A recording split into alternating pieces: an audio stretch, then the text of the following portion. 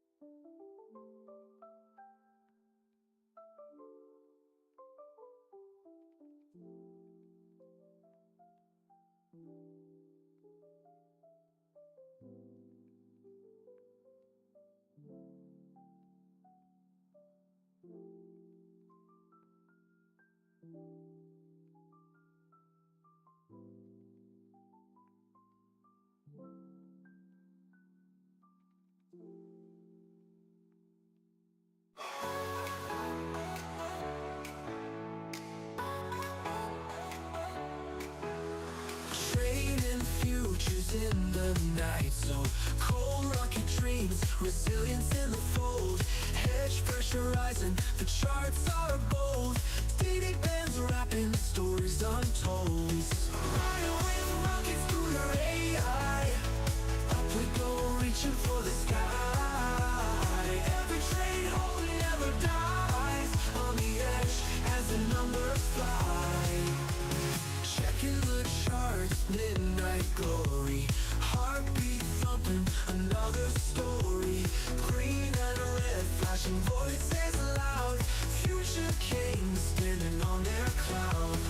Riding with rocket scooter AI. Up we go, reaching for the sky. Every train home never dies. On the edge as the numbers fly. The pulse ascending, mind on fire, never ending. Trees of gold, endless fight. Push on through the endless night. Riding with rocket scooter AI. Up we go, reaching for the sky. Every train home never dies. On the edge as the numbers fly.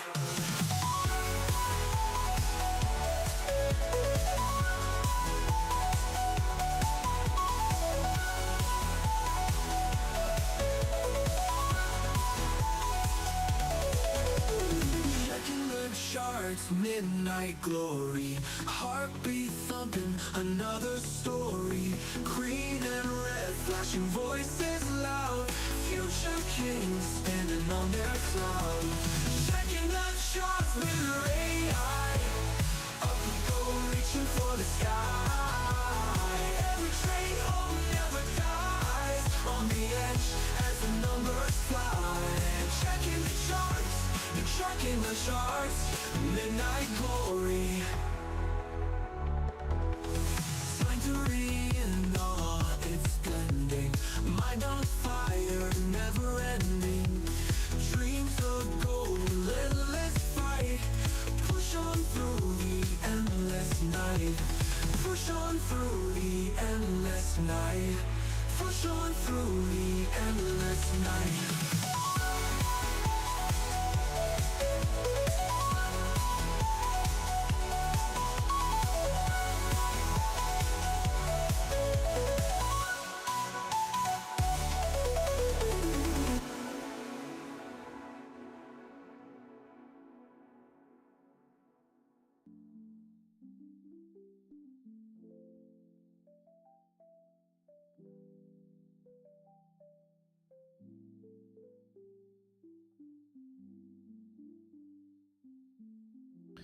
Bum, bum, bum, bum, bum, bum, bum, bum, bum, bum, bum, bum, bum.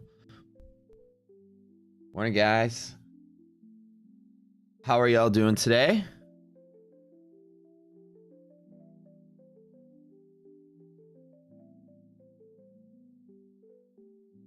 Everything ready here.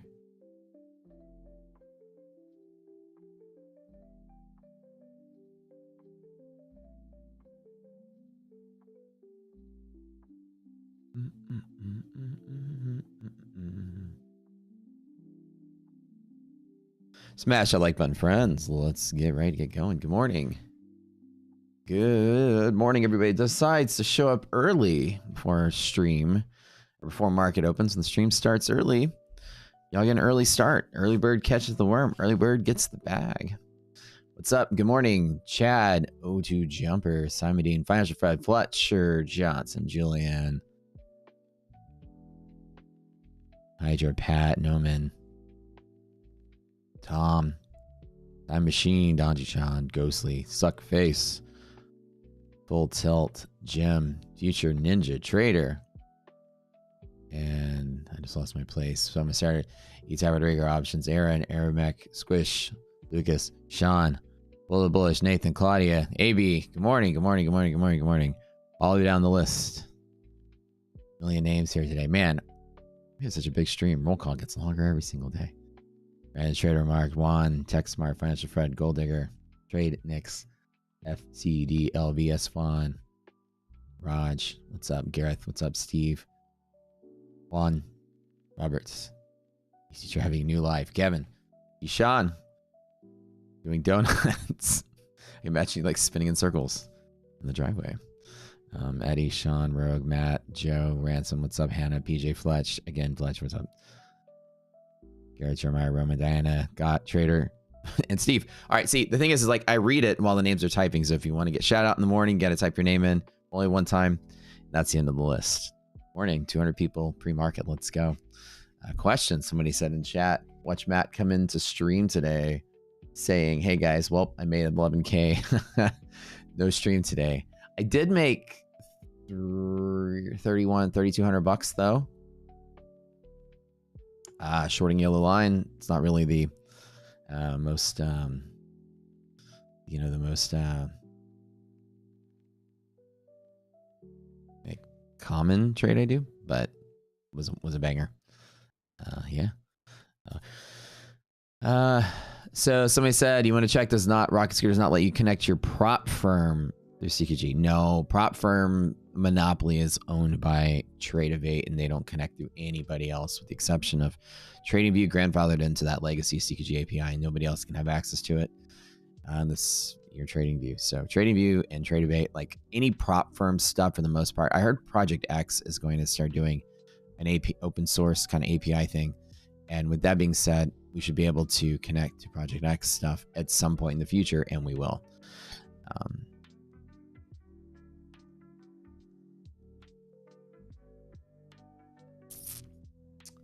So let's get going. So Jumper said you got your funded next. They say they don't offer its product and services in the USA. They do if you buy the futures account. If you actually bought the CFD,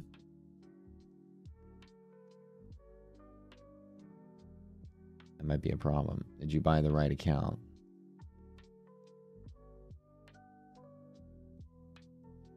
Question for you. Reach out to them and find out. You did futures? That's very odd that they say they don't offer their stuff in the USA. They do offer their stuff in the USA. There's like hundreds of us that are using them. So I would reach out to tech support and figure out what's going on. Maybe. Yeah, just reach out to them and see what's going on. It's very, very odd. Project X API is available now. Has been for about a week or two. Oh, I'm behind the curve. Well, I better get back to doing my job right. What a horrible CEO I am. Not knowing that it already released. I knew it was releasing. Well, that's the case. I can get you guys working on Project X trading Rocket Scooter. Connect your Project X account here and then be able to trade here. How would you guys like that? Inside our platform, inside our Tom. Kind of nice.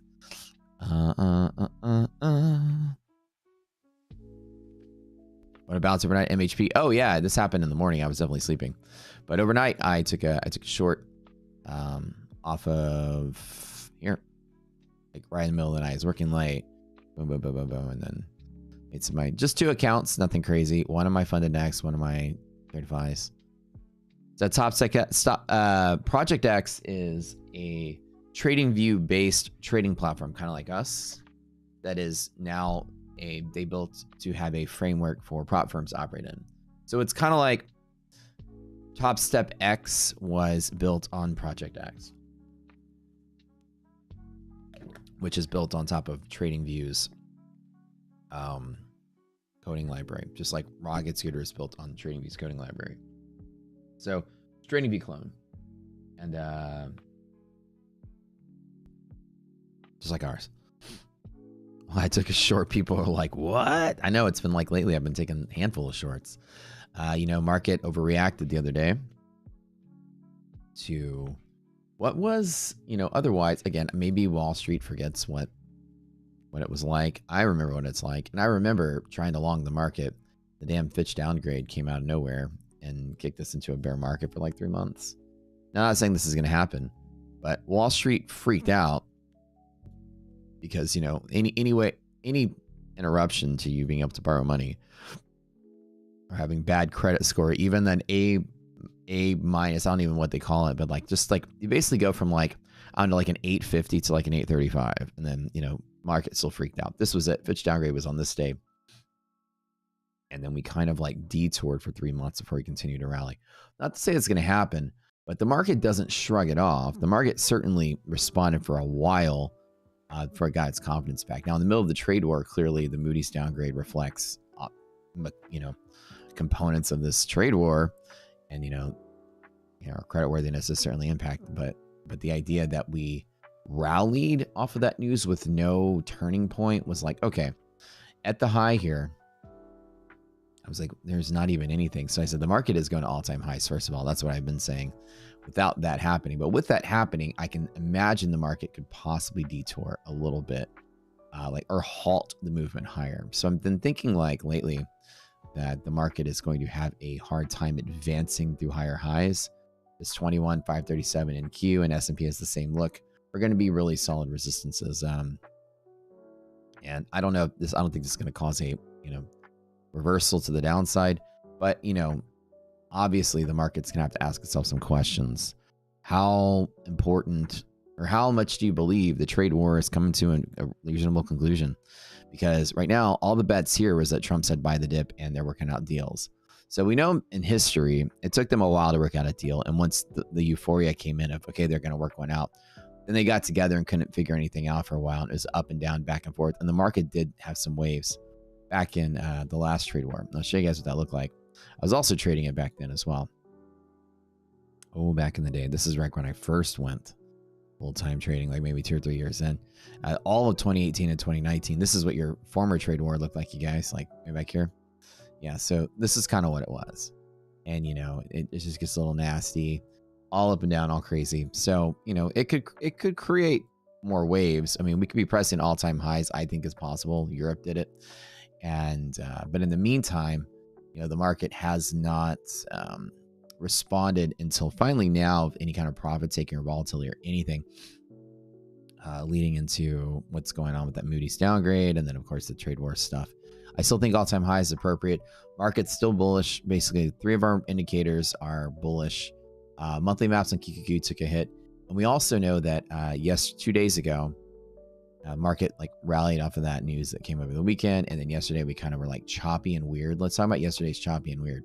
You guys know what happened yesterday. Was a weird day, right? I made money, but yesterday was very weird. Yesterday was kind of like watching paint dry. It was fucking horrible. Stupid market.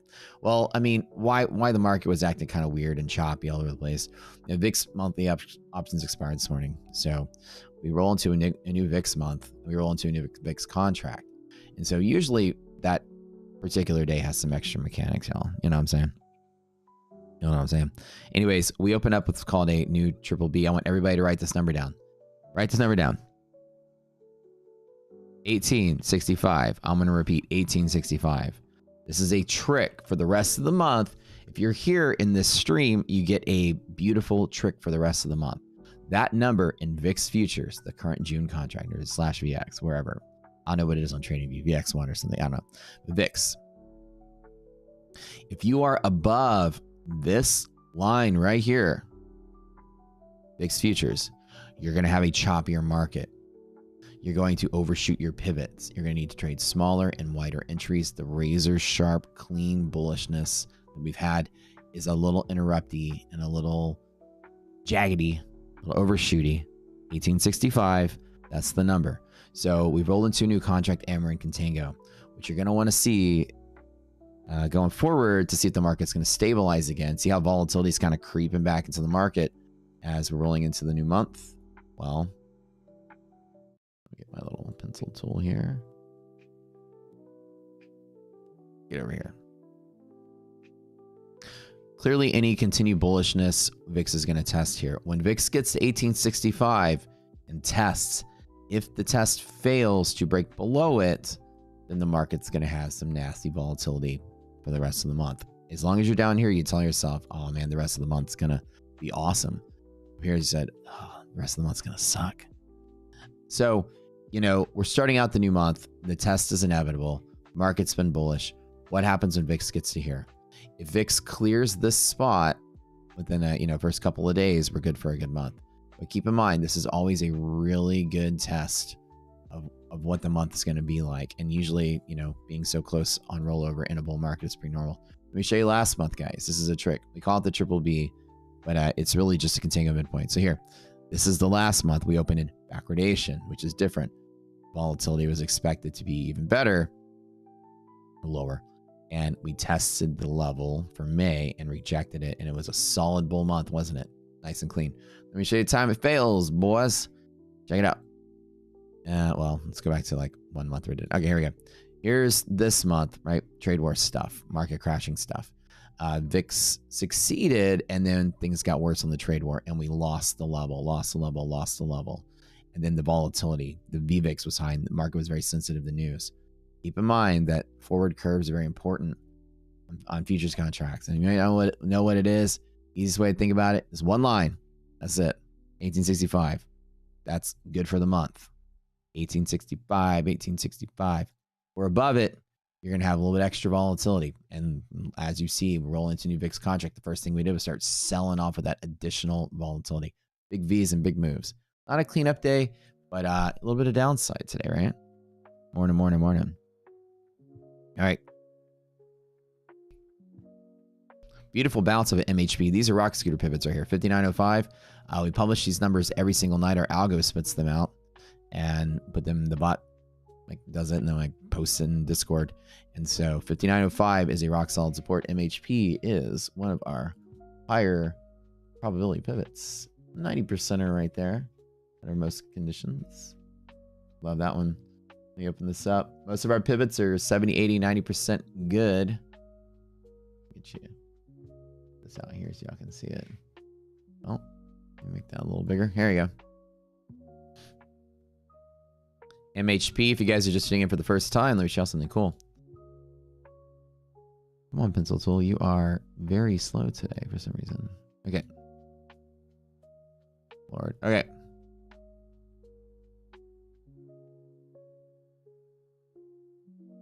Okay. Under ideal conditions, which we are not going to have today, but we might have less ideal. 90%. Well, let me restart my little pencil tool here. It's deciding to be the world's most slowest app this morning. Let's reset it.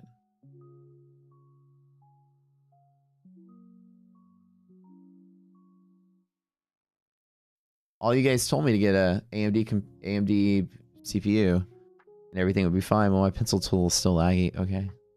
Although I am loving the AMD. I'm now an AMD person. AMD for life. Intel broke my last heartstring, although they've been behind the curve for a while. I used to be such a good Intel overclocker. And now I give up. Intel is the worst. Okay. 90% under ideal conditions, 90% under ideal conditions, and 80% under ideal conditions, and 92%. Best bull setup's really good. They're non-ideal conditions, 70, 70. We don't know this one yet, but we assume it's probably like 70 to 80. This is the strongest, one of the strongest ones. And this is all conditions, by the way. So this is the probability that these trades take off, and you know, or that we close on the same side of these things.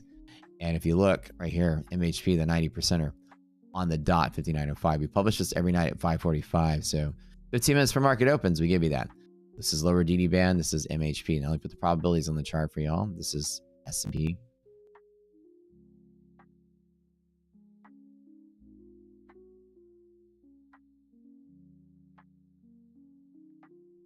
Yes. Breakfast. Wait, what? Breakfast. Breakfast? I haven't even fixed my hair yet. What the heck? Yo, what is this? What is this, like avocado toast? It's Nina's avocado toast. What? Guys, y'all see this? Oh my god. Would you like me to reveal my secret of what's on it? When a chef asked that, I don't know if I ever want to know. What's on it? Yeah. What is this? Avocado, tomatoes, balsamic vinaigrette, Parmesan cheese, sunny side up, egg, and sriracha. Damn, and then dude. The bread is homemade and toasted. Wow, that's good. Jeez, thank you. You guys want one? Y'all want a bite? Nice breakfast. Everybody else wants one. Yeah, you should. It's super, super crunchy. Oh, I should get you a napkin. All right, I'll have one bite real quick so everyone can hear how crunchy it is. Oh my god. Wait, you said vinaigrette? Balsamic vinaigrette, yeah. Oh. It Okay. hits. That hits.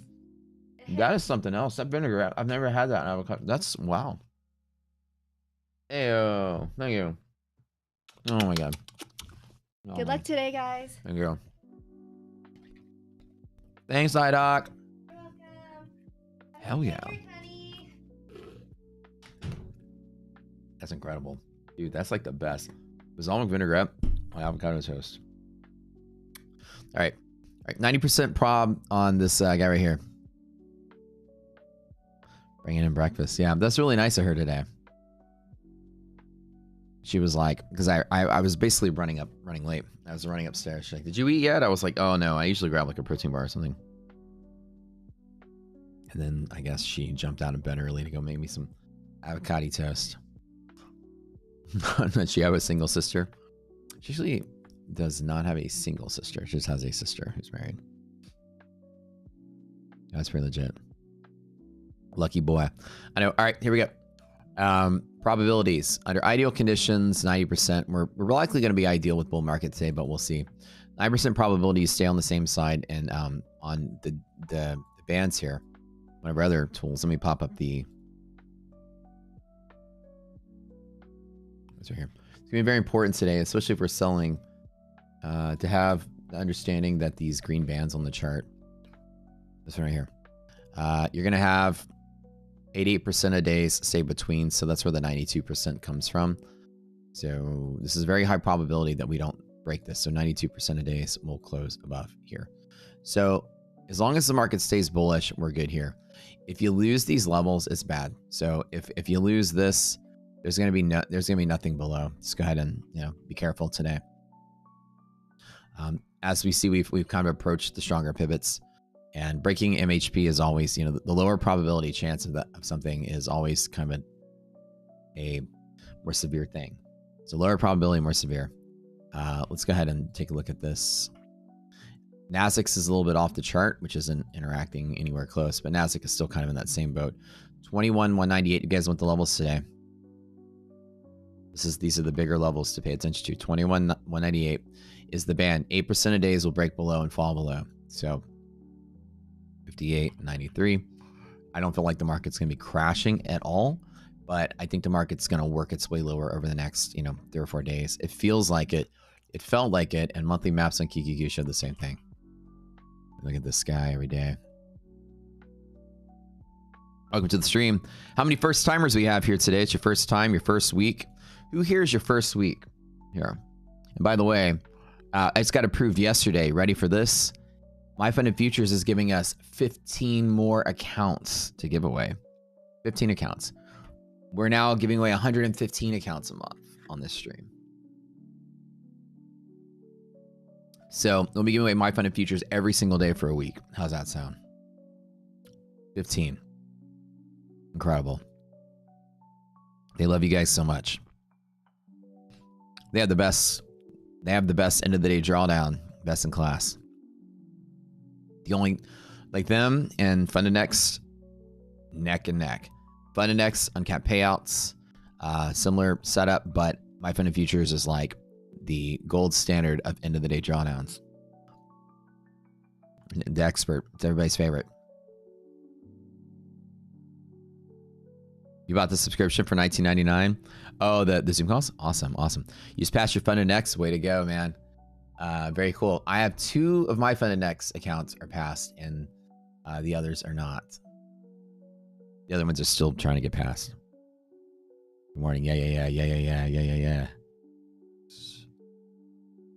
All right. Figure out kind of how the market's looking. Look, monthly maps, right?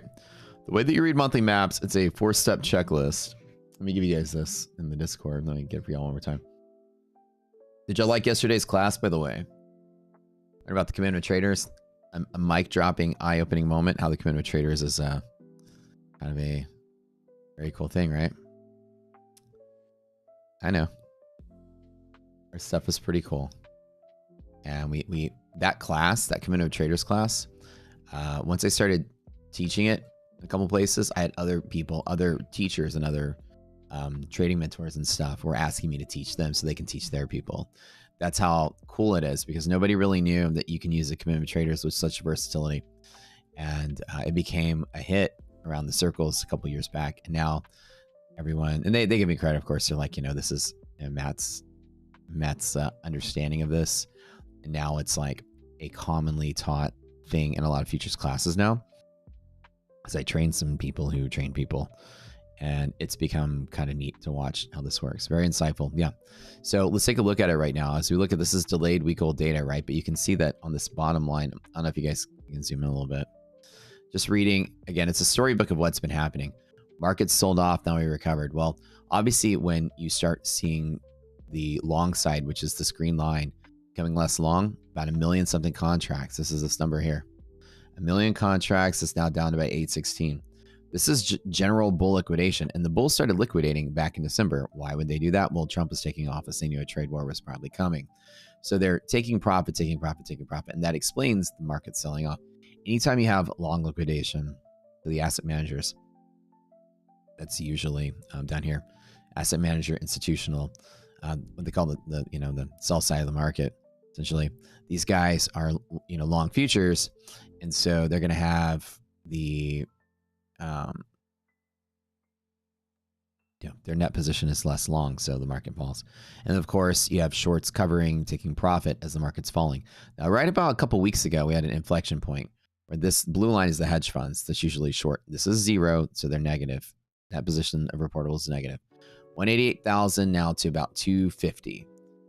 Now back to 290. They're more and more short. Bears are shorting harder, but here bulls are starting to long a little harder. So right about April 10th, when we got that Trump tweet, the market is now inflecting. And so, when you see the green line slipping up and the blue line slipping down, the market's liquid. It's not crashing any further. So now this is a week-old data point. Obviously the market can do whatever it wants now, but it tells the story of we have, market was selling off and now we're liquid. And now we're starting to catch a bid where people are starting to buy again. And now we've tailed, back up. But now we're rolling into a new month for VIX, and we can see that the VIX is in contango again. We were in backwardation last month, a nice clean bull recovery month, short squeeze month, but now we're in backwardation. Now we're in contango. So, it's normal in a bull market to be in contango. But if we basically do not come down on the VIX, continually coming down the VIX, market's gonna be choppy again. To hear the news about Apex? Oh yeah, everybody's been talking about that. Apex about to go through some changes. Yep. Okay. So, anyways, QQQ monthly maps. I'll show you how you guys will read this. Now, let me show you SPY just so you understand the difference, and we'll get a new one right when market opens. But basically, you're looking at where the dark gray and the light gray are distributing here. It's just a checklist: 1, 2, 3, and 4. Let's move that over here. And so, where are you at on the map? Well, we're trading through this dark, like we're at the dark gray right now, and over time we'll still be in dark gray at this level. Okay, so it's a bull market. Bull market. I'm circling the words bull market. Bottom of the zones are sloping down. Bull market even gets stronger over time.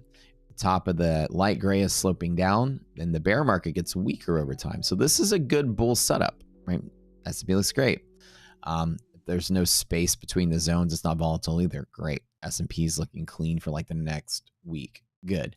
But we're seeing a little bit of sector cycling as people are kind of like leaving tech a little bit and jumping into like Russell and other things. They're just rotating. So NASDAQ got a little weaker, especially when we got the print after the Moody's downgrade.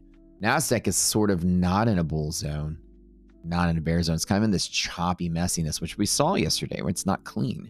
Another thing is this dark gray is actually sloping up, which means bulls are exiting positions. And the light gray is sloping up. It means bears are shorting harder. So NASDAQ, for whatever reason, turned its ugly head bearish over the next 2 weeks. It's not looking hot. And I think, you know, as monthly maps is a predictor of things to come, you can see that obviously the market's been responding like that. It's not super bullish and trading up anymore. We're starting to feel the market press down. That's pretty much how it's going. That is how the cookie crumbles. You know what I'm saying? There's a paid subscription where we have a boot camp that's $20 a month. It's a daily training session. It's only $20. Super inexpensive. How to enter a giveaway? When you're here at 11 a.m., we do our giveaway. All you have to do is be here. Leave the stream on. We got to get 1,000 people in stream, and we need 500 likes. So hit that like button. Hit that like button. You guys know the rules. Speaking of,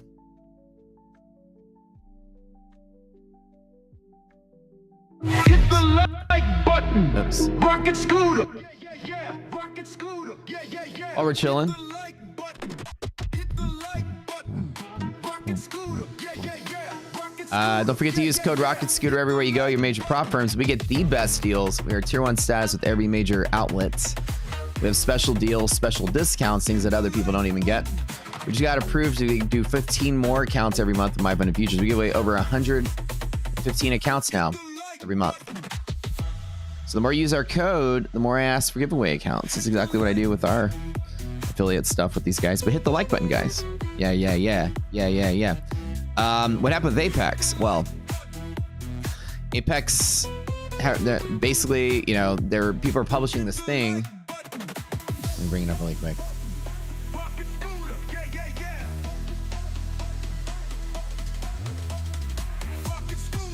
Couple minutes at the like button, guys.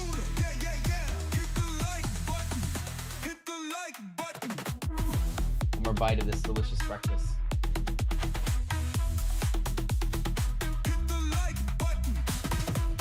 So good. No, I don't know what people are referencing. There's something that somebody wrote. I think it's a release that Apex.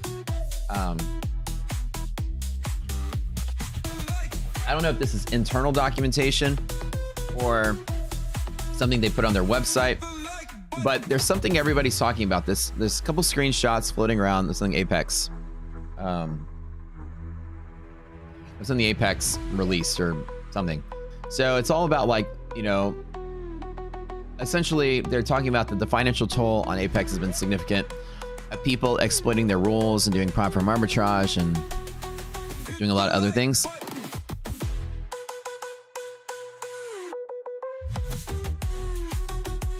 You would guess that I'm a retro Winamp user? Dude, I miss Winamp. Remember like Winamp and skins and stuff? That'd be so great.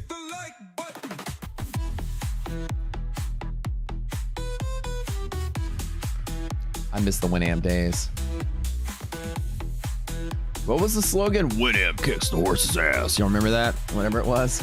It was something weird like that.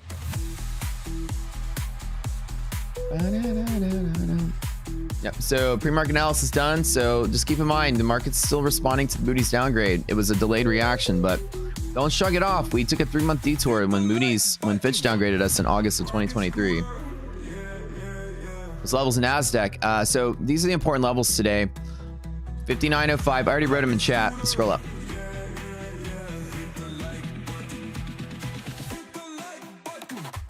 That's an amazing course. Thank you, Stu, for posting it. Yeah, our boot camp's only $1 a day, so nothing happened with Apex. They're trying to control the casino gamblers and cheaters. I don't know. Yeah, that's what I'm saying. It's like a publication or something that they were basically like, it didn't sound like it was a rule or anything. It just sounded like somebody typed like a manifesto or something. I don't know. But essentially, they're, you know, with Apex, there's a way that people are skirting some of the rules. Like, they're basically buying the cheap accounts, YOLOing them max contract to try to get ahead, whether they blow up or they don't. They make a whole lot of money, and then they purposely get denied their first payout because they go over, you know, like essentially whatever it is. They get this big profit, and they flip the accounts. They don't get their payout because they flip the accounts. They don't even care. And then the whole rules reset, and then the next payout, they just get the payout. And I know a lot of people that have been doing that for a while. I don't trade with Apex, by the way. I'm not doing it, but I know a lot of people have been doing that. And so yeah, so some rule changes are probably going to come out of this, but it is what it is. I mean, Apex is great. Nothing against them, but it's not really like the fan favorite around here. You guys love the bigs. I'm talking, y'all got Tradeify, y'all love ETF, y'all love Take Profit. My Funded Futures and Apex. Well, it is in Funded X. Well, Apex is like a big one. It's not y'all's favorite here by a long shot. So you guys, y'all got a little smarter with your prop firming and decided that Apex trailing drawdown wasn't your flavor. You guys like Take Profit instead. You do it the trailing drawdown. That's where you go. Take Profit's better in Apex, I think. Daily payouts and stuff, really fun. Can't beat that. And of course, you know, a lot of us like the end of the day drawdown or the straight to funded flavor. That's why we go to Funded Next. That's why we go to Tradeify. So, yeah. The thing is that the reason they allow it is because Apex's model is designed for a major influx of resets. I mean, that's like basically what they do. They want you to go buy when they have a sale. And they want you to buy hundreds of accounts and blow up hundreds of times. Their model almost relies on that. Even if they were to change that, I'm curious. Because everyone else has the ability to jump in and YOLO their accounts really big. But I think what they need to do is change their rules such that if you get denied your first payout on XYZ rule, you can't get any payouts in that account. Because the idea that people are using the second payout to get their payout, it's a strategy. I mean, whenever you're playing these prop firms, guys, I'm going to tell you guys something. From your perspective, bend the rules as much as you can. Your job is to beat the casino. Counting cards is not like illegal. You're not going to go to jail. You'll just get kicked out of the casino. Whatever. Get kicked out of the fucking casino. That's how this works. It's you against them. They have a business model designed to make you lose, and they don't disclose to you what they're doing to make you lose. Well, then fuck them. Let's beat them, right? So, you know, people being clever against the rules. Now Apex has to basically preserve their business because they're losing a lot of money. Now that, you know, prop firms are all over YouTube now and everybody's learning how to skirt the system. There's a lot of people out there teaching you how to beat the rules now. And now the prop firms are having to mold. So by the way, you know, it's you that's having the effect on them. It's people like me and people like other people in my boat. They're teaching people how to beat the rules. And now the prop firms are adjusting. All these rule changes coming down the pipeline are because of us. We're winning too much. Us as in collectively, all of us, right? So kind of how it rolls. Apex's design is a massive influx of people, market share. Every time a new prop firm comes out, Apex has a 90% off sale. Every time Apex is in the headlines, they have a 90% off sale. When Jade Cap got a $2 million payout, they had a 90% off sale. They're always doing this 90% off sale like over and over and over again. Capturing market share with cheap product. Have the first cookie free, but then you got to buy a dozen after. You know what I'm saying? And so, you know, it's inevitable that they change their rules because now lots and lots of people are getting over that biggest hurdle there is, which is the trailing drawdown. Trailing drawdown can easily be beat if you YOLO your account and YOLO and YOLO and YOLO because you'll blow up 100. It doesn't matter. They were $20 each. And then you got 20 funded accounts. Great. You know, and then you're ready to go. I mean, there are some people on YouTube. I'm not going to name a name, but there's a dude on YouTube who's blown up 10 times. A guy that thousands of people watch. Blown up 10 times last month. All 20 accounts. And it's like, that's maybe just their strategy. I don't know, but people cycle through these accounts so quick. Trailing drawdown sucks. It's the worst. I ain't gonna touch it. Anyways, we love Apex around here, but they're gonna probably be changing the rules to make it like harder for you to do that. So, you know, my code is not working on Apex Rocket Scooter. Type it in. Code Rocket Scooter. Try it on Apex. Let me know. Bum, bum, bum, bum.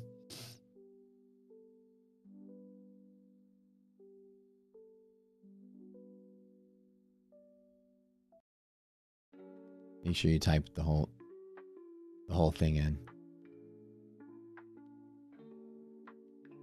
Is your own custom generated coupon code? Hold up. What the hell? Wait a minute. So I have a link for Rocket Scooter. Try this really quick. Hold on. It's working. You just bought 3 accounts with Apex. Okay. Try it, yeah. MHP is the monthly gamma exposure of market makers, monthly hedge pressure. But the hedge pressure is one of the strongest pivots you have in futures. MHP. So by the way, guys, I'm up $3,100 last night because I took the short off of yellow line break. Not a common trade we take, but it is something I did take the risk on. Today we'll be looking at 90%. We bounce at bottom of this. 92%. We bounce at bottom of this. If we break through green line, there's only longing and there's only longing at strong pivots. I think the market's going to chop its way lower, just like yesterday. Big downs, big ups. Probably not break highs, but probably not crash out either. Down here to show you guys some of my setups I do.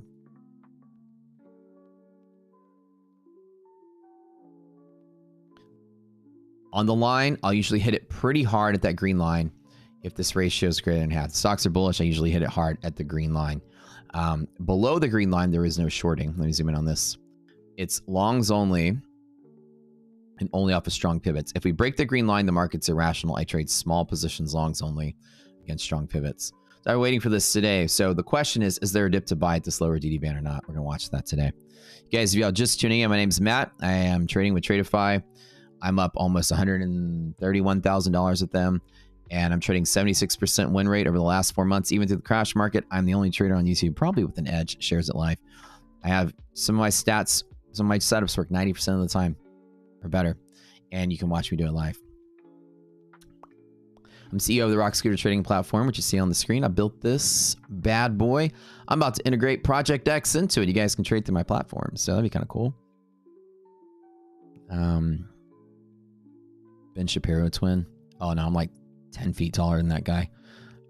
You've seen people with thousands of accounts. It's crazy, right? I've seen people with like, you know, that mask their reset, like the account number, like they highlight it. But then like you can kind of like use AI to unhighlight something. By the way, guys, if you ever put anything online and you go to Microsoft Paint and you scribble over black with like black, no two blacks are the same.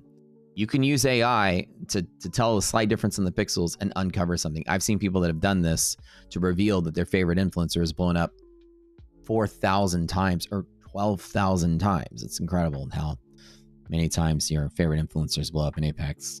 Crazy, I know. MFFU is cheaper once you factor in the Apex fee to convert to funded. Yeah, think about it. And plus, MFFU, the golden product there is the end of the day drawdowns. Those are the best ones. You know, trailing drawdown, it's cheap, designed to cycle through them quick, and you beat the rules. That's what made Apex popular. But if you're serious about prop trading, end of the day drawdown, you have a million times easier path to getting funded. Fewer blowups. These Tradeify accounts have been babysitting double digits. This is not like hundreds of blowups of Tradeify, double digits. Blow up like maybe 15 or 20. Period. That's it. Not that much. Barely anything. Where'd they say this about Apex? I've been watching people post it. I don't know where Apex posted it, but people have been posting it. Interest rates keep climbing. Nobody wants USA debt that's downgraded. Yeah, that's the thing. And the market, last time we had a downgrade, responded pretty like unfavorably, but like market crashed out for like 3 months. You know what I'm saying? We're going to be careful today. Apex is losing market share. They are. And they're losing money. Apex's model requires large amounts of market share. To me, if I were to guess on the next firm to go under, it would be Apex. People don't see it, but I see it. So Apex requires a large amount of market share, which requires, you know, a large amount of idiots to offset the small amount of people gaming the system. And now the large amount of idiots are like a million places. So Apex doesn't have that influx of cash, which is why they're so desperate to run 90% off sales every moment they have to try to rope people in because that is their business model, dominant market share, and they're losing market share. So Apex can't sustain at current rate. I can see the math. Apex needs to tighten up and change their rules very severely or they won't survive because people are going to all the different firms. They don't have dominance anymore like they used to. And it's not a bad firm. It's just that their business model requires so many people to be buying their accounts. And there's just so many different options now. They don't have that dominance anymore. So do I trade in Q? Yeah, I'm trading in Q most of the time. S&P. Some people say I look like Ben Shapiro. Some people, I think he's got like a tiny face. I've got a big face. Maybe on camera it doesn't look like it, but he's like a tiny head. People say I look like, I've heard Donny Osmond from older people. I've heard Robert Downey Jr. from young people. I've heard Jim Carrey when I was a kid. I've even heard Matt Dillon. So I think like white guy with the beard, we all on the Hollywood, we all look exactly the same. I don't know. But Tyler's robbing them their hard-earned money. Yeah, it's gonna go under because of freaking Tyler. He's gonna be the reason they go under. Stealing all their money. Hilarious. Robert Downey Jr. That's what people do say sometimes. Like Robert, like I'd be Robert Downey Jr.'s spiritual successor. Can I quickly go over what each of the levels are in the futures chart? Yeah, let me actually, we have 2 minutes left. Let me just draw them really quick. Nasdaq is here. Okay. So let me put some labels on here. This has to do with margin requirements, called the DD band, but basically it is a futures range based on margin requirements, a CME thing. You're just gonna let me put some text on here. It'd be kind of neat if I were actually like,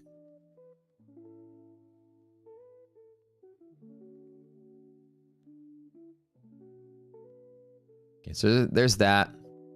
And there's monthly hedge pressure, which is here.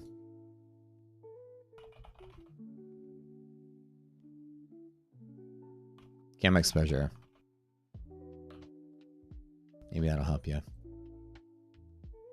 And those are basically the important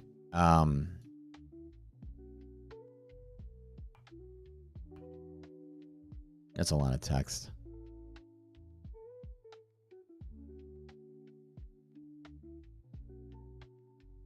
Okay, that's a lot of text. Whatever. There you go. These are bull pivots here. These are called weekly hedge pressure, just like there's a monthly. These are just bullish pivots when you're around them.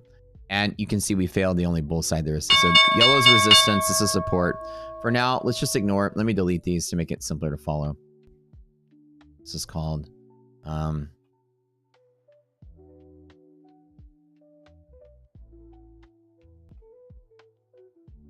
it's just general resistance pivot. All right, we're good. All right, so rolling out the door. The question is, do we get bounce off of green? Let me delete the text on the screen. All right, here you go. Welcome to the stream, guys. Don't forget to hit that like button. We had the biggest stream ever yesterday that we've had. And let's see if we get 1,000 people today. Opening at the bottom, gap fill is possible with resilience greater than 0. Good. Could be a long out the door. Half gap tiebreaker is here with positive res. The question is, do I want the gap to go? Nope.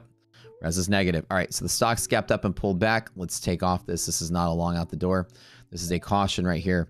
QQQ running up from here to middle. There's going to be resistance at half gap. So as soon as I get liquidity maps come through, so the market's going to pop and drop. All right, we have an IP. So this is resistance right here with this negative resilience. The S&P probably hits this level and hits that EST trade and then fights there and probably pulls back. So there's not really a big downward pressure yet out the door. It's going to be good. It's going to basically wrap up and pull back. Okay. You guys are witnessing some magic here today. I'm going to avoid taking this initial trade. I'm going to watch it half gap and see what it does. This is EST trade on S&P. So right out the door here. Actually, let me just take some taps on it. On the first red that I get. Same as yesterday. Nasdaq's bad. S&P's good. Actually, Nasdaq is better now. Okay, so it's looking pretty solid. Nasdaq, S&P. Let's watch QQQs. IPs on Qs as well. Yeah, so this is the same as yesterday. We still got that kind of flip-floppy nature of this market. Nasdaq is every single time long at the bottom. So the better trade to take is from here to here, and here to here. And with resilience kind of fighting up and down, it's a lot of stocks are opening flat and kind of bouncing around. Up before down, that's my thought. At least now. Let me wait for a good entry though. Out the door. Up before down.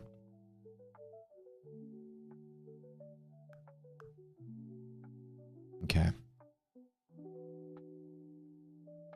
Or it could be up before up. What's up, guys? What's up? Good morning.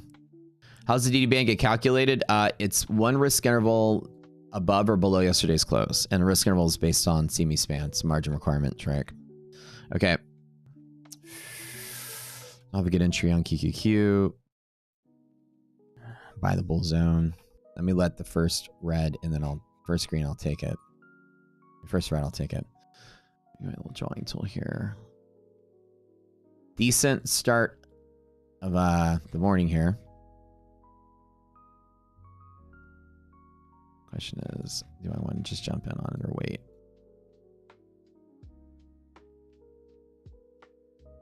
Do I want to take the first little dip I get here and maybe take a little long? S&P at the box, positive res is good. So that is supporting IP. There really is no good bounce point here, but I could just take something solid here to half gap. Resilience is good to fill the gap. Yep. Let's take it. Just something small with 2. I know this is chase, but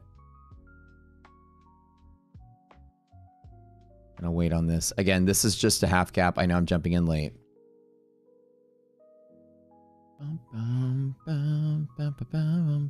It's the only pivot that we have. SPY is there. QQQ, its upper consolidation is here. QQQ is about to walk into an every single time setup here. Positive rest to fill the gap. Does look pretty good. I'm not worried about this at all. Just hit it light.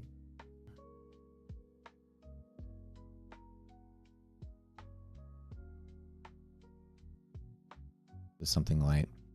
Bull zone bottom for pivot here. You know, I hate the idea that I'm doing this, but here, sandwich trade, res greater than 0. I'm going to take it. Bear zone, bull zone, bear zone, bull zone, sandwich is good. First retrace here. That's what I'm looking for. My entry is kind of blah, but not worried about it.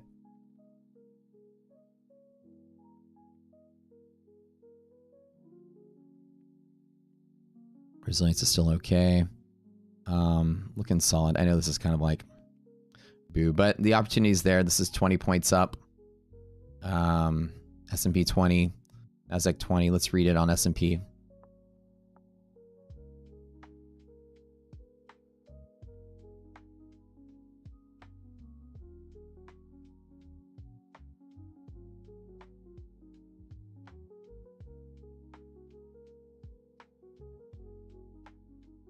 There's a little drawing tool here. Come on. Hang in there. There it is.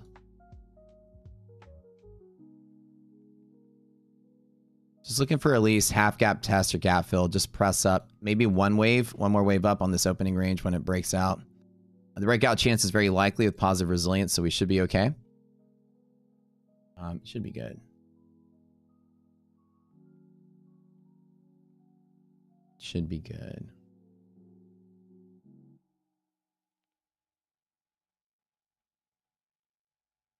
Should be all right. With this white number greater than 0, the desire of this is to go higher to fill the gap.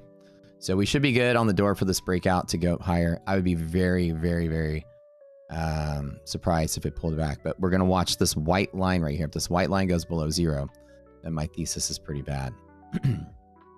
So supporting here at least to start out. If this today is the day that the market reverses and goes against us, then that's it. But I'm still going to take the attempts. A little less straightforward of a day because there's really not a good place to enter. It's got to kind of jump in, ride the wave. 90% probable, give or take, under ideal conditions. DD ratio is less cool, less than it used to be, but it's still pretty decent. Spies above MHP and monthly map. Let's check that really quick while we're chilling. And again, I had puts to hedge all my activity today. So I went and bought puts the last 2 days. Just in case the market did be nasty. And oh shit, QQQ. Okay. Nasdaq opening inside. Oh, this is actually kind of, that's even worse than yesterday. Do I want to just like be a wuss here and close out? Let me see this real quick. QQQ is in a bear zone, so be careful, guys. Hopefully it recovers, but S&P also slightly better, but so Nasdaq monthly map is worse than yesterday, by the way, but I'm still going to hang on for the intraday, but resilience just took a nosedive to the downside. So my question here is, do I just close out and not take risk? Or hold on. S&P's fighting. So this is kind of throwing a wrench in our plans today. Okay, let me hold on to it. I'm going to take the risk.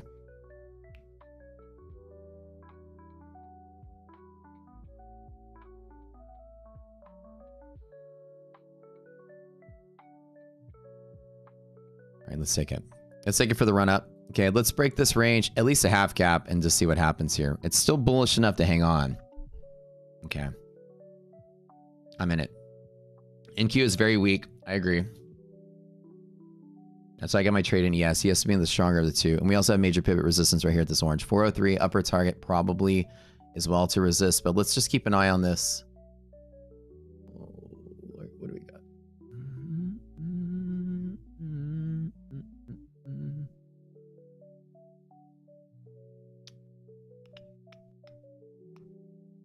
Resiliences are still good enough to go towards at least half cap. So at least today, I think that while it's going to fight here, I do think we push this way, roughly about like a $1.20. So that's 48 points from here. It's roughly about 80. That's my target. 80 to half cap. Let's ride it. Res greater than 0. Let's go. Fill the gap. Or half gap at least. Let's write it. Fingers crossed, baby. Fingers crossed. Let's go. Fingers crossed. Gonna pass my other funded X accounts today. Ups the play. Ups the play to 80 on NASDAQ. Roughly on S&P. There we go. Break the range. Let's go. Let's push it. Push it, baby. Come on. It's gonna bounce around a lot though. So just be careful you don't get like a fuck you red candle out of here. S&P resilience kind of tailing back. So this is a short-lived. I don't think this is a big rally to save the day, but it could be just a range break up to here. Right at half cap. That's what I'm looking for. At least a test. Market is extremely getting a lot of selling pressure though. But this is still above 0, so we're still kind of okay. Problem is we might get some fuck you red candles back down to there before it goes. No.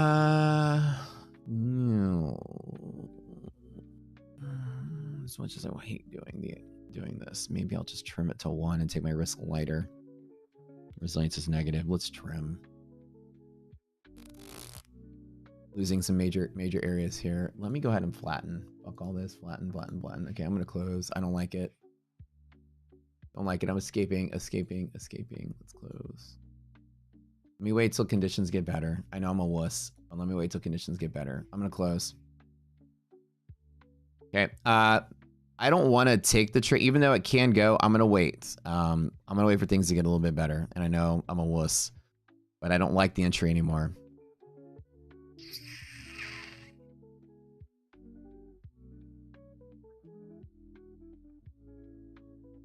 That probably was it. A little bit of a riskier decision. I want to kind of wait and see if I get anything better. Nah, just a couple $100 there. Let's chill on this.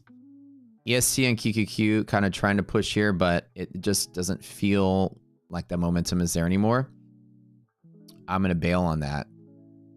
And let's wait. So while it is sort of looking good now, I don't know. Let's wait though.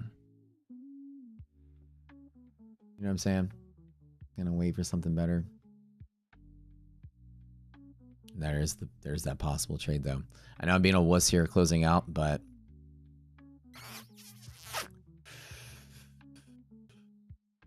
EST and QQQ is about to open up. So any test right here, any red candle test on this level right here, 518 is the level to support. So let me draw this for y'all. It's still probably going to pop, but the R&R is definitely there, but EST on QQQ, I can take it. Try one more time.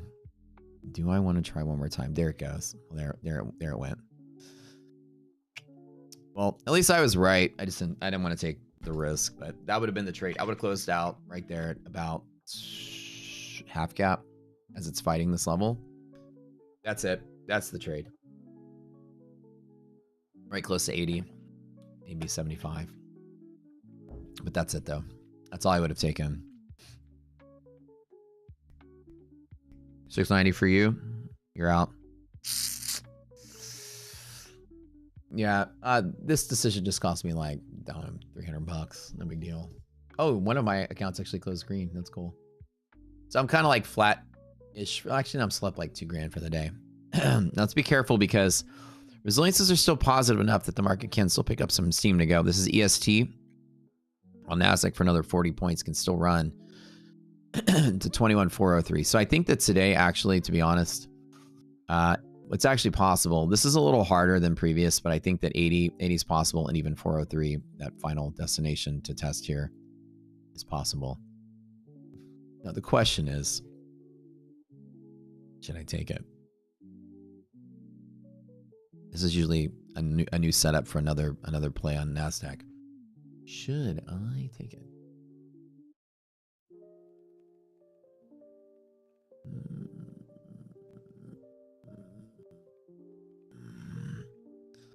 Now, all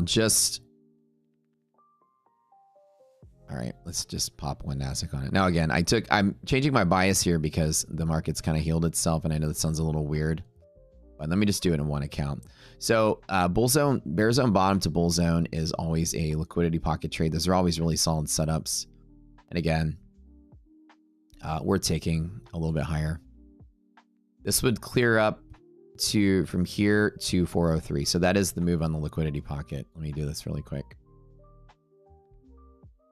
Right. I know I missed that first burp, but I was convincing myself to get out of the way, and that probably is a good decision under the circumstances. But we have this one spot here that's a nice little play that goes from this little support here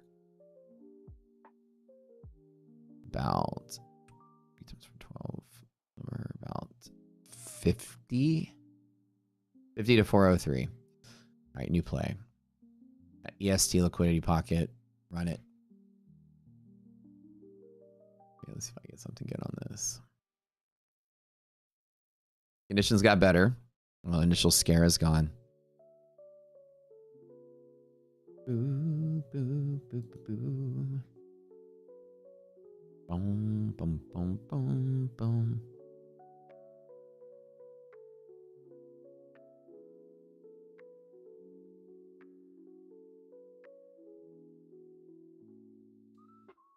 Getting slightly better on NASDAQ. Okay. S&P kind of in a similar boat. Let's just do this really quick. We're not going to get a big rally today, unfortunately. S&P is hitting EST as well. Very close, bear zone. So, yeah, S&P can do another 10 points on this as well. Right about 39 on S&P is where it goes. Right there, about 39. So same spot. Again, the same setup, maybe one or two more legs up. All right, I'm back in for the liquidity pocket, at least one more. Things are good enough for it. Okay, good deal. Break NASDAQ up, 403, that's the level. I'll put these labels for you guys. It's a liquidity pocket.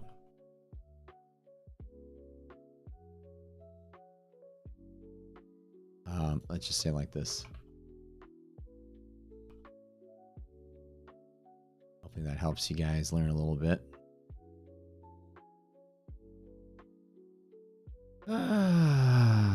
No FOMO, no chase. Well, LPs though, right? LPs are worth it.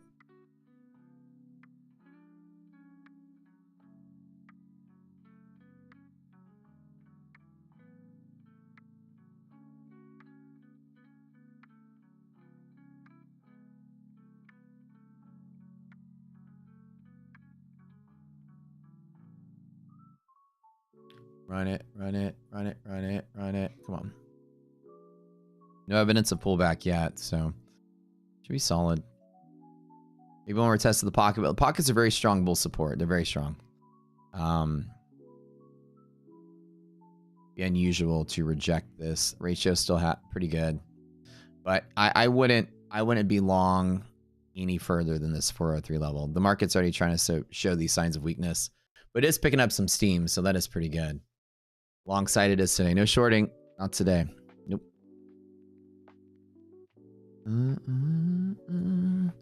A little freaked out on that opening read. Volatility's still kind of there. VVIX is less than 100, so we're good. Let's get on that.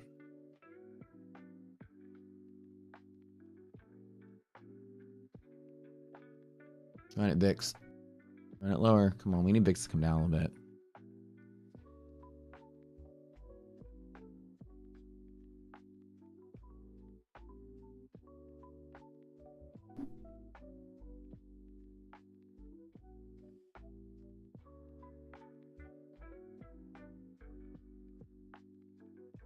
All right.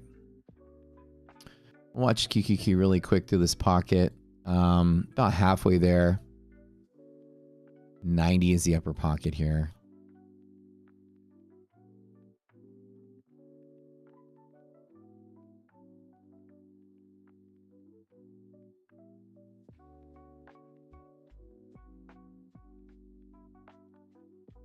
And solid. There we go. Let's roll it. Good deal. Good deal. Let's go.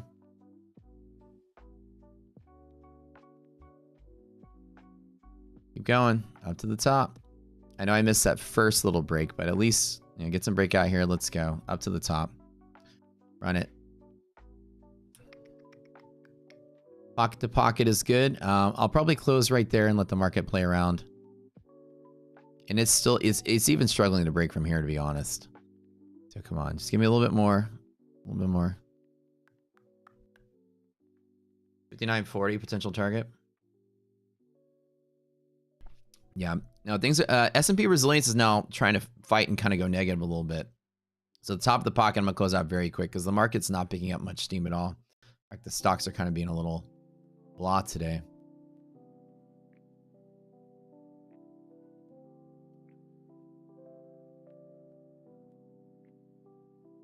Don't give me this up full leg though.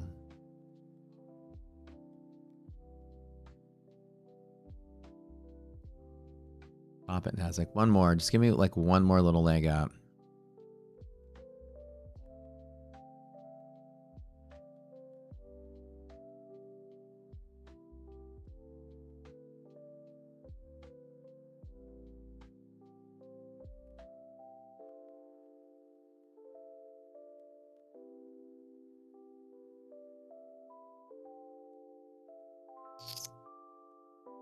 S&P res is now negative, by the way.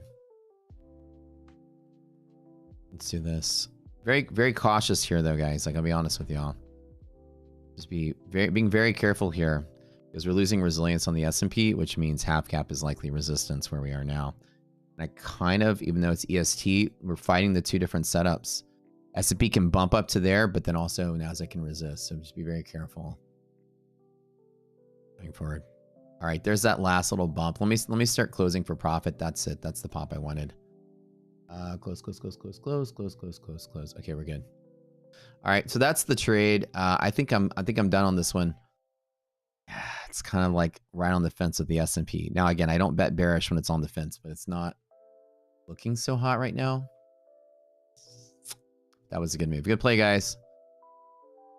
Good play. Good play. Don't forget to like button, you guys. That's it. That's a liquidity pocket. I did close early, but chased along. That's the pocket. We nailed it, like always. Let's do it. All right, so now that's it. That yellow line, that's the play. There's the burp. All right, now from there, we're going to chill. Let's just chill for a little bit.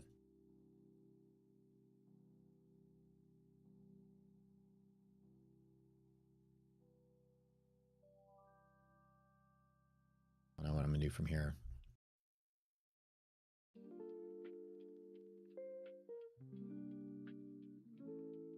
What do I want to do? S&P resilience is negative, guys. Take note of this.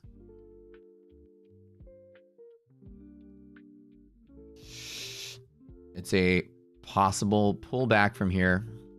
That's the end of the play. As weird as it sounds, I know it sounds weird, but I don't normally short on half gap, but just for principle of the matter, I'll show you guys the short. That's what it looks like. Now, again, I'm shorting into liquidity pocket, but resilience just took a nosedive in S&P. I could take a half gap short play off of this. It'd be kind of nice. Let's see if we get anything. Quick pullback on this.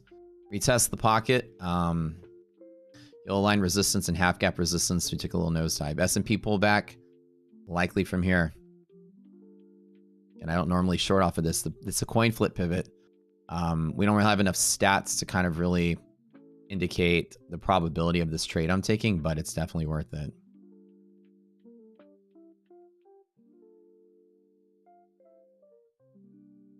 Right here. When resilience is negative, the stocks are hitting their half gap and pulling back. Okay, I love it.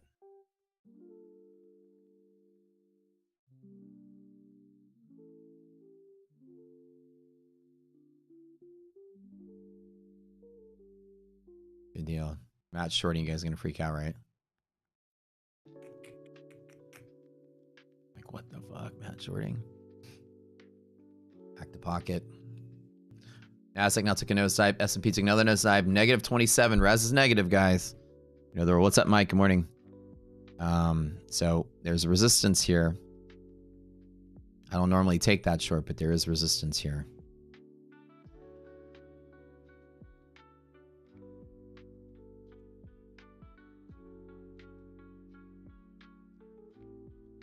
It's fighting a good push this way and a good pull that way.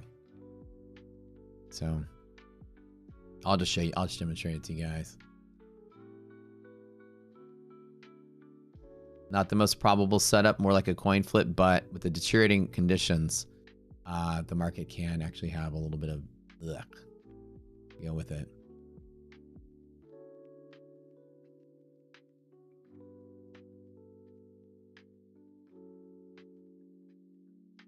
It's going to try to push one more time.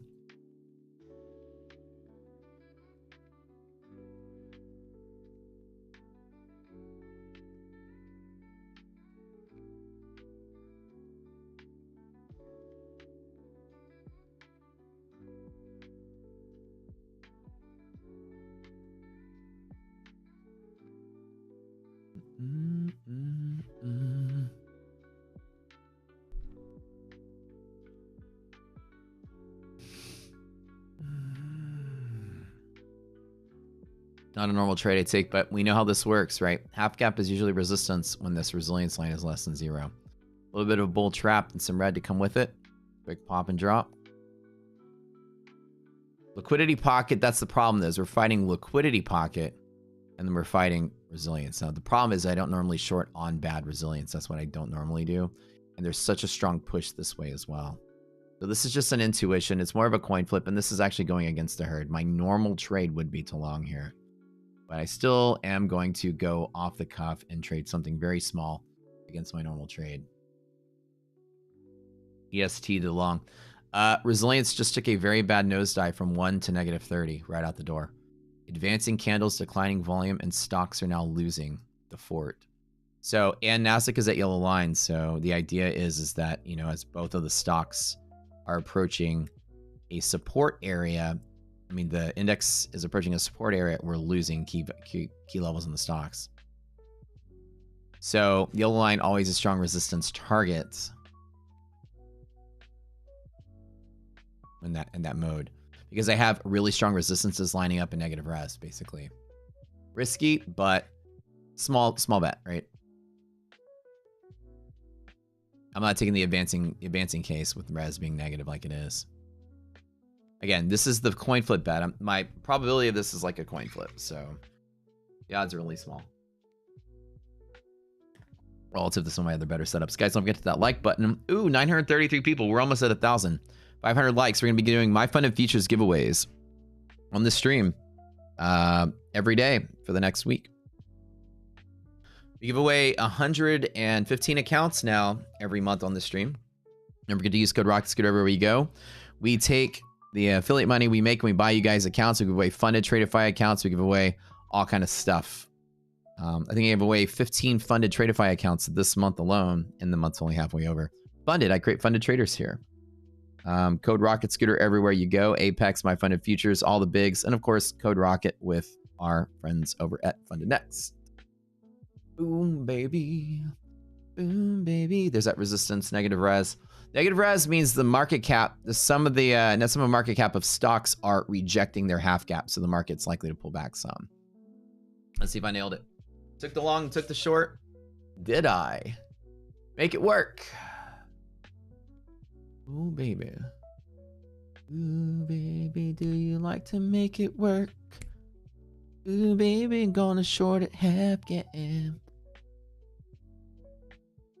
a hard short though. It's not the easiest setup, and normally I would long at liquidity pocket every single time. But now it's the every single time portion of that. I can choose not to because I have a lot of indicators going against the support here. Let's see if we get a little drop back to liquidity pocket again. My short is just from here to here. That's just the easiest one to see, the quick pocket short. Nasdaq is trading above half gap and resilience is negative. That's the rule. We're going to hopefully pull back down to here just to test. Get something fun off of that.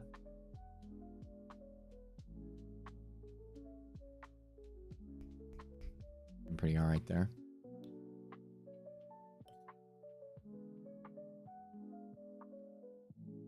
Ooh, just working all my accounts. Pretty good. All my accounts are green now, except for one of them hasn't been traded because it gets a payout today. So one of my accounts sitting there at payout. Not going to trade that one. Risk losing that. God, guys, we hit this up. We hit this down. Let's get some rockets in chat. Come on. Come on. Let's see it. Who's the best? Y'all are the best. Not me. You guys are the best. Scripted, man. Like, the market is so scripted. It's you guys. It's not me. Y'all are the best. I couldn't do this without y'all.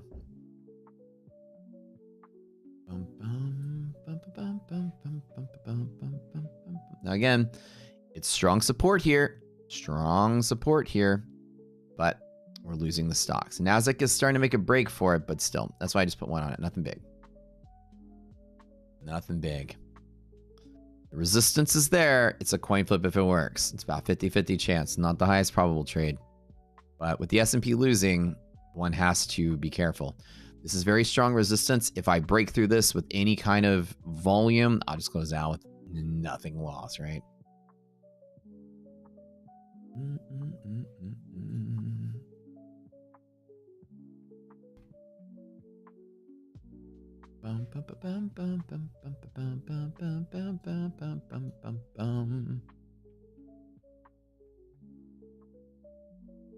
Let's print, baby. Let's print. Let's fucking print. Let's print. Let's go. Let's go. Resilience is the best indicator available for retail traders. There's nothing better than this. I love this tool. Come on. Let's go. Keep pulling. I'll watch the market slap me in the face and just be like, screw you and you're short. Yeah, flip is pretty dirty. Yep. Again, I'm still kind of like waiting. See if anything good happens here. It's really strong support against really strong resistance. Pockets. Okay, let me draw it for you guys. Hold on, look. This is really strong support. And really strong resistance. There we go. And that got me. Fuck that. Bye. Okay. Let's see if Trump is talking. What the hell is all of this? Oh, let's go to the news. Is Trump saying something? What's up? There are signs that US could be on, and then news comes out. Okay. Well, that was earlier. Okay, that's not now. Something's happening now, though. What was this? Okay, guys, something happened. News? Some kind of news or something. Hold on, I'm reading it. Let's just close whatever.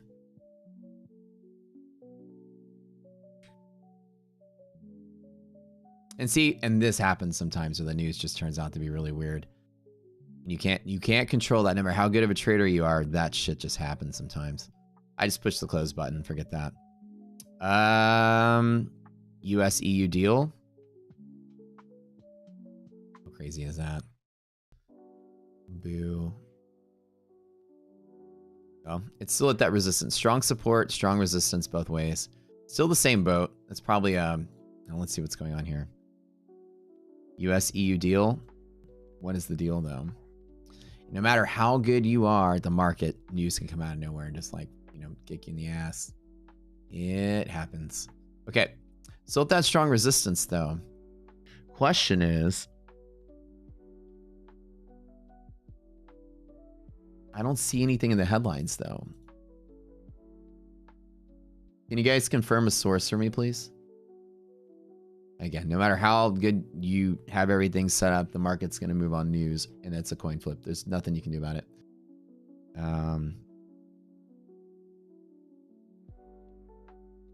Some Bloomberg? Okay, thank you.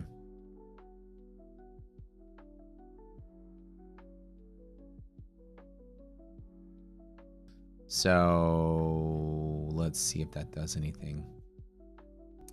Conditions are still the same. Kind of a coin flip short. I'm not going to take it anymore. Let me wait for this to play out and see what happens. Yeah, I don't see my financial juice is frozen right now. Is it Bloomberg source? Yeah, well, still it looks pretty okay. But yeah, I flattened out. That was dumb. No matter how good you are, news can just get you. But we'll let it do its thing. I only had that one account exposed. That's it. Nothing else. Just that one. Financial juice seems to be down. Oh, now it's up. Okay, yeah, my financial juice was down for a minute. EU prepares a trade deal for the US to steer momentum into talks. Prepares a trade proposal for the US to steer momentum into talks. Okay, that's what it was. EU trade deal with US. Okay. I'll see how well the market receives that, though, you know? Let me put this account on the screen. Let's trade this one now. If I find anything to trade off of.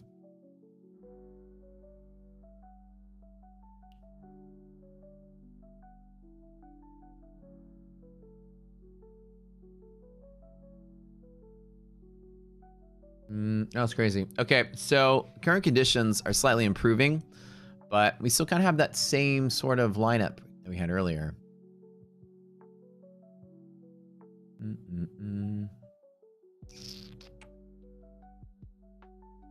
Strong pivots both ways. Breaking through that yellow line with support would actually be pretty big. I'm going to say that I'm not really certain anymore with news coming out how Wall Street's going to respond to that. Let's just take it easy, right? Take it easy, chill on the sidelines, let it pan out. Let's see what they're going to do. Conditions are slightly improved, but we'll see. You know, the market loves getting any kind of news on trade deal, which is always good for the ups.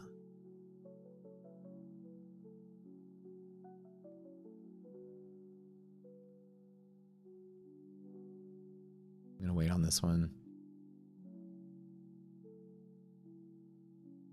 You got to love that random spontaneous news comes out of nowhere. But you know what? It goes against you like whatever. Just close out. Don't even revenge it. Don't even play it. Just kind of let it do its thing. Strong pivot up, strong pivot down. And again, you know, signs are looking good for a little bit of a retracement off of this, but we're not going to probably have anything actionable. Let's chill. We're going to be smart today, right, guys? Smart is better than risky. A res is still negative. Potential pullback is still there. And if I did get sweeped and stopped, it's okay if I don't want to take risk or I don't like the way that it looks. We're okay with that. What a dumb, fucking stupid thing. What a wrench in my plans.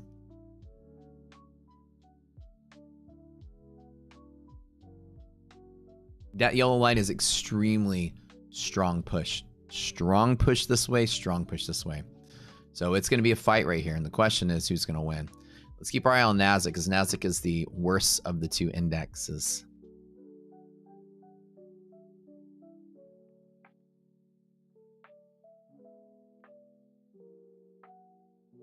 I usually like to err to the bull side when it comes to trade war stuff. But this right here, there's just not, like I said, you're kind of in the middle of a bunch of choppiness on NASDAQ. Let's watch SPY and double check this one. Pocket to bull zone. It would be rare to break through here. Rare, expected. I'm gonna put an E down here. Expected to stay down here.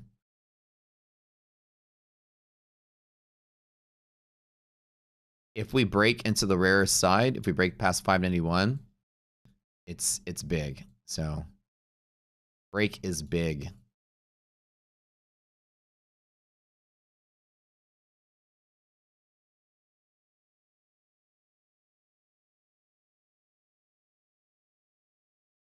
Break is big.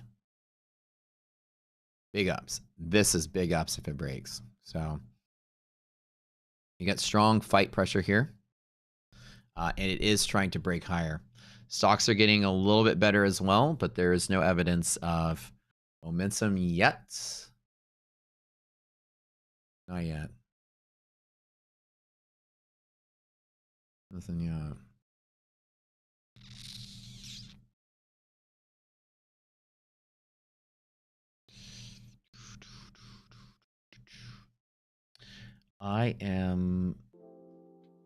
So one thing is that when you're trading, you don't want news. News is always going to make the market a little weirder and harder to follow. So whenever news happens, this is kind of the exhaustion of my long pivot that I was going to take anyways. As great as everything was looking, I had like a sweep candle and the news came out of nowhere. Now we're gonna have this kind of strong consolidating area right here. I'm gonna tell you guys, I feel like this is gonna come right back down into here. It would be the rarest for this to keep going. Rare. If it keeps going from here, it's big ups. So this break is big.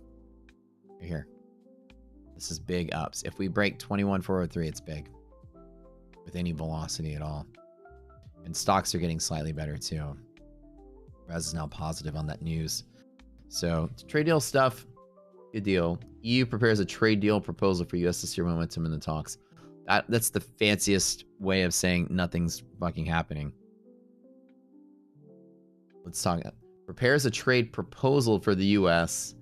So the EU just comes up with a trade deal proposal. We know that they're coming up with something. The idea that they're going to agree on something, that they want to work together, is clearly we called off the tariffs because they want to work together. It's bullshit news, by the way. This is not real news. Am I in the Austin area? I'm in Houston area. This is bullshit news. It's not real news. We're prepared to deal with talks. It's like we're gonna plan to make a plan. Like, okay, cool. It's freaking office tropes here. Prepares a proposal for the US to steer the momentum into finally having talks. Well, we knew it was coming. I mean, this is not new anything other than they prepared a proposal. Well, they were supposed to. That was the condition for us to pull pause tariffs for 90 days. You must get into a trade deal with us. And the EU prepared one. So, concept of a proposal. We have a proposal to make a proposal. Ah, very good. All right. Very good. Very good. Now, again, this my probably initial trade might actually play out. But when news happens, the market is stupid. I kind of just want to, like, chill out for a little bit. It is dumb news. It is bullshit news. So if chasing long into that news against that strong resistance, it's rare to break through. Expected to pull back. There's LP again on SPY. Oh. This is just crazy. I would be so, like, if this rallied from here, I would be so surprised. It's very confusing, right? Up with the hourly chart. Take a look at this really quick. Yeah, I don't. I don't think we rally from here. I think this is it. Things pop and drop. It's bullshit news. Nothing crazy. Stocks are still okay to hold here, maybe. Liquidity pocket on S&P with resilience positive is a long setup from here, though.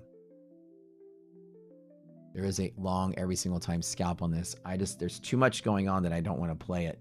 The NASDAQ resistance is just too strong for the S&P to try to push from here. It is rare to break through a liquidity pocket. Keep going. That's why I have the word rare written here. That's the rarest of the rare. My original trade looks like it's working. As again, anytime you get weird volume and weird candle that goes against you, just walk away from it. There's nothing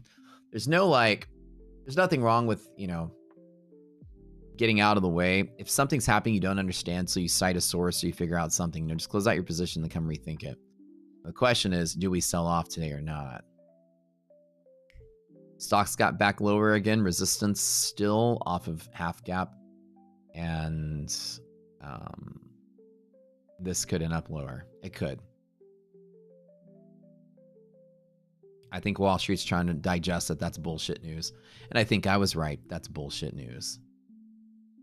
Absolute bullshit news. Bullshit news.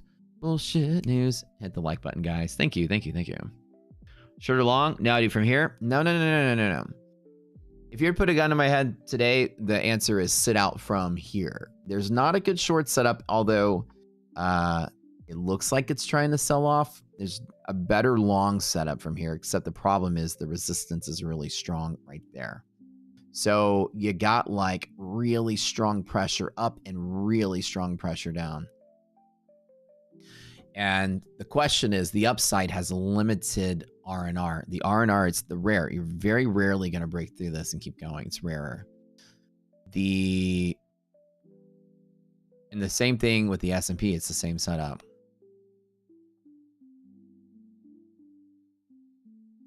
It's more, you have strong support and strong resistances like all backing into each other. In this particular case, look at the greater market. Things are still bullish and still normal. So it's not like, let me short the fort. I do think it's going to come down, but it's not really, there's not a good setup for it. You're kind of strong in between pocket, which is EST, and then you've got strong resistance both ways. So, if you want to be a momentum chaser, let it break this strong range. Pick a direction. If you break this yellow line, it's going to rally like the kingdom come. This is strong support right here. Should be holding. Res is still okay. That it should still hold, but we'll have to see, Monthly maps don't look good on QQQ. No, QQQ is actually bearish on monthly maps. That's part of the reason I was still thinking about shorting today. I might still feel it. If I get an advance to half gap one more time and res is negative, I'll take the short. I feel like short is the play though.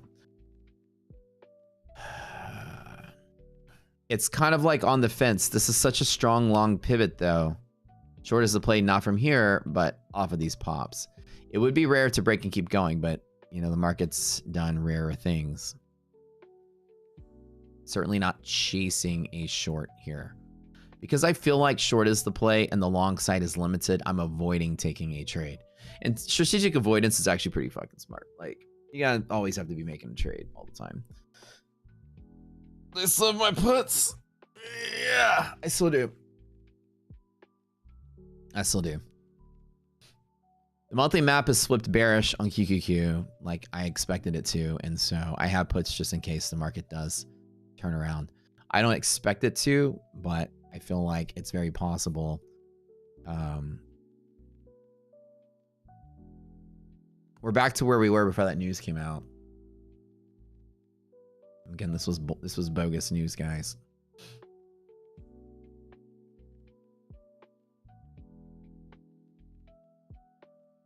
Definitely bogus news. Always comes in the highlights just to sweep everybody's stop, just like me. I got caught up in it. Prepares a trade proposal for you to assist your momentum talks. Let's see anything else about it. The European Union was expected to share a revised trade proposal with the U.S., hoping to boost momentum in talks with Trump's administration Probably boost momentum in the stock market. And lingering doubts about a transatlantic deal. According to sources familiar the matter, the new paper includes proposals that consider U.S. interests such as international labor rights, environmental standards, blah, blah, blah, blah. Paper, which is intended to be sent to officials in Washington earlier this week, also outlines mutual investments and strategic partnerships in energy, blah, blah, blah. So EU prepares a trade proposal. Doesn't mean anything. It means nothing. It's bullshit news. It's not rally news. We asked them to. We're going to pause the tariffs for 90 days, and we're going to come up with a trade deal. So now Europe gives their offer, and we will accept it or reject it. And this is kind of where we are.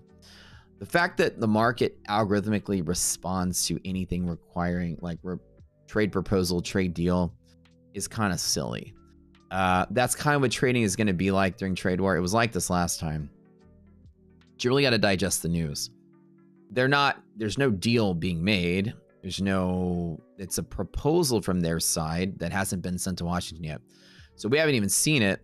Wall Street's betting, they want to work together. Good, we might come to a conclusion. Well, we're probably coming into a conclusion. We've already priced that in. That's why we've been rallying now, and why Europe has been rallying to all-time highs. They're certainly going to come to a conclusion.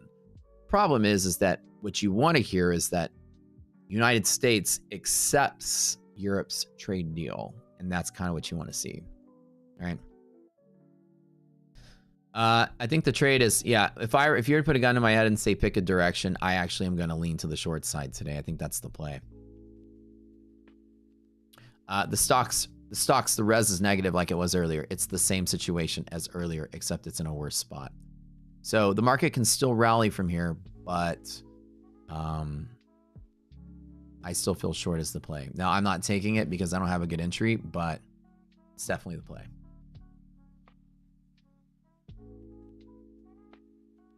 I think that's the play, in my opinion. Again, but you're fighting like strong pivots both ways, and that's the problem. And it's not picking up any momentum to the downside yet, so it's kind of like today might be a day where we just, kind of sit and watch. There's really not much to trade from here. If the S&P, it's rare to break through. This is solid resistance at 591 today. It'll have to fight to push through it. And there's just not enough evidence to short the market for like the bigger long haul, other than the bigger resistances and monthly maps are bearish. Like I said, I'm still betting to the side that NASDAQ has lost its momentum.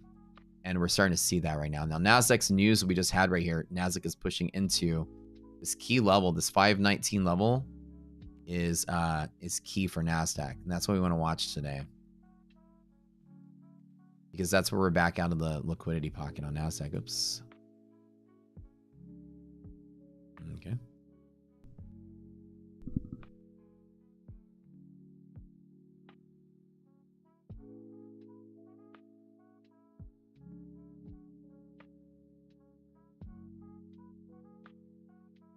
So 591 is it. If NASDAQ can break 591, it's kind of rescuing itself. It's like 519. So on the monthly map side of things, let's keep an eye on NASDAQ right here.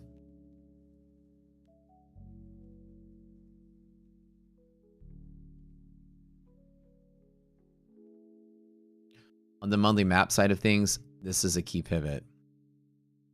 This is key. Long-term pivot. 519.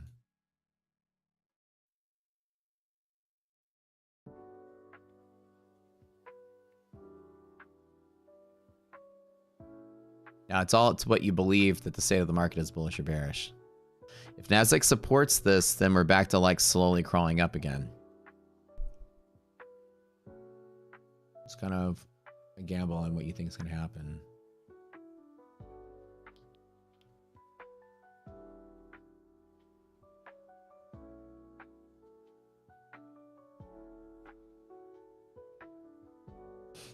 If we lose, again, we're kind of like teetering on this one level. If we lose these key levels right here, then it's going to be bearish for a little bit.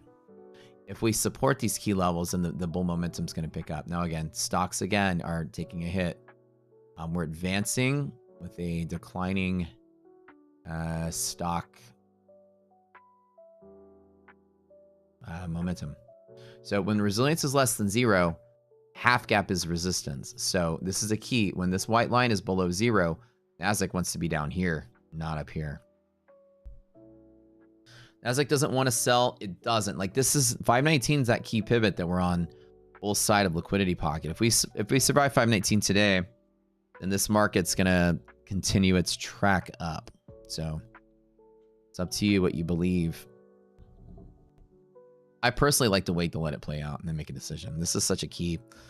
Like, this is a, what do we call a nexus pivot, right? This is like the end or the beginning of something. This is big. So if we take this and run from here, then it's really bullish for the rest of the, for the rest of the couple weeks. We've shrugged off Moody's. We've shrugged off everything. We're bullish. Are the stocks trying to rally? They're not. We're losing momentum on the stocks today. Resilience is getting even worse. So this is the net sum of market cap inside of the redistribution zone in stocks. The play is short from here, if this is the case. So that's the question. Random scripted trade deal BS news to come out.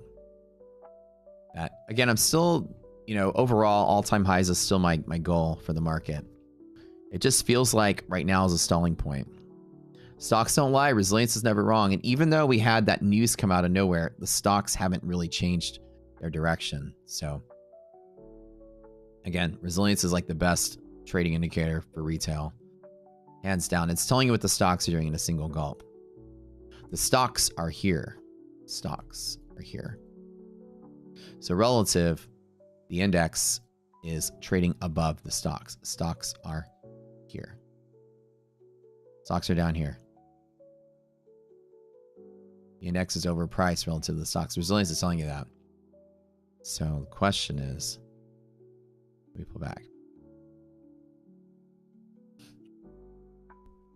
Bullshit news, stocks in decline. It would be completely blowing my mind if we broke through and kept going. Well, again, the market's still really bullish on this trade war stuff. So being such a tight, like, important pivot right here, it's so much like, why flip a coin and try to bet which way it breaks? It's really kind of like, let's watch and see what Wall Street does. If it starts to lose and gets really bad, I mean, it's bad for like, 3 or 4 days. If we support, then it's back to trickle up for 3 or 4 days. So, let's let this area figure itself out. Crude oil inventory in 6 minutes. Oh yeah, it is 9:30, isn't it? Yep. What do you guys think? Let's take a bet. Up or down? What do y'all think? Don't just think what I think. What do y'all think? I'm avoiding taking that EST liquidity pocket. Down feels to be the play. Sideways. There we go. That's the right answer. Sideways. I'm always going sideways.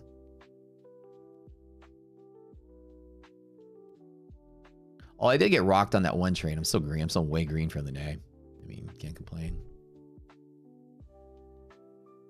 Get that red Nasdaq. There we go. There we go. I was right. I took a lot of heat for it. They called me Bubble Boy, but I was right. I got a big fat bonus check for it too. Yeah.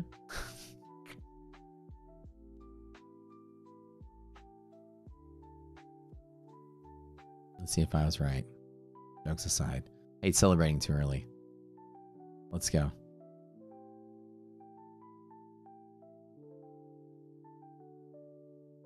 It's like I said, the support is insanely strong though. That's the problem. And let me reiterate by writing this, right? Very strong bull support. Very strong. That's the problem. There is a very hard support here. And this is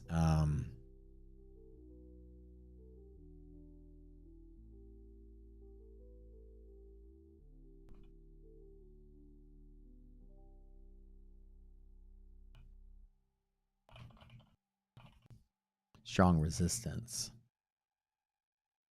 So it's kind of like, which way are we going? See, as much as we wanted to pull back, we're all going to get chopped out. Here's the solution to that. Let's just leave it at 0. Let's just sit back. Let's watch. Very strong bull support. Very strong resistance, but the stocks are giving us no love today. It would be the oddest of the odd for the index to detach and rally without the stocks coming with it. You can see it is trying to sell, but that support is just so strong. It's hedging support in the index. Come on. Oh. The fact that it's fighting here and not rejecting here quickly is a sign that it's probably going to hold. Usually these yellow lines don't hold for long. You hit it and you reverse it. Remember that scene? Like, they called me Bubble Boy. I took a lot of heat for 2 years, but I was right.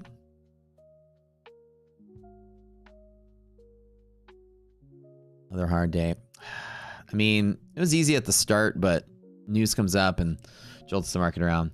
Usually I err to the side of bullishness inside of here. If there is any pullback on the pocket is the testing point. So stocks are down here.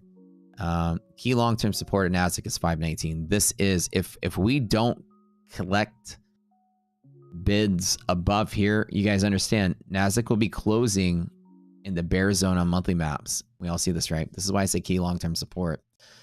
This is where we talk about monthly maps can help predict reversals. 518 is bad for close today. If we close in 518, we're in bearish liquidity map on Nasdaq for monthlies. So 518 is the bad one. Key long-term support here. Stocks are here. And this would be bad news if we close here. Like, bad for the bigger bull market. Very bad. Oops. Very bad if we close below. If we close below 518, very bad. That's confirming a bear wave down. Very bad. Long-term close. If close. And now the question is, I don't think the market's going to try to do that. Nasdaq is the one we need to watch because Nasdaq's the one that's dangerous. Key long-term support at 590. So this is like a nexus point on monthly maps. 590, 519 plus. That's the oil numbers. Don't freak out. Stocks are bad. Nasdaq is bad if we're below there. Nasdaq wants to be here, and it's in the very, quote unquote, the very bad. That's just the EIA numbers come out every Wednesday mornings. Tough. Like, I don't think the market's gonna sell off because it would create bad juju. If it did sell off, it's bad for a while. Like, it's bad for, you know, a week. And so the kind of like the trader in me is like, why would the market be bad? Wall Street's still full of hope on trade war stuff. Strong resistance, strong support. It's like, which way? There's no actionable pivots here. The actionable long pivot is from the bottom here. From here. I can long from here. We just never got there, so I'm not taking a trade. Stocks being in a bad spot allow me to believe that it's going to try to approach that target. So resilience is never wrong. It's just what the market is. Never wrong. It's telling you what is. And it's usually a leading indicator. Boom, boom, boom, boom, boom. How do you get the 519 number? That's the bottom of the bull zone in the monthly maps. Monthly maps. You need to be in the bull zone on monthly maps for the longer term support.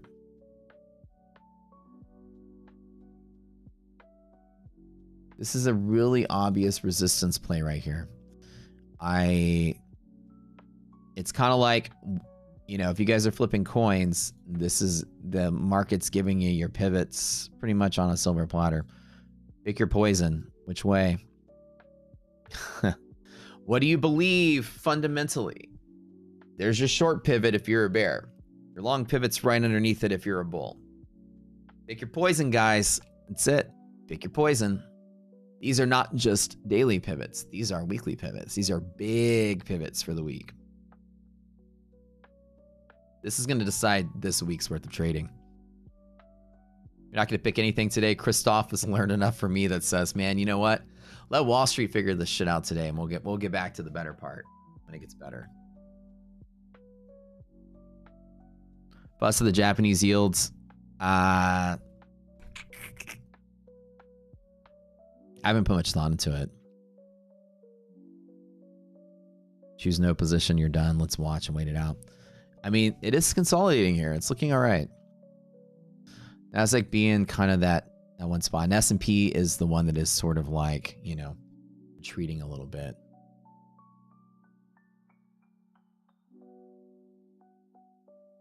S&P is looking pretty clean.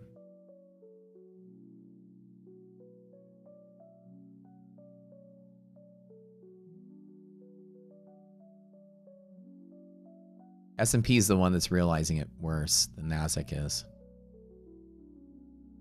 While Nasdaq was kind of like the crummier trade. S&P is nice. Nice looking. Oh, looks like you short players nailed it. News just came out of nowhere, right? So, but that is what the destiny looks to be like. Some downward play there.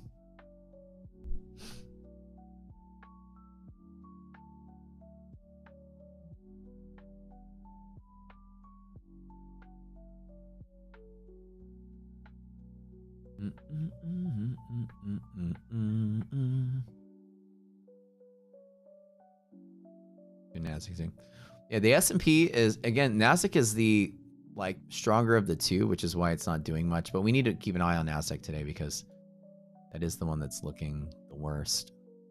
I mean, sorry, it's the one that's on that key pivot. S&P is the worst setup, and S&P is the one that is pulling back.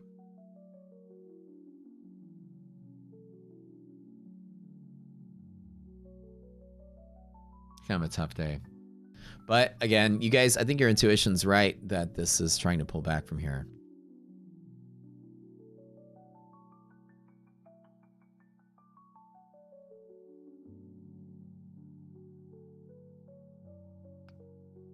But S&P is, Nasdaq is not selling hard while the S&P is selling a little harder. Let's watch S&P for a little bit. Kind of the same stuff. S&P's got the same pivots right there.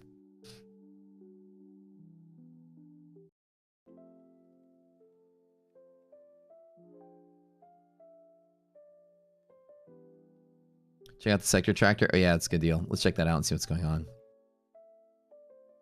Crude oil inventories came in. Not that it really matters. That oil took another dive.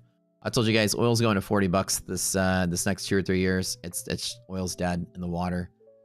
It only goes up high based on inflation or wars or other things. There's no insane demand of oil. There's so much flooding in the supply these days that you're going to expect your oil prices to drop. In the sector tracker here, everything's kind of down. Nothing crazy. And there's no news this week either. There's nothing really big on the news. So we're going to have to kind of like, you know, not a lot coming through. So the market's just listening to anything it can, anything related to trade war or whatever. Maybe some kind of news, but nothing yet. Yeah, we got a giveaway in 20 minutes. My Funded Futures. You guys are going to have some fun with that one. We're going to give away 15 accounts to wrap up the month.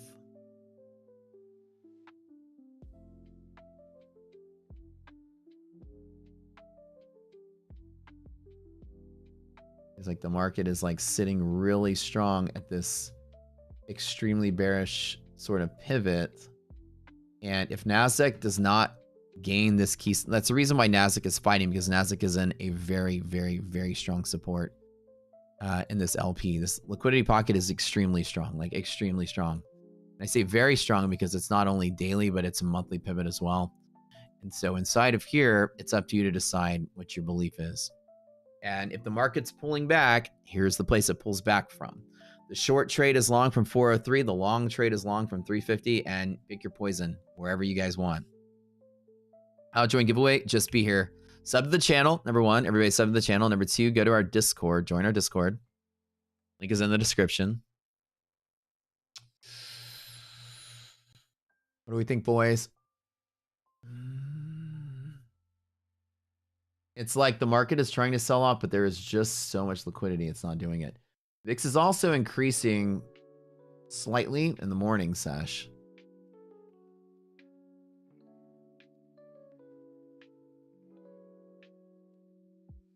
Nasdaq's finally starting to like try to do something.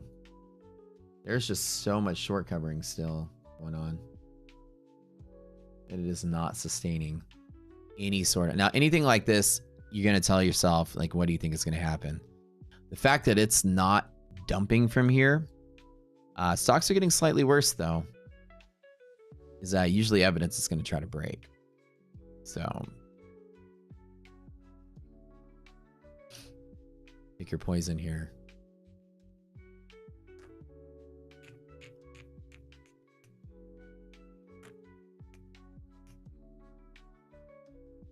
First time being here. Let's go. All right. Do giveaways every single day at 11 a.m. What a crummy ass day. Just figure this out. As much as it's trying to sell from here, it is not selling off from here.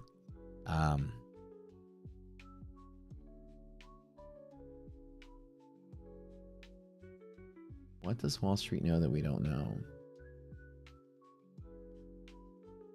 You're still betting good news on TradeWar, I guess.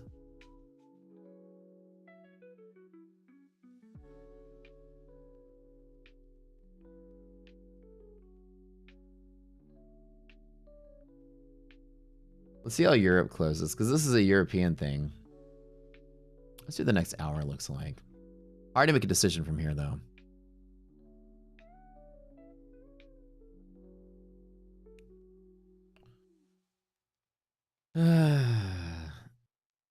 Yeah, you got strong resistance, strong support. You're kind of like key pivot 519. I know this is like really messy writing over here, but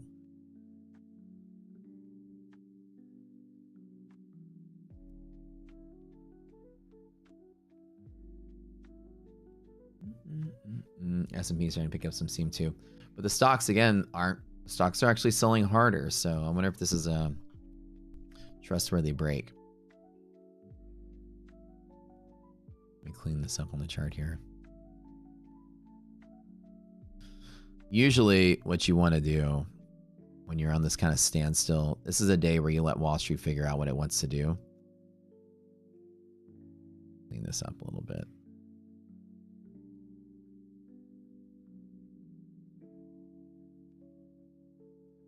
Volatility is starting to pick up a little bit wider ranges and such. Like I said, it is very rare for us to break through here and keep going. At least break through here and keep going.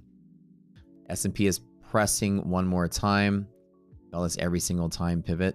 Nice long entry from here to here is possible.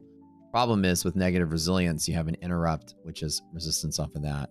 So again, you are still fighting between two really strong pivots. It's rare to go here. Let's watch S&P because this is the one that's really selling. That's rare. That's expected.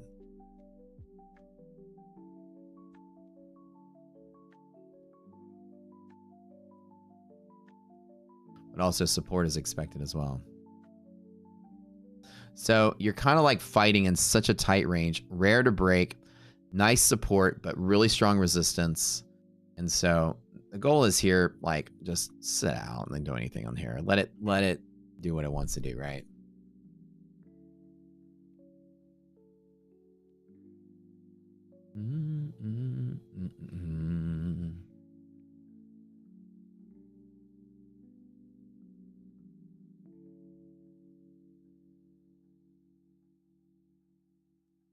Pick your poison, guys. What do y'all think?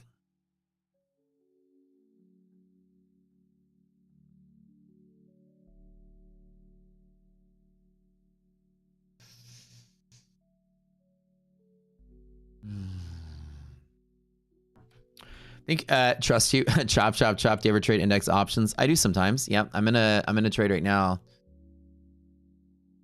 I'm hedging the potential kind of warning area right now by I bought some puts just to hedge. While I was preparing to continue along the market, I have some puts just in case the market tanks. My expectation is that it goes up though.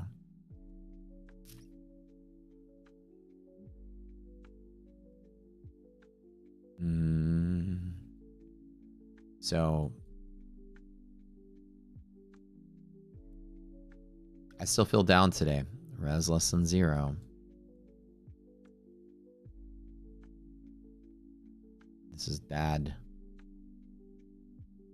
Bad.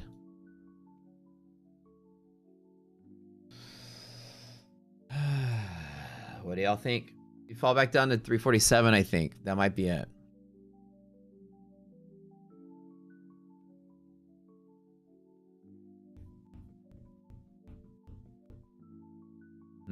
Yeah, res is just too bad to long from here.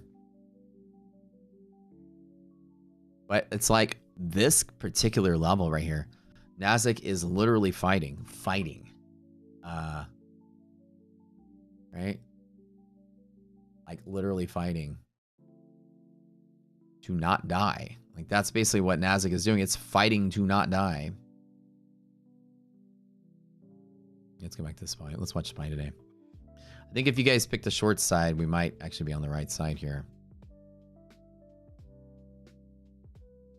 But look, Nasdaq is like literally fighting to not die for the month.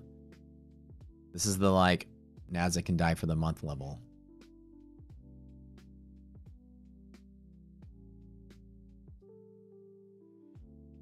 Fighting every single level. It's like fighting tooth and nail. It's expected to, S&P is expected to resist from here and pull back, and rare to break through 591. It's just rare to exit liquidity pocket and keep going without bull momentum. And with the stocks getting worse as the moments go by, we can just obviously see resilience is never wrong. And resilience from about 20 minutes after market open has been in a perpetual nosedive as the market has been trading higher. So you're seeing that the stocks are not filling their gaps. The stocks gap down and are trading down. So resilience is a gap fill predictor. Stocks gap down and tried to rally and failed to rally. And the index is pressing higher. Take it for what it is, right? And something with Nasdaq is just holding. It must be Nvidia or one of the stocks must be just like, one of the stocks must be moving. Nvidia is not selling off. That's probably one thing. What about Microsoft? So your tech stocks are kind of flat to down. Apple's pressing higher, and that's really what it is.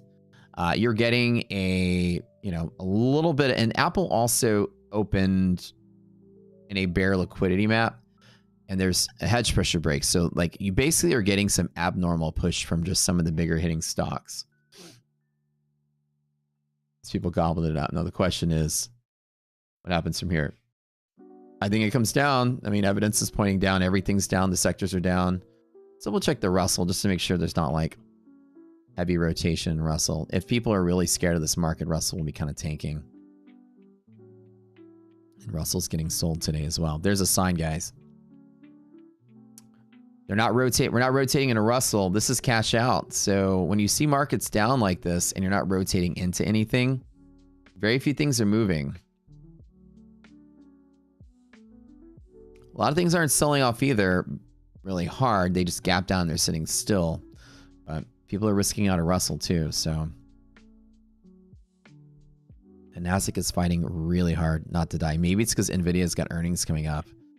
And, people are not going to move until that happens. It's such a big earnings.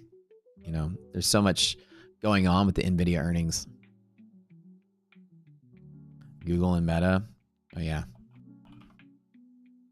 Google's pressing, and this is what it is. Everything's selling, and then you got a couple of stocks pushing higher. Google today, man. What a rip.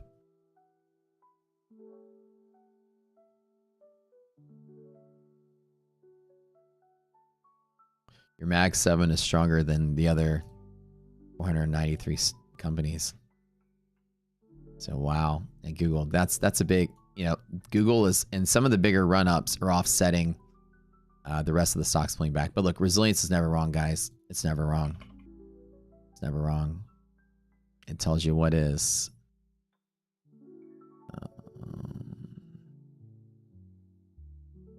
It's never wrong. This tells you the state of things.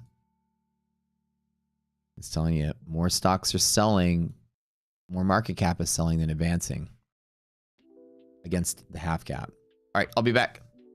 Quickie little bathroom break. Don't forget, we're going to enter our drawing in about 10 minutes. So it's going to be my fun of futures today. I'll be right back, guys.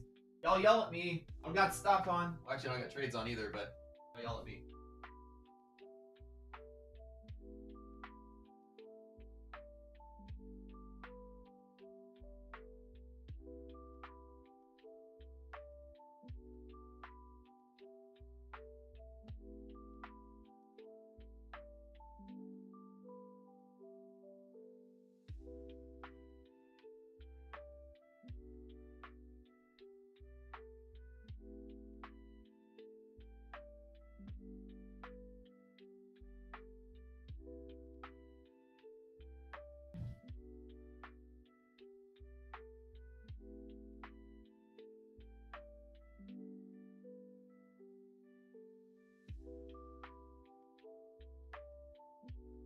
No, that's like the world's fastest bathroom trip, but like my bathroom is literally like right behind this door.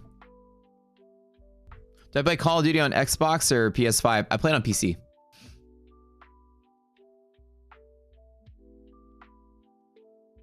S&P resilience has gotten even worse, and NASDAQ is just pressing higher because Google and other stocks are pushing higher. So let's eyeball S&P today. They're very much detaching from each other. S&P is starting to realize that effect much more than the others. The other index. Spray and pray. There you go. I'm quick. Give a little bit of a bid here. Let's see what Google's doing. Incredible.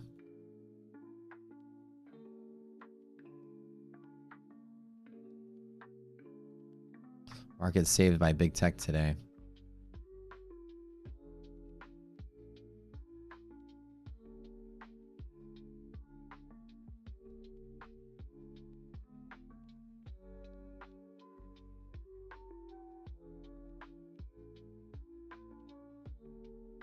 All right, yeah, right. We do give away just a little bit here.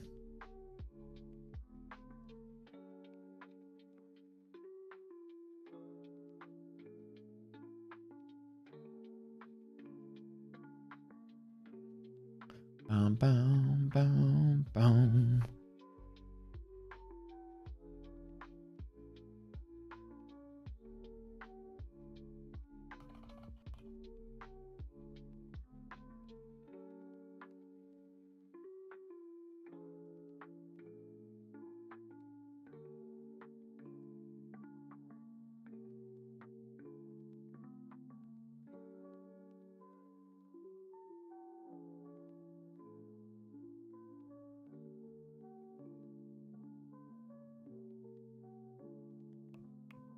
IDOC has a message for me, Matt. What is it? Hold on.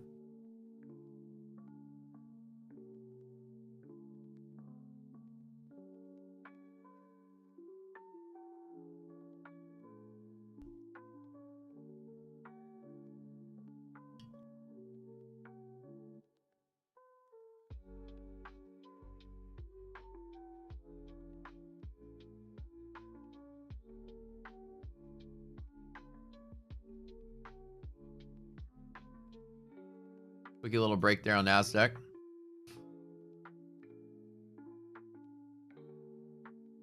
What do you guys think? Nasdaq's fighting really hard to save itself.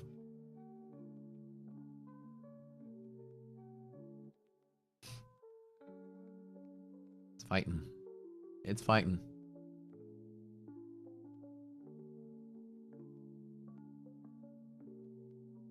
All right, now testing yellow. If you hold this yellow, it's actually going to break and go. So we're going to watch this very carefully today. You guys notice how the range is starting to expand very quick.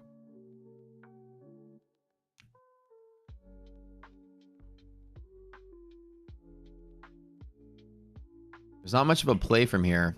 That's a problem. Like, I don't have any evidence of anything to do from here.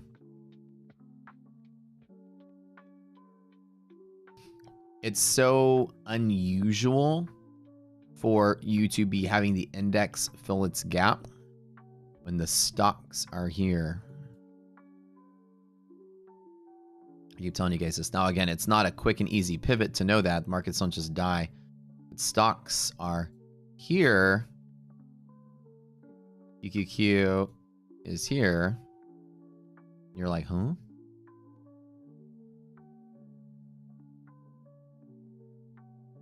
know what I mean?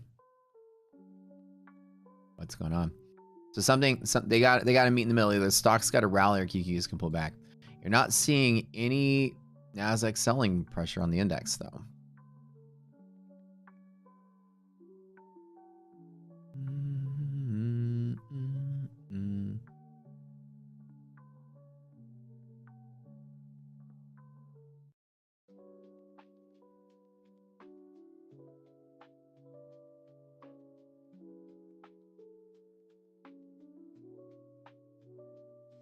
All right, everybody, my Fund of Futures giveaway in 6 minutes. While we're chilling here, don't forget to type MFFU in chat. We're giving away 15 accounts for the next handful of days to finish out the month here. So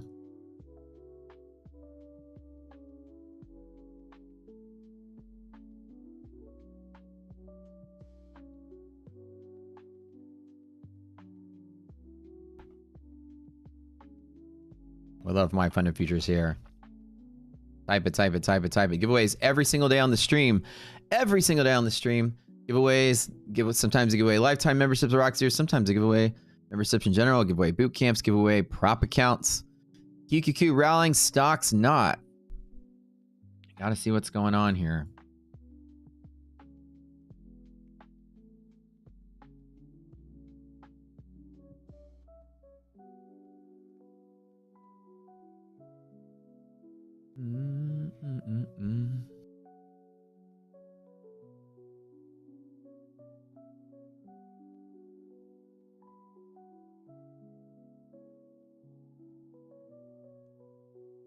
Don't look like we're going to get any kind of sell-off today. Unfortunately for those of us just sitting out, it's a boring day. I know.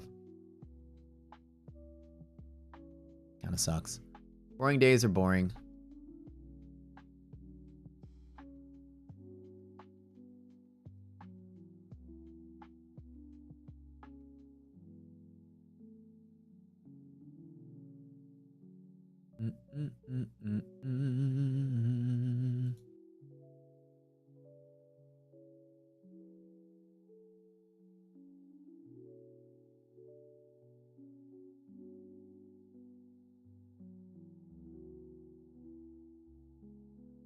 Type MFFU in chat. MFFU, MFFU. Type it in chat.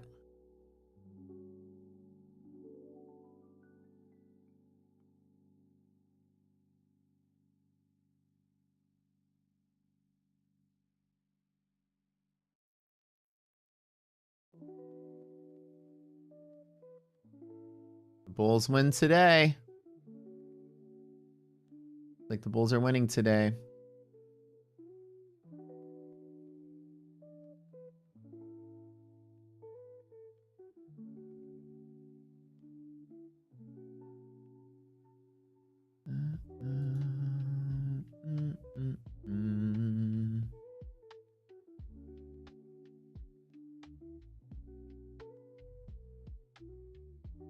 Are you guys ready?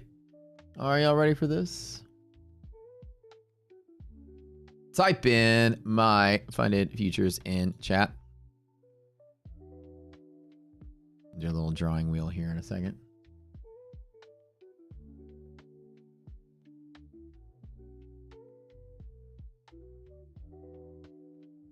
So it looks like Nasdaq lived to trade another day. We will do maybe a giveaway like, we can do something different today. Let's do a giveaway like every hour. You want to do that like every hour? We'll do like a couple now, and then like throughout the day we'll give away more. How about that?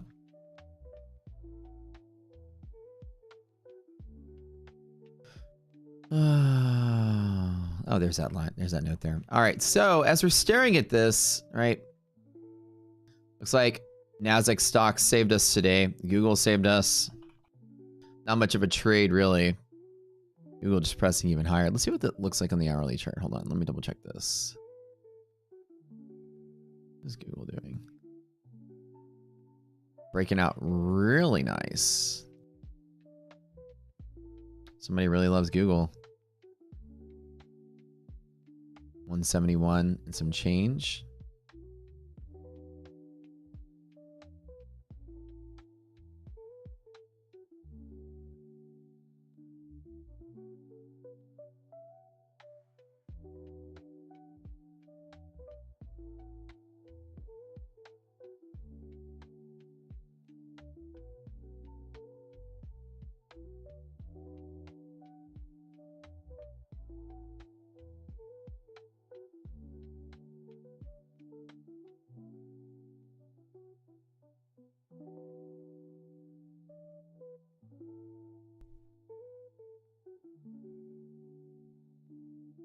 All right, you guys ready?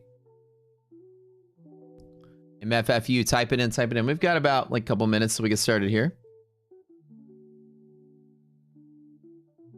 What a crummy trading day today. Just wasn't a fun day. Not easy to predict, easy to find. LP on QQQ, another pocket. So this is the breakout play on QQQ. To fill the gap, QQQ filled the gap right here. There's one more leg up to 521 if it goes. But yeah, saving 519 is what QQQ needed to do. This is like long-term support.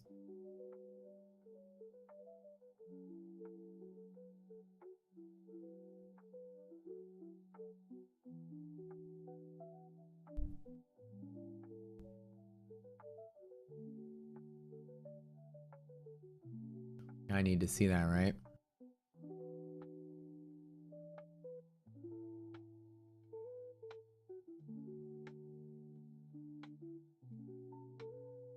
Something's brewing today. The market's getting picking up a little steam here. Let's see what this is. Volume's starting to pick up a little bit. SPY's at half cap with negative rest. Still, this is, again, that's sort of resistance here. Longer term support, 589. Pick your poison, guys. From here, it's up to you. I don't know. Like, this was unusual. This day was a little unusual for me. As well. So, but look, this is the longer term support. So we wanted to see this, kind of this breakout here. Just pick one direction to break out, and then we'll see what happens from here. Hard to trade, right? Obviously, this is just a gamble. I say, you know, it can go one way or the other. Just sit flat and let it do its thing. You know, you don't have to kind of pick something every time. Bum, bum, bum, bum, bum, bum, bum, bum, bum, bum. Is that time again? What?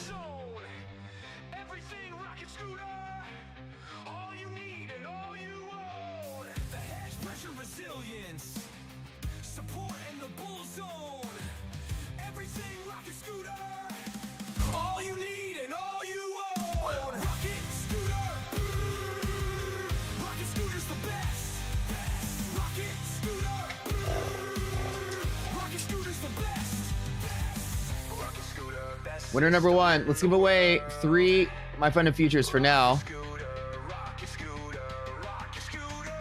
If you win, type your name in chat, or type something in chat if you win. You get 1 minute to type your name.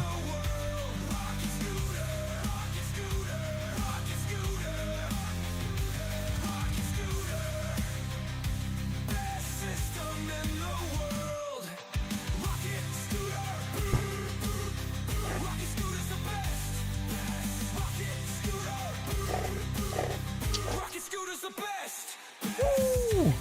Dude, with so many of you guys entering, this thing spins like a million times. Red Doji. Making that money, baby. Woo! Good job, good job. All right.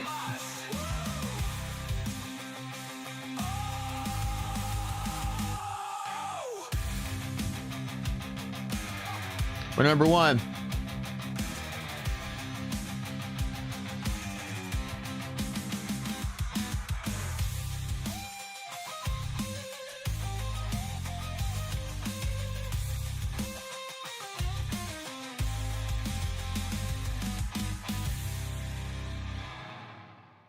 What is that? Hedge pressure resilience? One more time. Okay, because you asked for it. This spinner goes around forever. Rahul, number 2.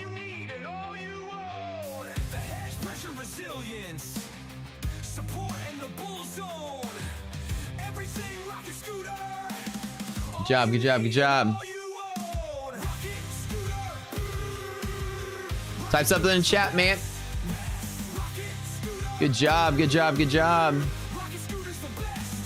We'll do some more giveaways in about an hour, so don't go anywhere.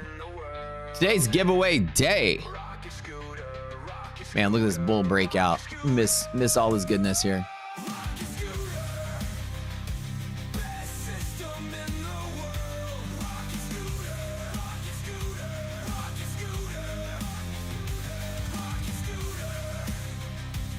Best system in the world.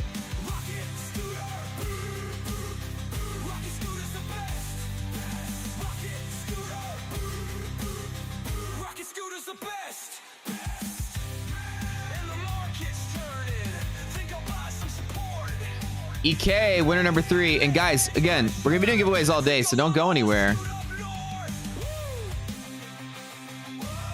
This is just step 1.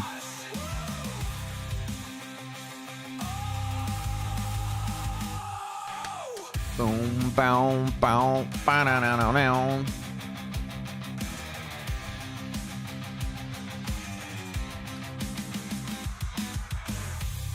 Congrats, man. All right, you guys are the 3 winners. To give you instructions, go to your YouTube channel, take a picture of your account from the top left of your corner of your screen so I know it's you, and chat that won. Send me a message in my Discord and send me that photo. Name your prize. Message me within the hour. I'll get it to you by the end of the night. Where's iDoc and her funny dance today? I wonder what's going on here. Well, she usually comes in. Who knows? Anyways, cool. Well, looks like the market did save itself. No bear market today. Strong resistance, strong support. It's kind of the market to fight and break out one way or the other. Resilience is still negative, especially in NASDAQ and S&P. Again, it's doing what weird things it shouldn't be doing when the stocks are down here. Looks odd. Yeah, I know. I don't trust it. For whatever it's worth, I don't trust it.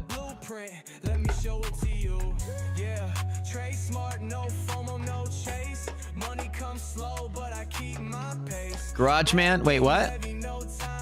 Super sus? Wait. He's still ignoring it? What are you talking about? Ignoring what? Did you text me?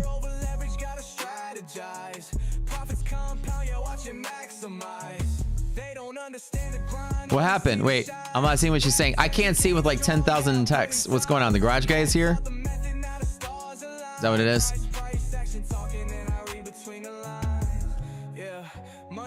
Bro, y'all talking about how my back? Skiing the garage door fix. How come you guys know more about what's going on than I do? All right. Does he need does he accept cash? Does he take money? I got plenty of it. Does he take $100 bills? Daddy got some honeys right here. All right. I didn't even know. You didn't tell me. You didn't text me. Garage guy's here. Do you need me to come out? Give him a, does he like prop accounts? All right, we'll do another giveaway in about an hour. Good job, guys. Winners. Congrats. Whoa. What up? Weird day today, guys. Breakout, volume on the rise, NQ moving, got that fire in my eyes. Never over leverage, gotta strategize. Profits compound, you're watching maximize. All right, we'll do another giveaway in a little bit while we're chilling. Another giveaway in 1 hour, okay?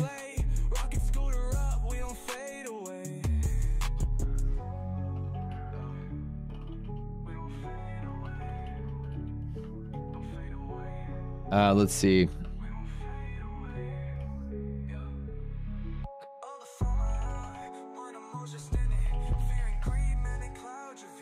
Another giveaway in an hour. Woo, look at this market roll.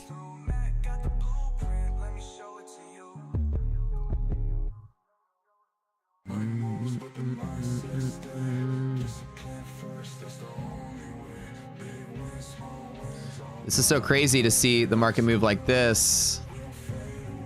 I don't know what's moving though.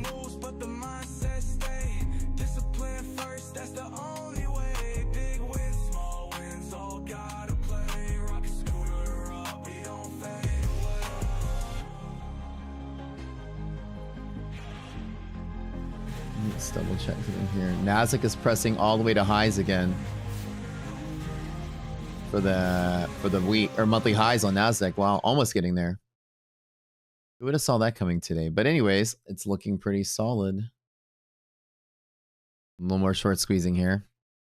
So we just chill, like when we don't understand what's going on, just kind of chill and relax and, you know, let it do its thing. That was huge move. Exhaustion volume here on this candle. So the rarer of the things happened. So Nasdaq saved itself at this 519 level. It needed to stay here. So this is L long-term support here. Again, we have no evidence that the market was going to do this. And this is really weird because it's not the market cap of the stocks that are moving. The index is getting squeezed. And again, stocks don't lie. Is it just Google? Is it just a couple of things? Why? Like Nasdaq looks like Google today. It's not doing anything else other than what Google's doing. Everything else started picking up a little bit of steam just now. Nvidia and others started moving a little bit. That's good. So tech started picking up a little bit of a bid here in a rally. That's awesome. Now, again, nobody could have seen this because this is not something that was predictable. Like this was just kind of like this weird consolidation that the coin flip went up. So however you decide to trade that, it's up to you. But I usually just don't. Unless I get a good solid signal, I don't take it. You know, I made my trades this morning. I was all right.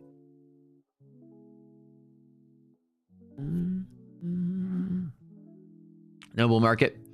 No, today was, I still don't, like I said, I still don't trust it. Like for some reason today, it still feels off.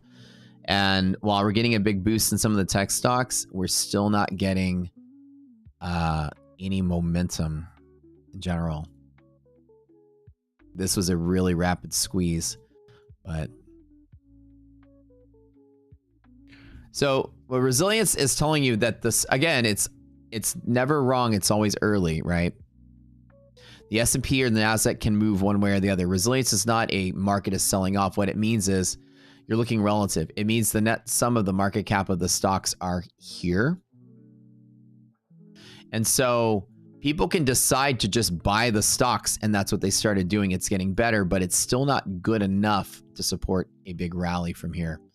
Like I said, if you jump in and chase along from here, the stocks aren't giving us that momentum yet. It's still waiting. Just watch. Just wait. Just wait. It doesn't tell you, like, you can't predict if people are going to buy or sell stocks. You can only just predict if the index is going to track it. And so the index goes up when stocks go up. If the stocks aren't moving higher, this is showing you that. So the index can move on its own. It has its own independent supply and demand. It can rally on its own. It can rally if it wants to. It can rally people squeeze. But the stocks aren't rallying hard enough to support a bigger perpetual rally today. Now, the index can move first in a short squeeze. That happens, you know, often. But you have to just basically take it with a grain of salt. All I did was miss out on the long. No big deal. But because the evidence isn't there for that stronger support, I don't take the long. And, you know, there's a high probability by the end of the day we get a surprise sell-off. We don't know. But we have to be very careful and just listen to the signals in front of us. Yeah, Nasdaq is positive now, but the S&P is still not. Right.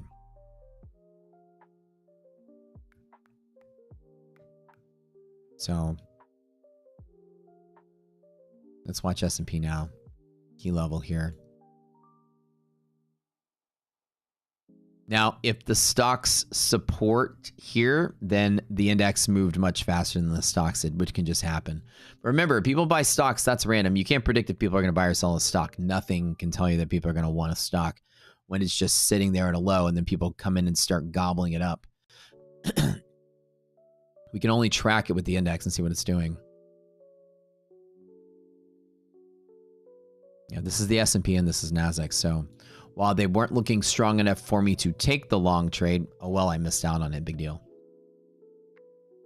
It's a weight. Yeah, it's weighted by the market cap, just like the index is.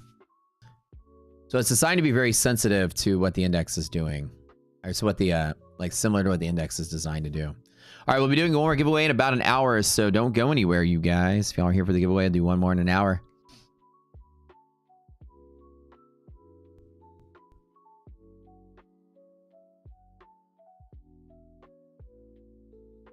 I'm just taking the trade that makes sense every day with the information I have. And the S&P clearly was following that same path down until people started gobbling up the stocks and then moved up higher, right?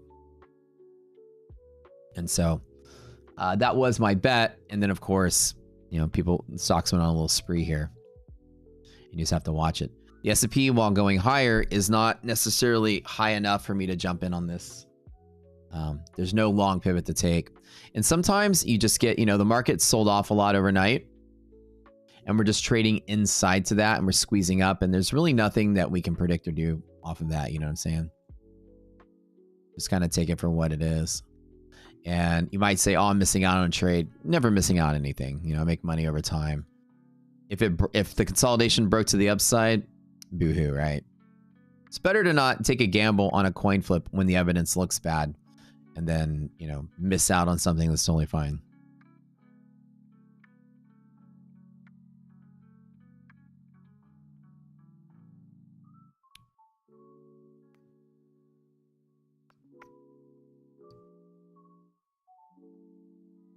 Bitcoin boom makes you go up.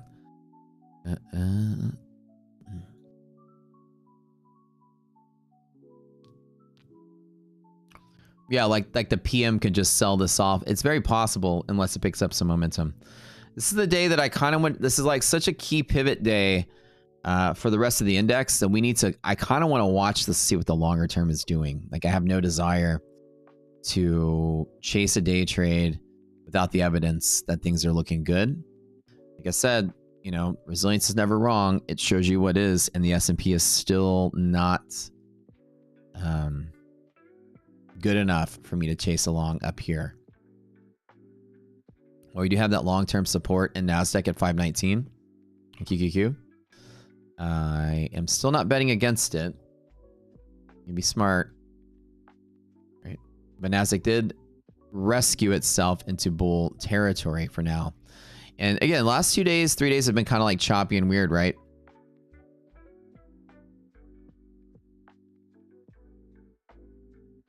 $519 is that key pivot right here. Here.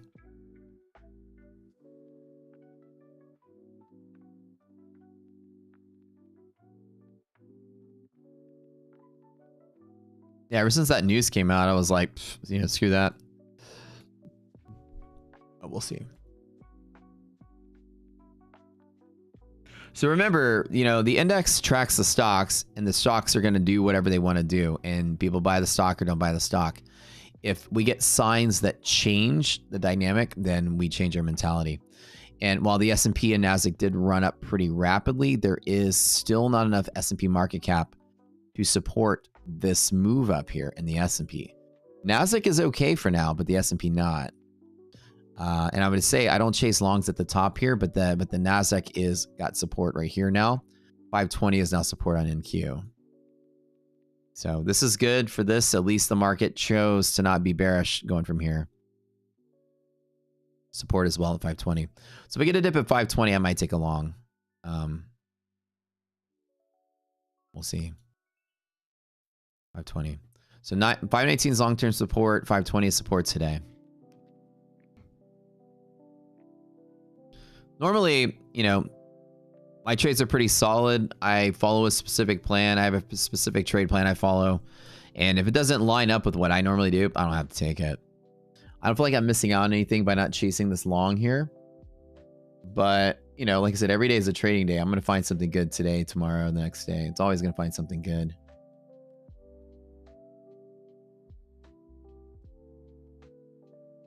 That was a really solid run, though, on NASDAQ. Normally, if it's going to sell off, though, it would have sold off pretty quickly. There's just no volatility there, and VIX is looking pretty solid here today to support another bull wave. But again, I still don't have any place to log from. Do I follow the position guide? 100%. I follow it to a T. Very patient. Yeah, no, it's like trading's all about waiting for the right setup. And, oh, you know, Boohoo had broke up. I missed out. Well, you know, there's dips to buy. I'll find something. Today, liquidity pocket. That's why I was telling you guys, pick your poison. Do you believe it's supporting or resisting? Obviously, it was resisting with support here. And while S&P was pulling back, it looks like the, you know, little stock rally picked us up higher. And we're still fighting to get enough market cap in the S&P greater than 0 to support more legs up. But we'll see what happens in subsequent legs. And if this pops up here, then we're good to support that. And there's all kind of dips to buy in here, but you know, from here, I'm not going to chase any of this. Not yet. Bum, bum, bum, bum.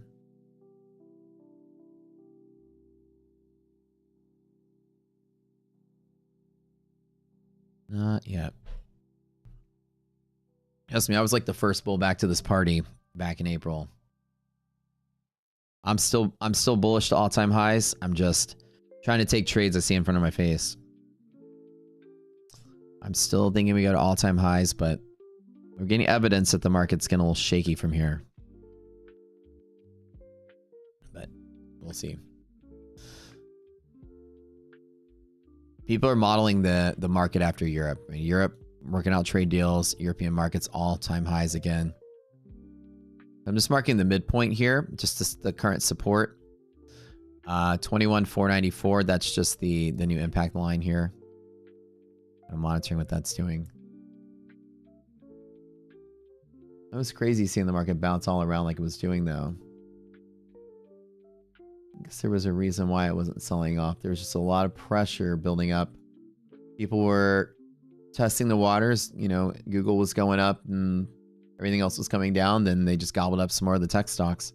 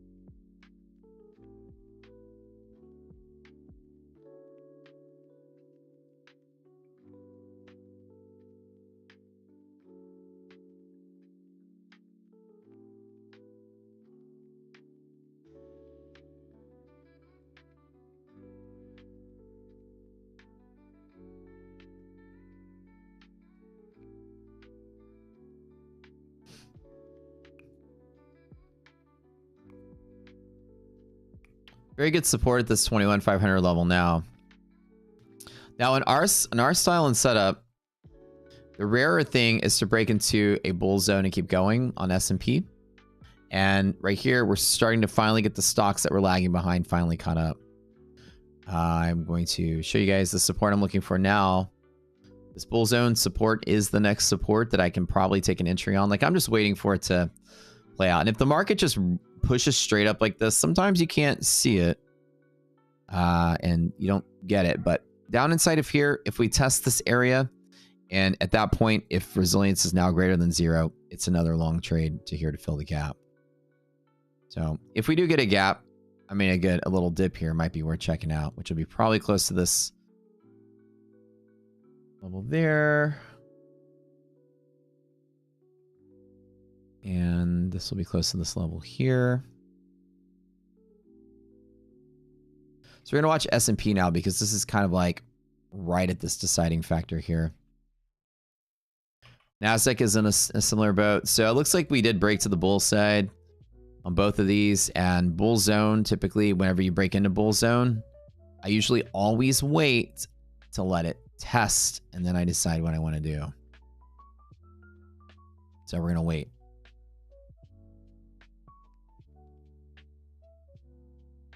Wait and see. I know it sounds lazy. It sounds lame to wait, but we're going to wait. Wait and see what we get. When we interact with here and here, I'm going to reanalyze the data and see where's there a good setup to take.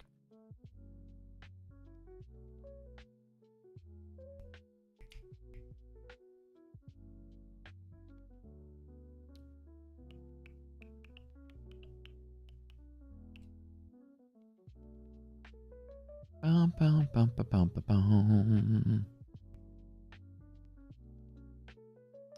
You're going to watch the Tigers and Cardinals. Enjoy the beautiful day. There you go. Like that mentality. I started trying to make shit happen with increased viewers. Well, I mean, you know, the idea is not just for the viewers, but the evidence is there to take a certain kind of trade. But I always, you know, tell you guys it's a one-to-one trade. It's a coin flip. At least I know what it is, right? And you're going to get a coin flip wrong sometimes. You're going to get it right sometimes. But the idea is I'm not, you know, flipping the coin with like 10 contracts, right?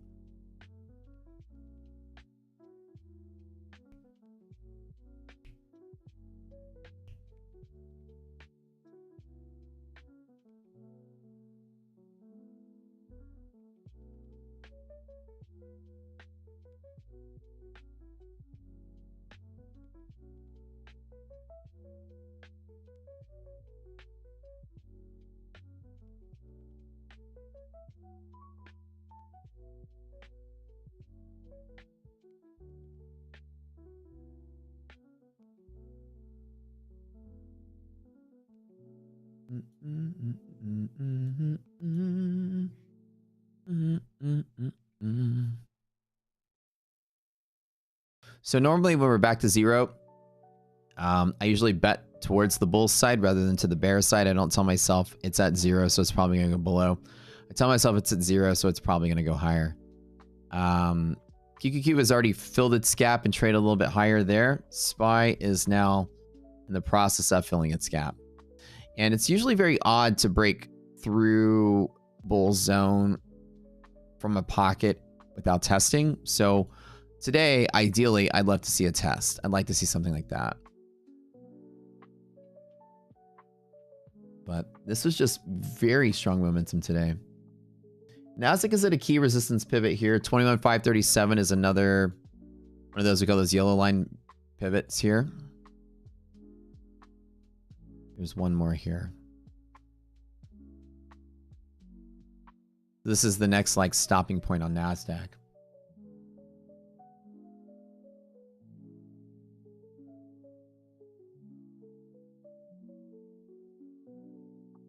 So we have another one here as well. Actually, let's pay attention to this.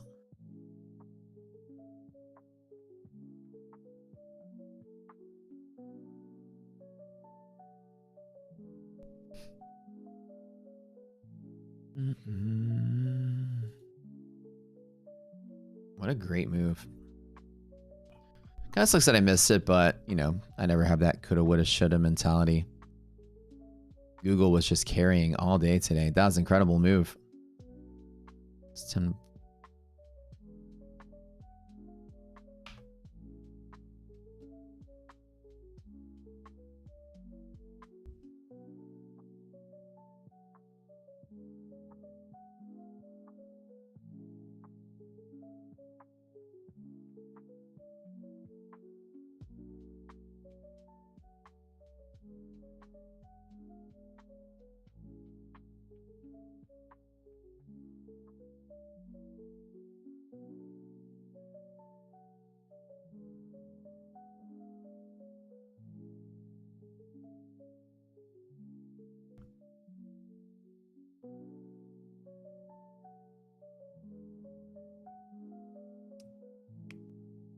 So I'm basically monitoring this level right here. Is really strong resistance here.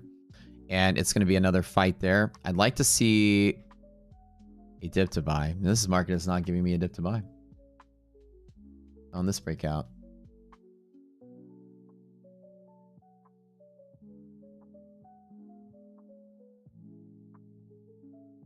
Honestly, today's move surprised me. I wasn't expecting it to be so powerful. But I am still like really strong in this bull market here. My thesis is still all-time highs, but not getting that stock momentum that we want to see. It still feels like it's slowing down. Maybe that's just me, I don't know.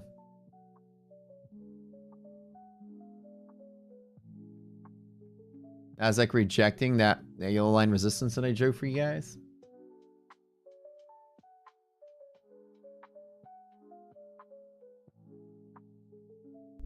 Take a look at it.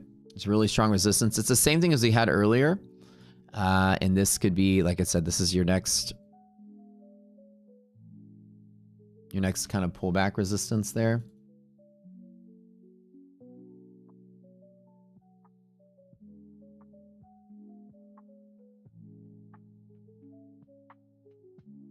It would be insane if this market sold off from here.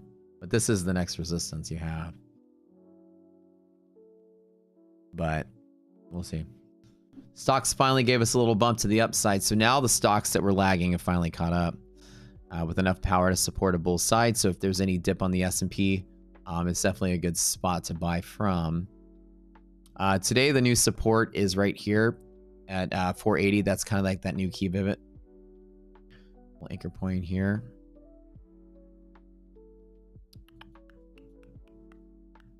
Question is, do I want to take it if we get there? Liquidity pocket, roughly 80 points lower on NASDAQ from here. So right about actually 460. So this is basically where this line is right there. This is your next pocket. We got like the same setup as earlier. Now you have two really strong support and resistance fighting each other as well. Same spot. 62 and 537 on NASDAQ.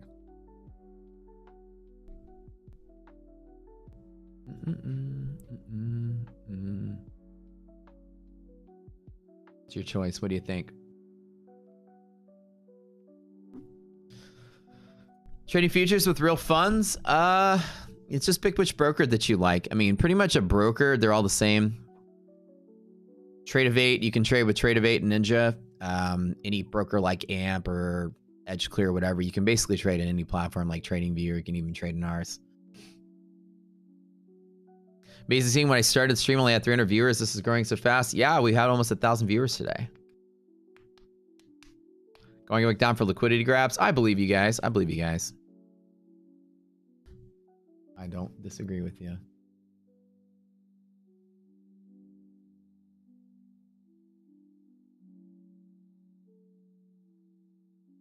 I don't disagree.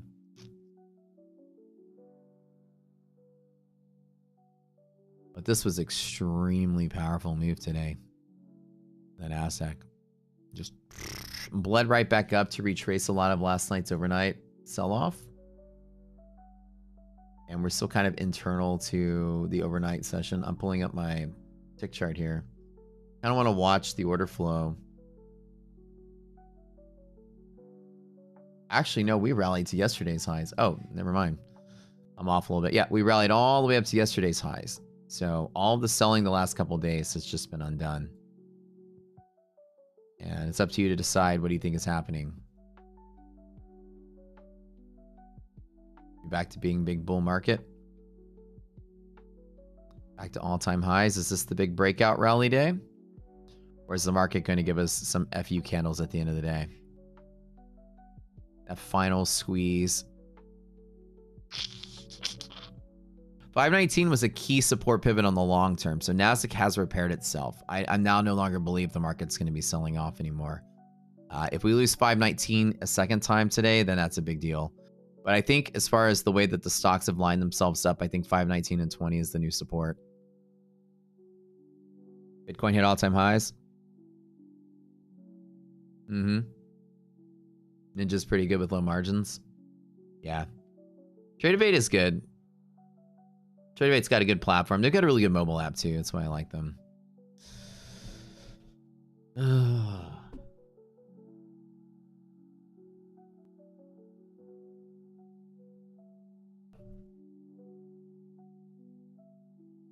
Garage guys here is fixing the garage. It started like the garage door started catching. Either the house was settling or something. But the garage door was like stopping in its own track. It used to be so smooth and silent when we first moved in. Either one of us hit it with our car and knocked it off the track, or I don't even know. You want some FU candles? The market loves to hand them out.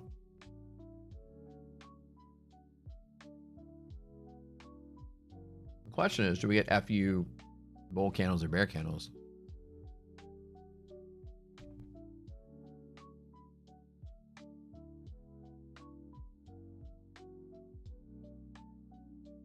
The S&P has 5942, which is also its key level right here. Same thing.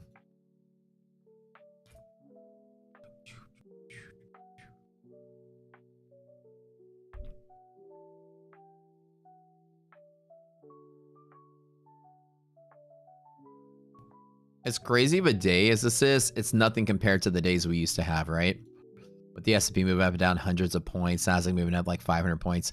We really haven't moved that much at all, right?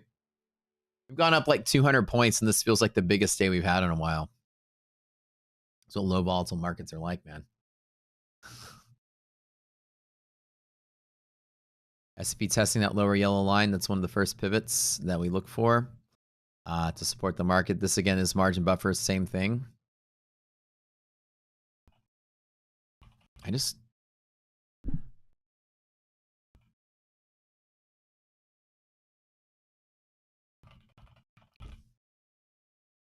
So we've broken through a strong resistance pivot to, propel the market forward a little bit. For whatever reason it is, I just don't feel that it progresses from here. I just feel so far today, the stocks are not picking up the momentum that we want. And I don't know. Call me crazy. Here's my number, so call me maybe.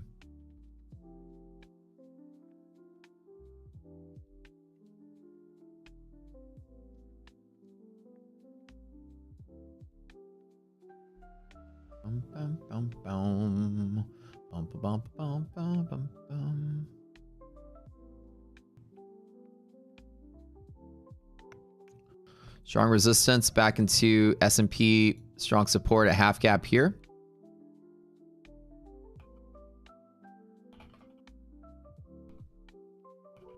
It'd be kind of cool if I actually had program Rocket Scooter to like do this.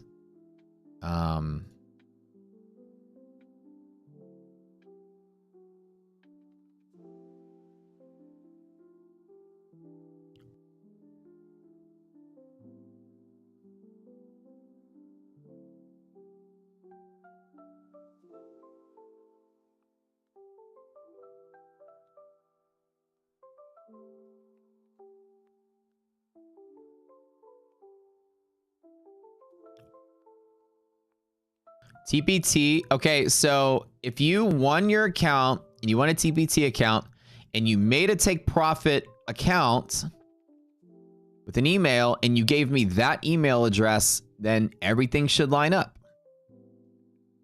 If you gave me a different email address in your TPT account, then it won't line up. So you need to send me a message. That's why when you guys win, you got to follow instructions explicitly. Like basically, send me the email address of your account with them, not just your email address, if you guys get it. So if the email addresses match up, it's like pretty seamless. So did you give me the wrong email address? That's probably the problem. So technically speaking, if you don't follow the rules, you disqualify yourself from the account. I'll let this one slide. But going forward, I don't got time in my evenings to back and forth if someone doesn't follow the rules. You guys be careful. Send me the right email address going forward. Like lately, I've been doing so many giveaways. I spend hours every night chasing down your account sometimes. And then somebody goes, oh, crap, that's not the right email. Going forward, I'm going to disqualify you and give it to someone else. So make sure, and you guys make sure everyone else knows, you give me your correct email account with the prop firm, because I ain't got time to chase it down. But I'll help you out this time, Mo.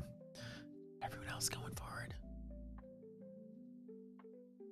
I do. I've been spending like a lot of time hunting, and I'm chasing people down, and I'm like, so a lot of times people are like, oh, well, that's the wrong email. Last night I had 2 people give me the wrong email. They gave me their personal email instead of the email for the account. So MFFU, right? You give me your email address if you want MFFU today of your email account with them. That's how they look you up. So I do. I have, and I guess I'll have to have, I wish there was a way for me to like, maybe I'll make a graphic on the screen. Here's the rules. I'll just like pop it up. Boom. Congratulations, all you winners. Here's the rules. Follow them exactly. That might be nice. I love it though. I love doing the giveaway stuff. I love helping you guys out. I wish they were all easy. Like ETF gives me a code. That's great. Tradeify gives me a code. That's great. Easy. Just hand out codes. It's the easiest way to do it. But some of the other firms are like, we got to assign them the account, blah, blah, blah. I'm like, oh, okay. That's a little bit more tedious. Take Profit is like that kind of firm. We love them, but they should give us codes. That'd be nice. Boom, boom. Well, I don't know what other information they'll be asking from you if you gave them the right email address. I don't know. But send me a picture of the message, I guess, they're sending you.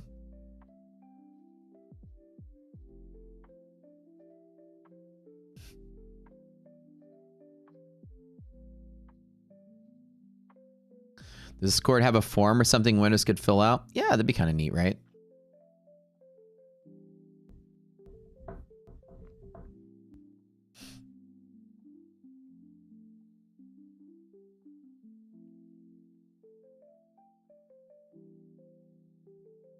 That'd be really neat.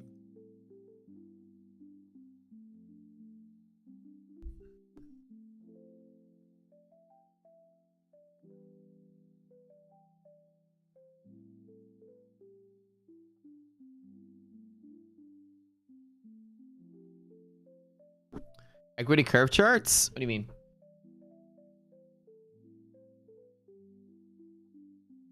What are you doing with them?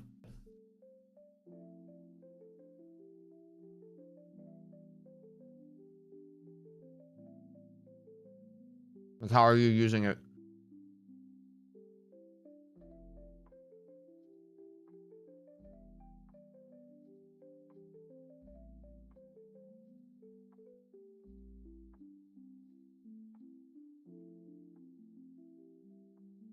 You follow up with the MFU guys, see if we can make it simpler. Yeah, that'd be kind of cool, right?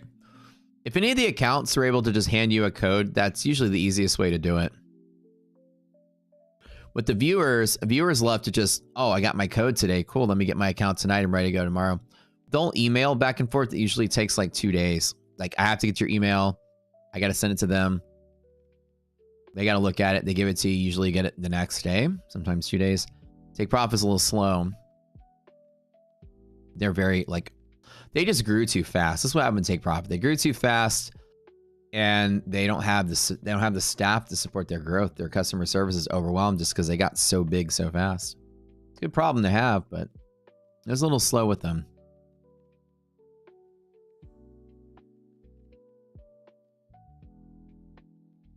So if you haven't got your TPT, I sent you a message with the link. TPT makes you claim the email, claim the account with this link I give you. Have you guys claimed your account with the link?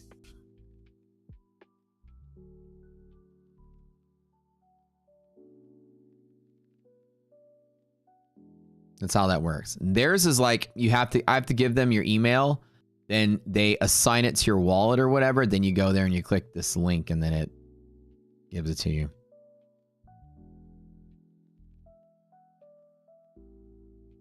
No sell-off here yet. Bullzone support on the S&P and every single time trade liquidity pocket still in play for today. Here and here are both strong supports. Now resilience is healed, so now this is a good strong support.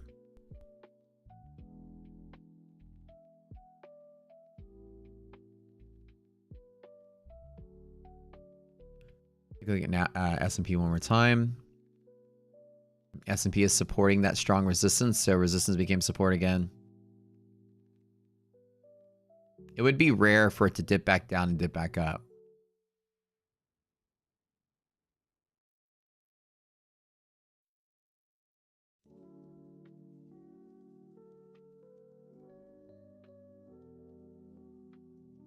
Oops.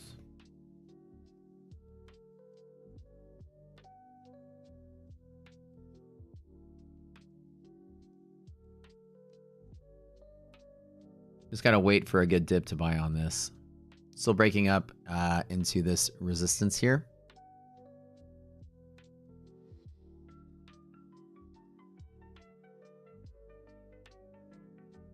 How's ETF compared to Tradeify? ETF has a directive funded account that's as competitive to Tradeify's. You get a good sale on the ETF, you use our code, you get 50% off, I think, on all their accounts. If they don't have a sale, if they have a sale, use their code, you get a better one. And use our link when you go there. You should be able to get, they have $5,000 payouts at ETF on their directive funded 50K. Which is pretty good. Tradeify's is good. Tradeify, you can get 15,000 max. I think is the max now. With $3,000 increments for the most part. ETF is 5,000 increments up to 10. So you have a quicker path to live, a quicker path to bigger payouts.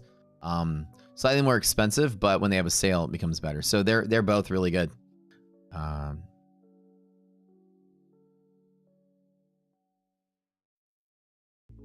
So you click the link with TPT. So TPT is basically just dropping the ball for everybody then, huh?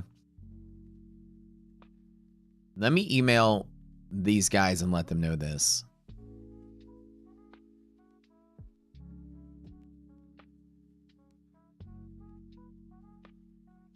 If you have issue, like I said, if you have an issue with any of your accounts or whatever for the giveaways, just send me a message and I'll work it out. If it's from like a month ago, remember, I'm kind of it's clunky. I mix the codes up sometimes, and so I can have made a mistake. I'll sweeten the deal for you guys if I made a mistake. Just hit me up. I got you. You figured it out? Oh, what happened?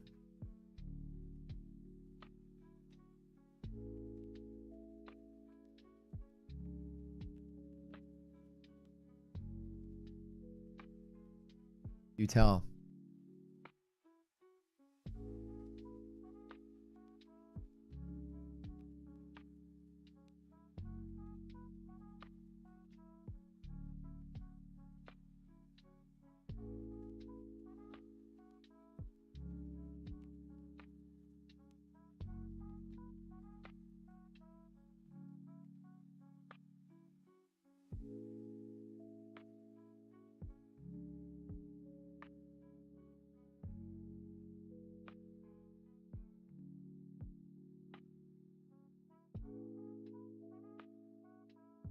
Mo, what is your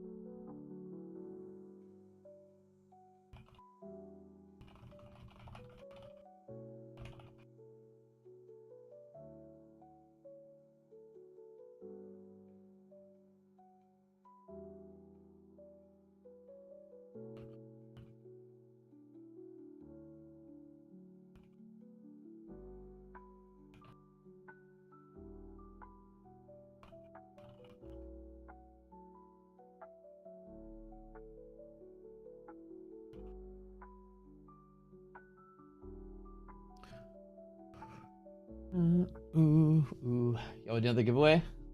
All right.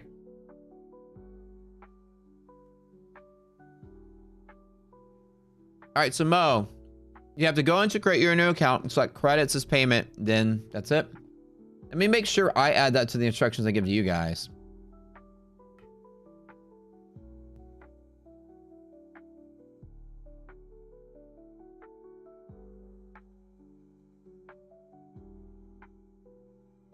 Let me add this in here.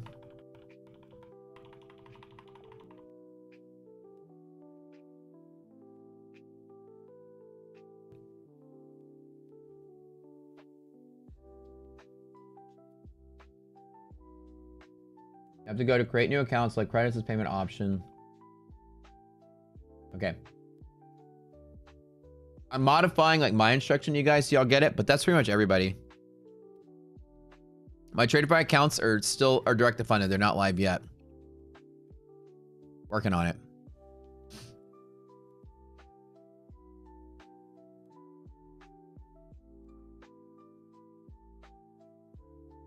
Does ICT work and should you start with it? It's not a bad method. A lot of people I know that are very successful use ICT stuff. It's very good for, now I don't know a lot of ICT stuff, but you guys that know it, tell me if I'm wrong. They look for like, essentially like gaps like this, where you see like a space where there's a high, look for like a pattern that looks like this, and the market blasts up and does this, and they call these like fair value gaps, I think. Something like that. Where the market finds like a new zone of liquidity, and then they call it support, resistance, and such. And they use that to determine market direction and things. Not a terrible, you know, any candle analysis is always subjective. So you know how you decide to analyze it yourself.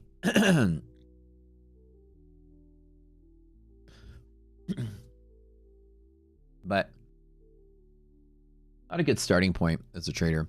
It is a commitment to learn anything new. And of course, it's not going to be anything that gives you any power over your like profitability. It's more along the lines of, you know, making sure you're learning how to bet properly is what will decide if you're going to win or lose as a trader.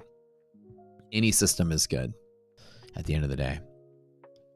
Any system that tries to find some kind of structure and some kind of pattern that works is ultimately going to be good as long as you know how to use it.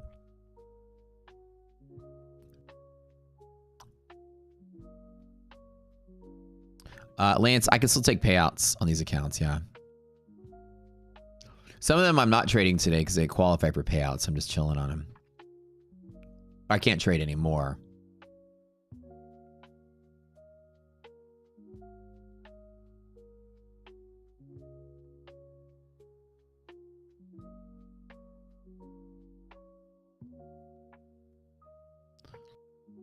Their fair value gaps are just a small part of it. Yeah, there's a whole lot to the whole system and style.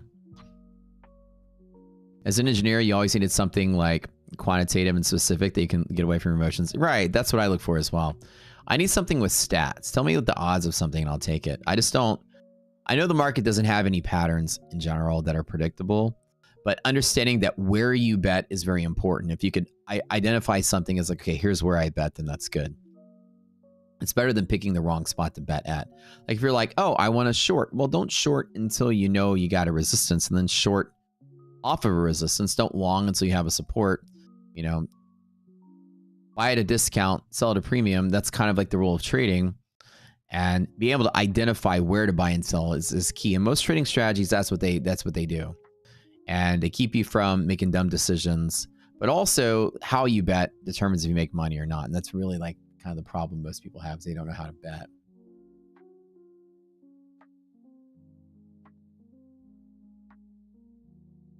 So that's kind of what most people are at.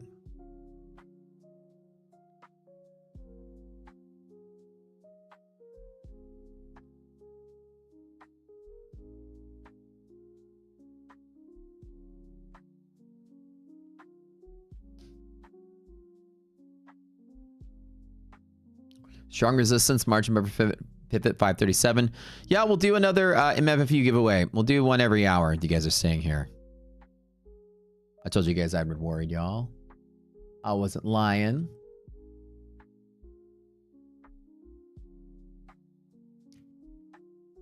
that Nasdaq is just so strong today.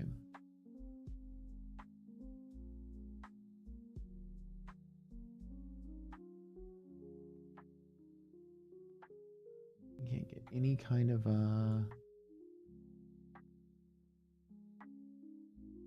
entry point. That's the problem.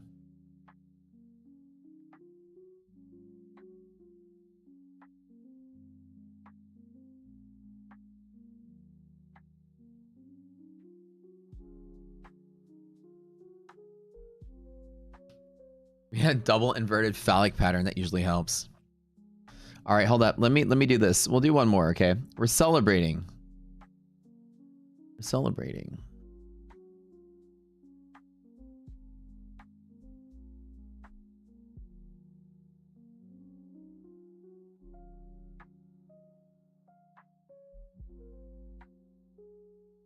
It's a good week. We're celebrating. We have huge growth in the week. Huge growth in the channel. God, we've had like, oh, we almost had 1,000 people here today. It's incredible.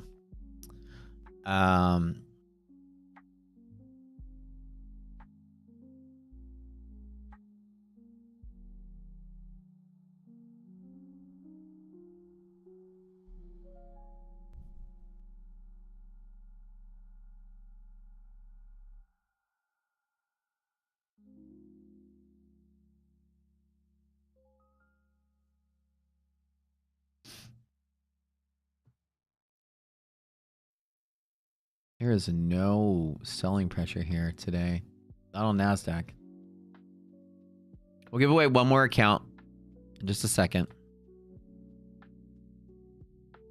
Celebrating our friends over at My Funded Futures today.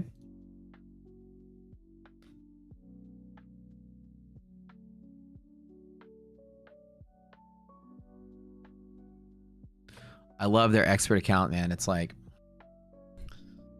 such a good...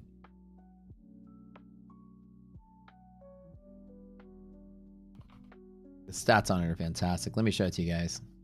You should remember, use our code when you go out there. The more y'all use our code, the more I can actually like yell at them, hey, you guys have been using My Funded Futures so much, they were gifting us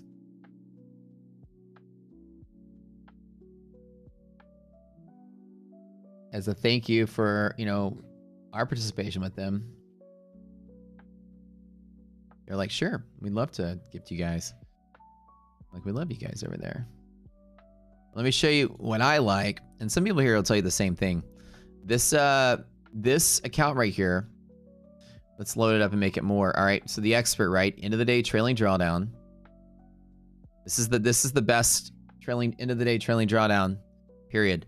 This is like number one. This is number two, and there are no second and third places. This one has uncapped payouts. This one doesn't. So the better, if you want uncapped payouts, go here. Basically, yeah. So essentially, end of the day drawdowns you get with these guys. It's pretty, no scaling rule, no consistency rule. It's an end of the day drawdown with no consistency rule, no activation fee, all that stuff. You get payouts every 14 calendar days. The difference between these guys and these guys is these guys can get payout every 5 days, or after 5 days. You can get a payout, I think, every day. I think. These guys, I'll figure out because I haven't. As soon as I get my payout with them, I'll let y'all know. But anyways, yeah, I mean, this is like best in class. No consistency rule. End of the day drawdown. It's amazing. It's like gold standard. What about the 150K? Yeah, well, they're all the same. I just picked one in the middle. There's no, you know. And then what you'll do is, which one is better, is you'll find out the price per drawdown, basically.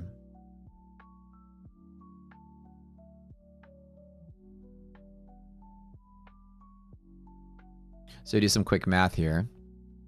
Let me do the math really quick. Equals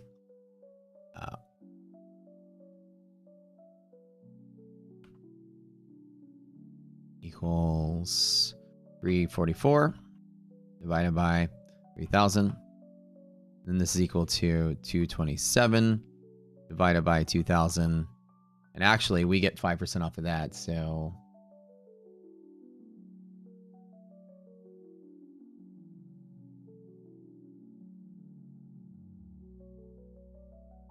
view the numbers here.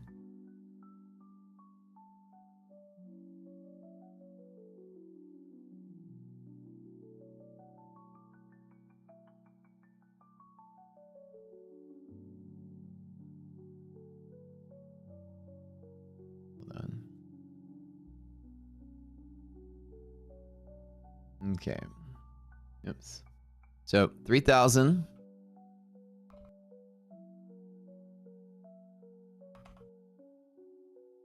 Divided by 0.95 times 7.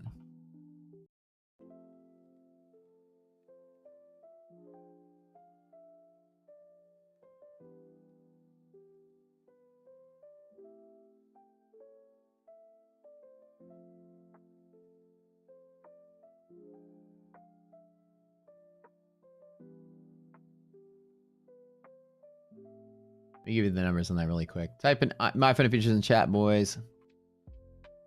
Boys and girls.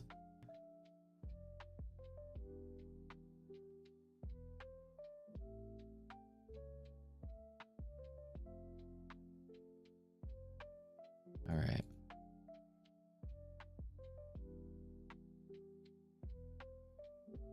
And this one is going to be 3,000 divided by. I should probably keep this like handy. Don't have to do this live.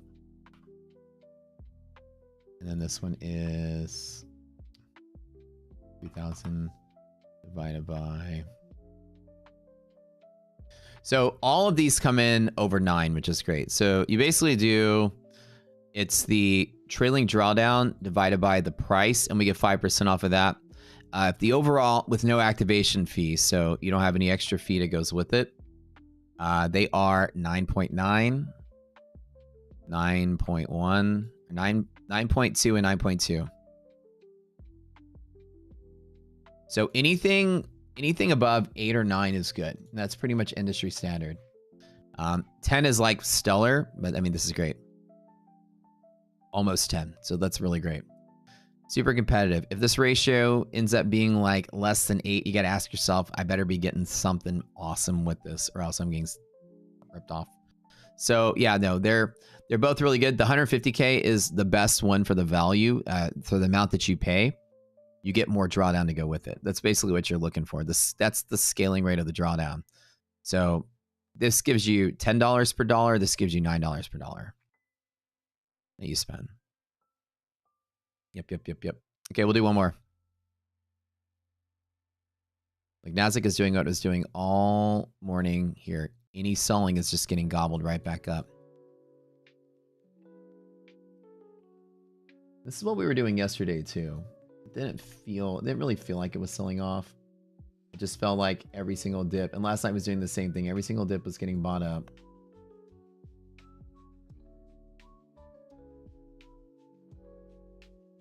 Hit that, my fun and features in chat. We'll give away one more account, and then in an hour, we'll give away one more.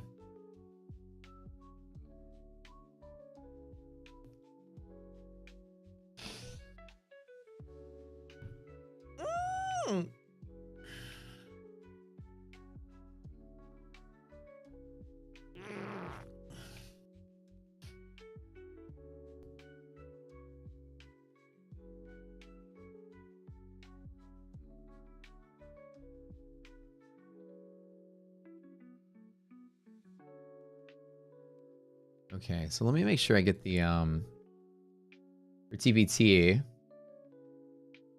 I did give you guys instructions on how to activate your TPT account. They give you this article. I send you guys all a message with this article. But let's just see if it. Okay, so everybody that wins the TPT account, I'm going to give you guys this link, and I want y'all to go here, and this is what they tell you. How to use your credits. They tell you to buy something. They tell you to use credits. They tell you to pick something. So everybody that didn't get a TPT account, Mo including, I do send you this link with the instructions here. So make sure that you guys are reading the message I send you to follow this. So it says how to use your test reset credits, blah, blah, blah. When you go to buy your account, it says your credits. And to use your credits for free test accounts, please select create new. and then select the account you want to acquire and choose your credit. So when you guys win TPT, I do send you this link in my defense. So with the 8 or 9 of you that are like, I haven't got my TPT account, I bet you 8 or 9 of you, make sure you do that. Nope. You don't get entered twice. Only once. Okay. We're not going to do the crazy song this time. We're just going to spin the wheel one more time. Yeah, you guys are going to love my funded features. It's they're one of the bigs. One of the top firms out there.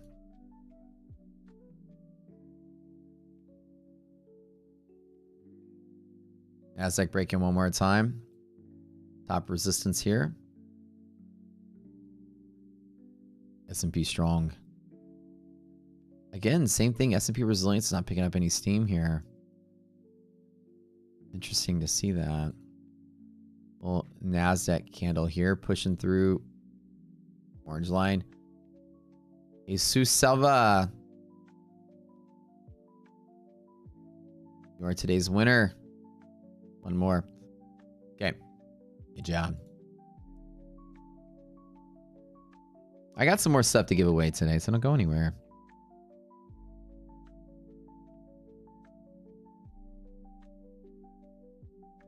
Type your name in chat. You got a minute. Congrats, congrats, congrats. Now what you got to do is type your name in chat. Take a screenshot of your Google account and your YouTube so I know it's you. Go to my Discord, send me a message. I'll send you instructions how to claim it.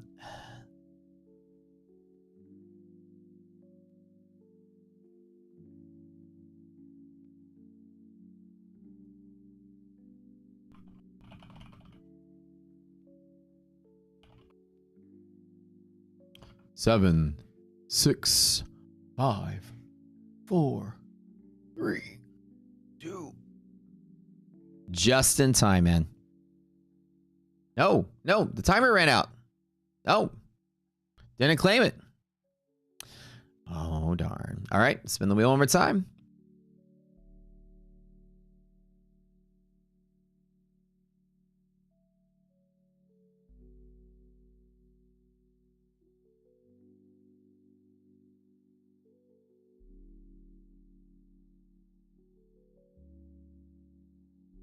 Didn't claim it in time. Rip.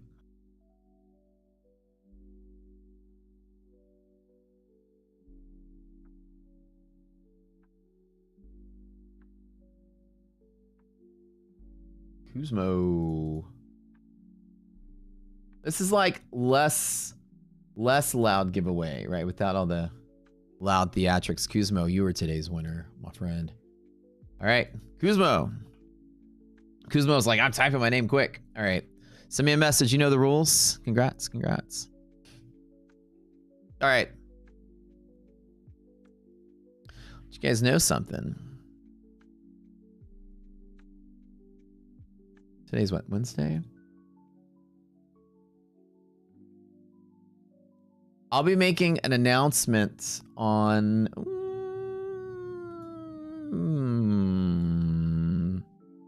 tomorrow or Friday. Something big I'm doing.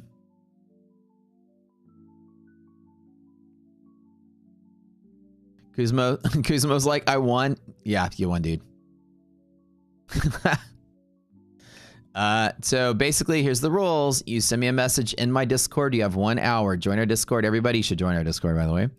Link in the description below. Send Matt a message.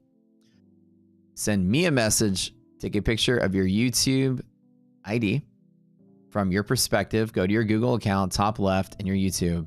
Take a screenshot of that so I know it's you. Send me a message, and you won. Congratulations. The 4 of you guys won so far. I'll send you information on how to claim your stuff.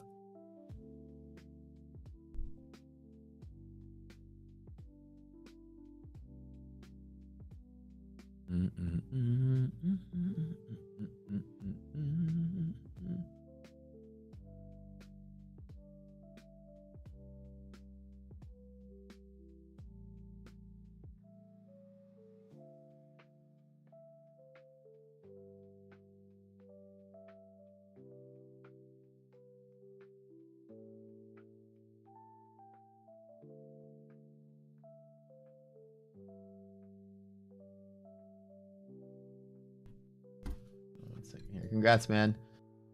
I am going to be doing a lot of giveaways this week, actually. With MFFU.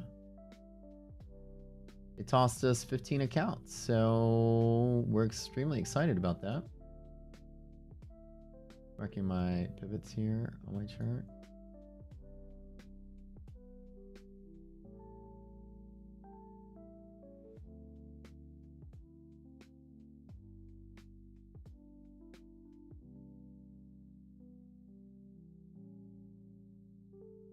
I wonder what Google, I haven't checked up on that a little bit. What is Google doing right here? Oops. Problem is there's just no entry point right here. My strategy doesn't have any entry point, and just this kind of like specific area doesn't have an entry point until I'll show you right here. Here is entry points here and here. So up in here, I have no trade off of that. Down in here is where I'd like to play this. But whatever squeeze we're getting here, it's going to be hard to play off of it. I don't normally chase these kind of trades higher.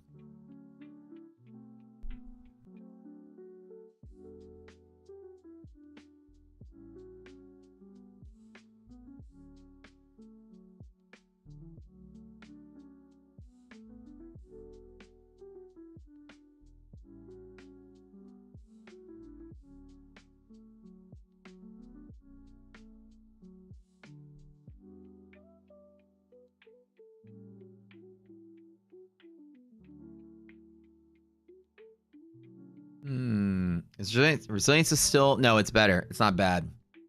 It got slightly better. So now, like, the stocks are still kind of fighting here, though. It's not as good as you want it to be for a rally. That's the thing. It's enough for maybe SPY to fill its gap, but it's not enough to rally.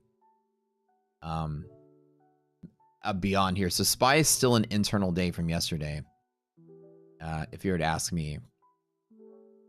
But, you know, today's a day where the index squeezed a little faster than the stocks did. Nasdaq's just looking hella strong today.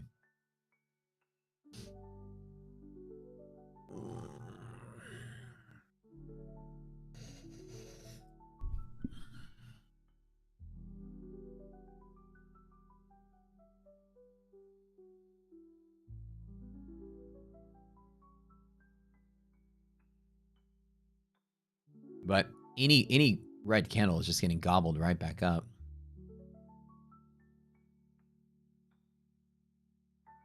It's just forming a really solid increasing support here.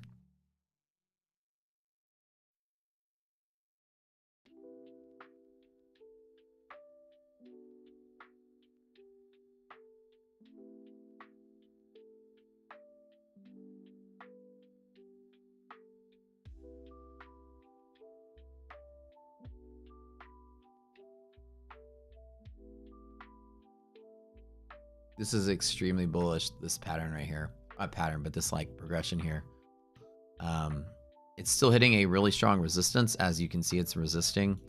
But, you know, this growing support is pressing into it really hard. It's the same as earlier. We had that same kind of like, it's the same thing as earlier, right? That strong resistance. Here's strong resistance number 2. Again, opportunistic bears. This is the second opportunity for the market to pull back, if there is one.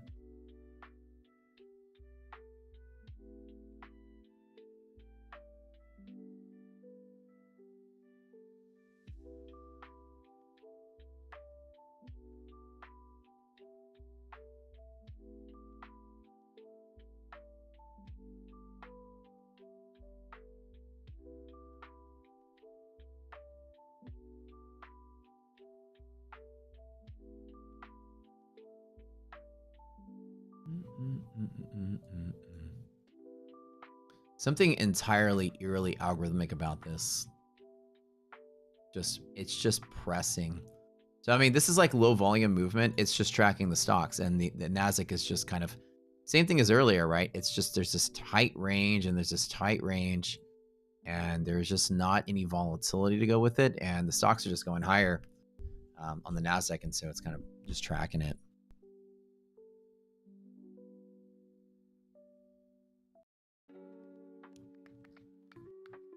Let's see if S&P has any support down here. Normally, yeah, it did. S&P did test the line. Nasdaq didn't. Normally, when you break into bull zone, you usually expect to see a test. Like, this is pretty normal. Today's been an abnormal day, and yesterday was also abnormal as well. So usually test as usual. Test is common. You don't break into bull zones without a test often. Test here is common.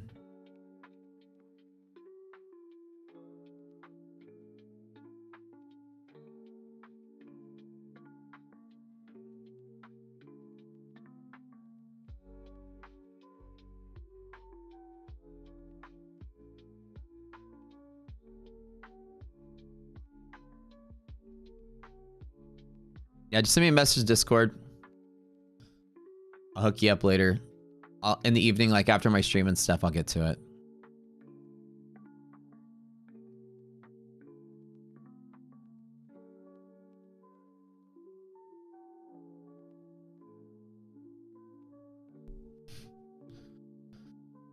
So it's been like basically like the last 3 hours, the market has not actually taken a single leg down. It's just consolidated higher, consolidated higher, consolidated higher. We haven't had like a press down or any kind of retracement, nothing. And this just press like this is telling me that we're tracking stocks underneath it.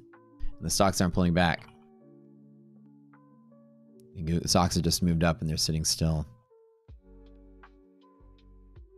Nvidia, wow, it's just so powerful today.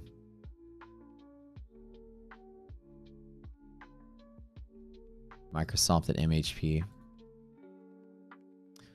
Boo, boo, boo, boo, boo, boo.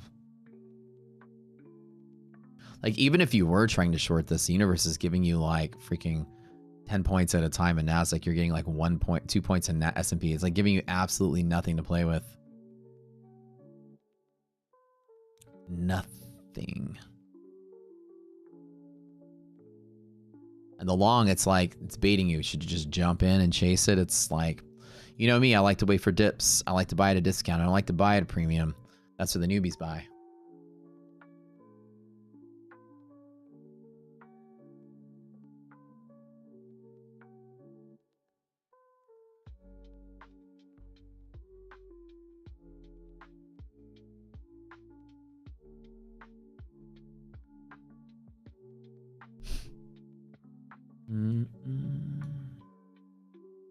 Another green candle to go through here again. It gets really boring when I don't get something to play on. I need to play on something.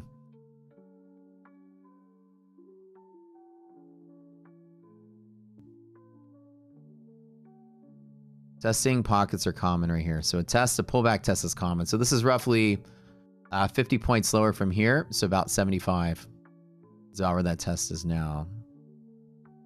Double check. 1.25, 50 points lower. Yeah.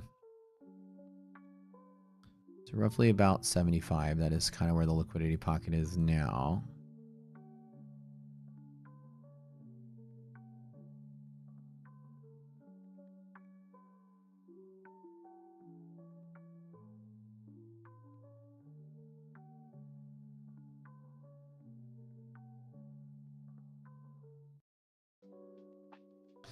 There's that second leg pullback looking pretty good. So about 75 is where the pocket is kind of lined up to be right now.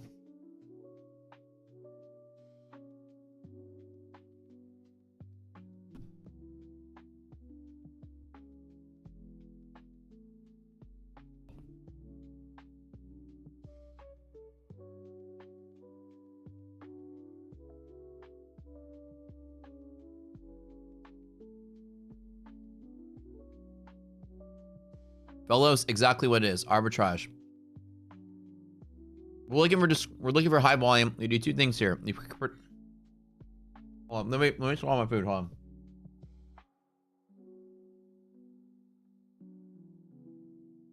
We do two things here. Number one is we can isolate high volume pivots and find liquidity using options. Number two, we're tracking if the index is leading or lagging behind the stocks. Both of those are extremely powerful techniques. to understand, you know, the path, the direction, the flow, everything. Not very many traders use either one of those things. Volume prediction. Everybody uses VWAPs, which is looking at past volume. We can find future volume. Every time you touch one of our pivots, it's high volume. It's predictable high volume. Margin buffer pivot. High volume spike. It's predictable. Liquidity pocket right here. High volume spike right here. So we can find volume. The algorithm shows me the direction of the flow. This tells me if the stocks are agreeing with the move or not. Right now, the stocks are not bad. They're just not great. And so that's how that works.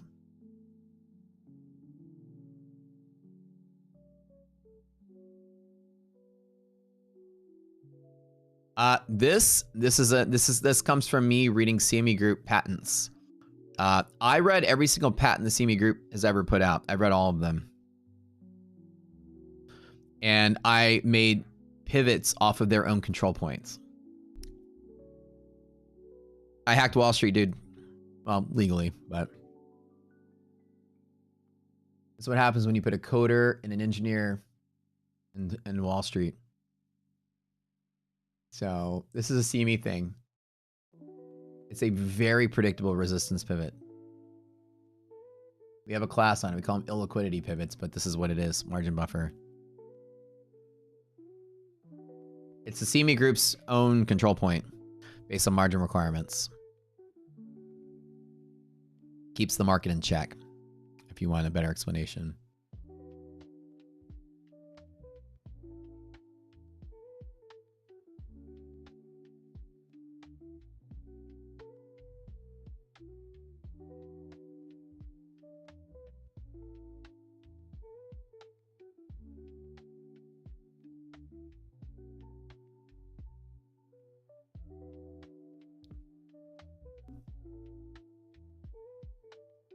Come on, give me pocket trade. LPs are good. Good to long off of. Again, the S&P resilience hasn't been giving us any love today. Unfortunately.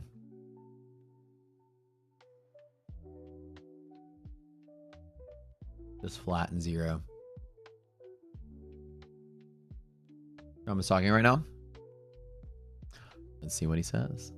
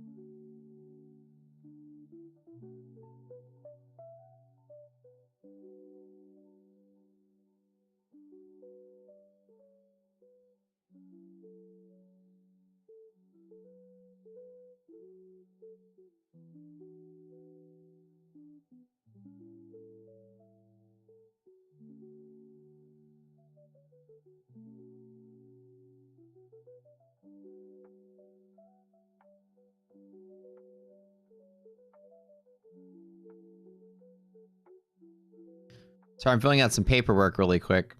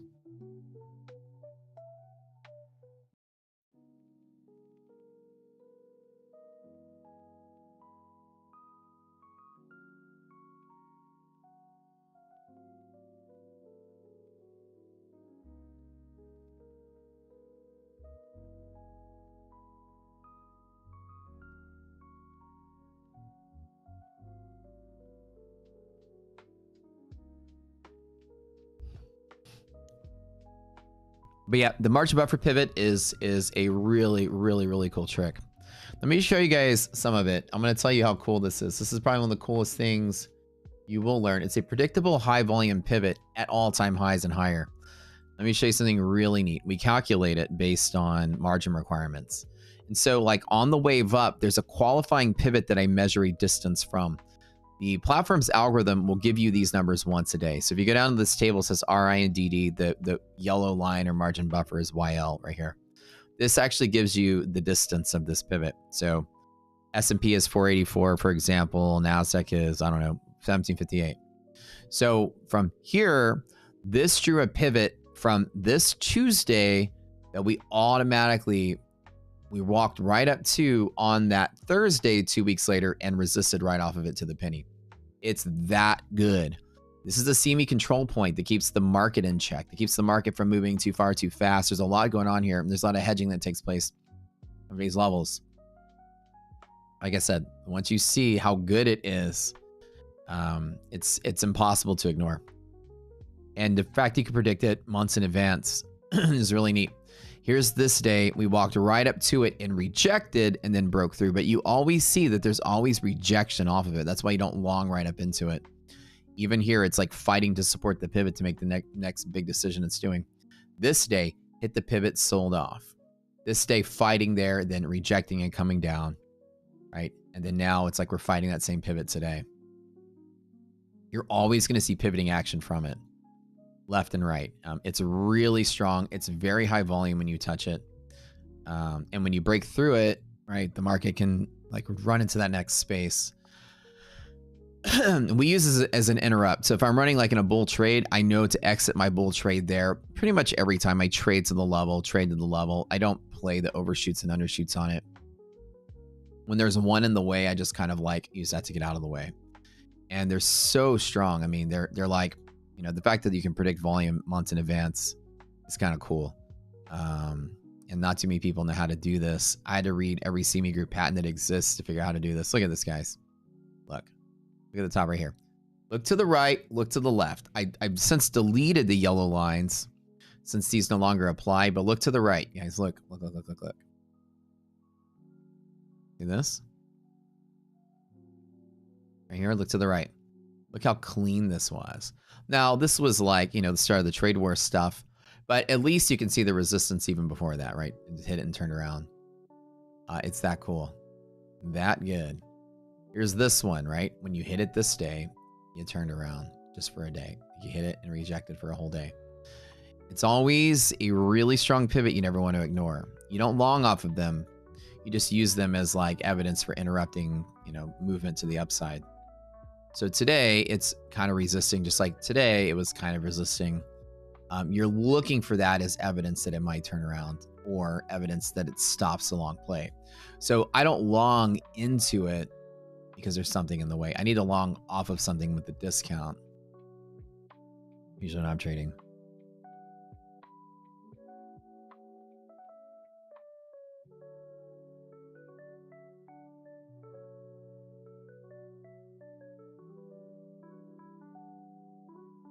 That's like playing there one more time.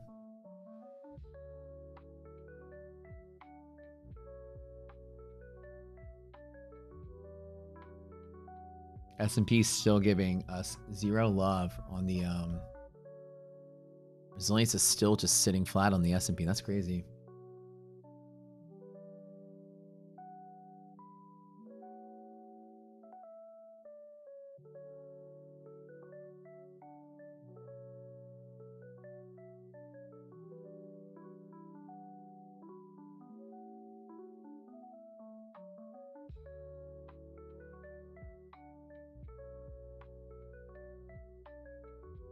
Let me try looking at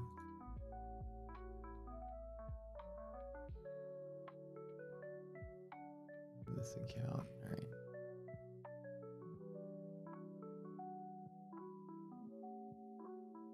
I still haven't made an entry since earlier. That one account. That one news event.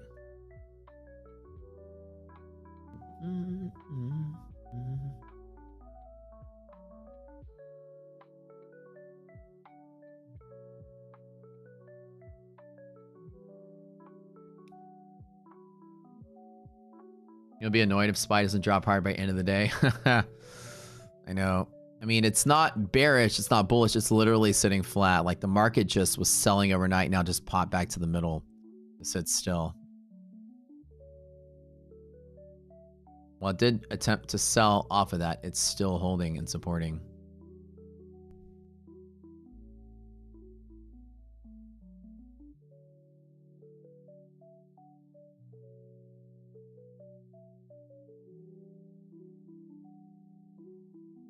And the question is, opportunistic bears, this is the short pivot if you're taking one.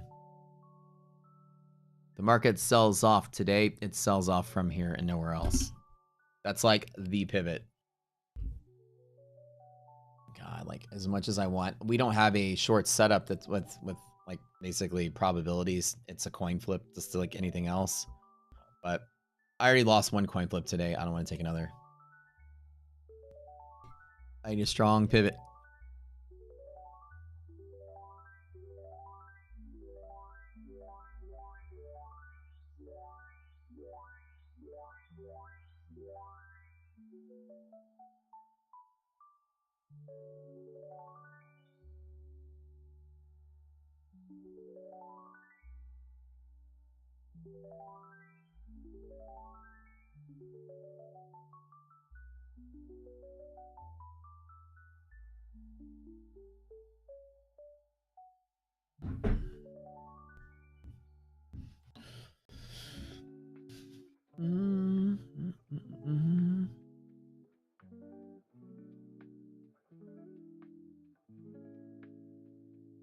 You getting chopped up in the situation until you found the stream?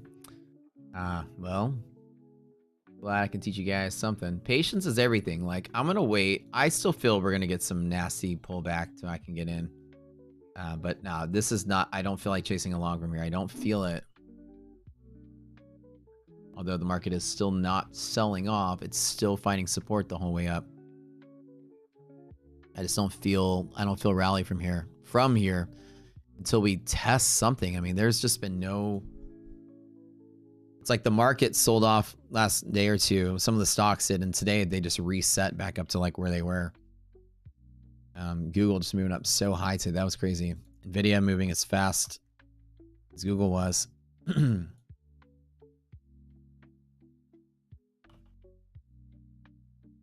Apple kind of meh.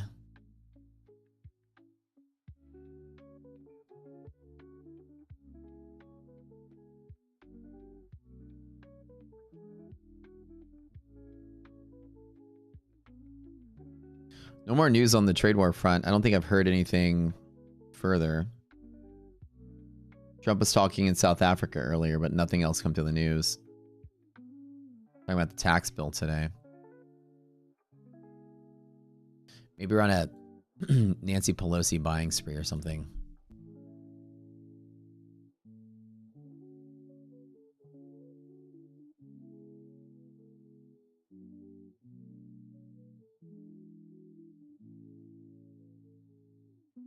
As it's the second attempt for it to break through any higher highs from here, it's just going to continue to squeeze up. So this is a key moment to kind of pay attention to. We need to see what happens at this 537 level. That was a really strong pivot up. So there is still, that short squeeze power is still really good. It's all the people that were shorting into the trade war getting squeezed now. All those puts are getting pushed out of the money. Not enough volatility for the market to really, you know, sell hard. Just too liquid to crash.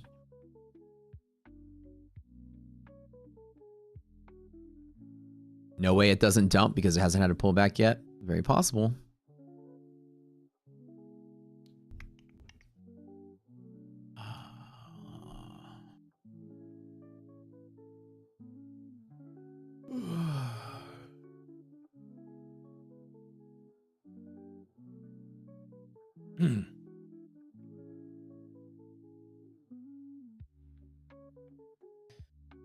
European close was no help. We didn't really get much movement.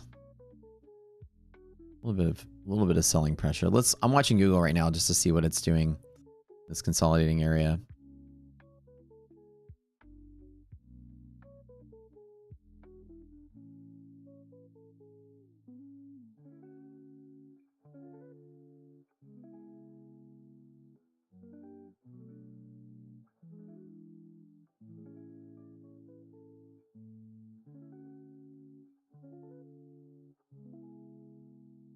Yeah, structurally working on a nice bottom on Google for sure.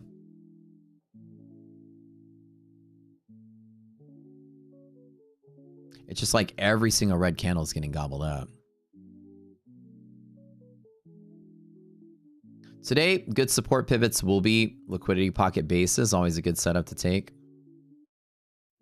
on the support areas here. Mostly, most of what I do is like, I know it might seem boring to you guys, if some of y'all, but trading's really boring sometimes. You're just waiting for something good to happen.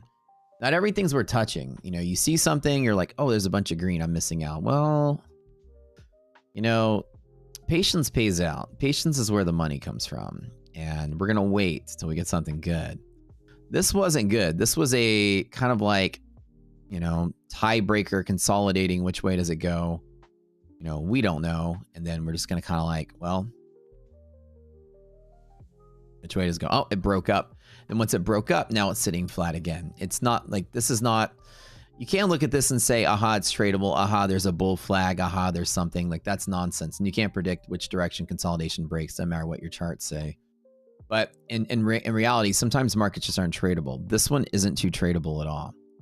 The opportunity is a short from here. There's definitely R&R opportunity to that. But again, there's no evidence that the market is going to sell off. All the indicators are still pretty hot to the bull side. So because of that, I've got nothing to do. Right? Kind of boring. Y'all taking Princess to school. All right, man. Take it easy, bud. This is still squeezing out all those people that were betting against the trade war. All the April trades still getting pushed.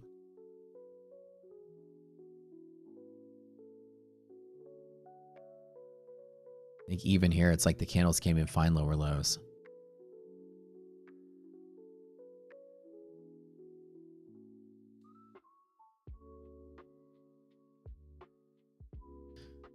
Cool if it tested that 510 again one more time. That'd be kind of nice. Every single red candle is getting gobbled up.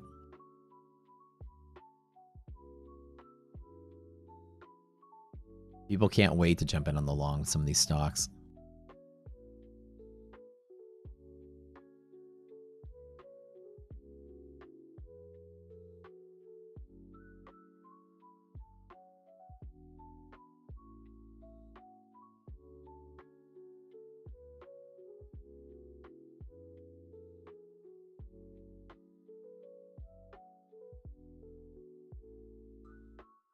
All right, I'll be back in like 1 minute. While I'm gone, here, you guys watch this really quick.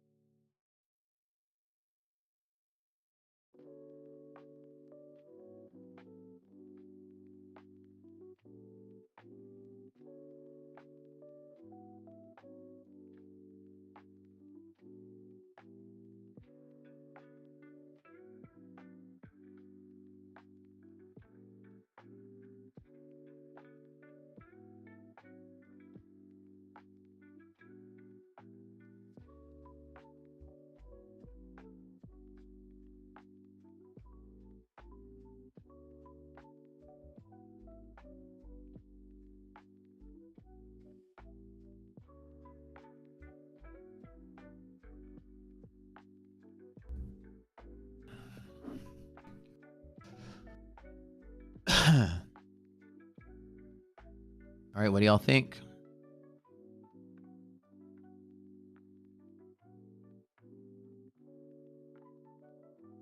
Oops.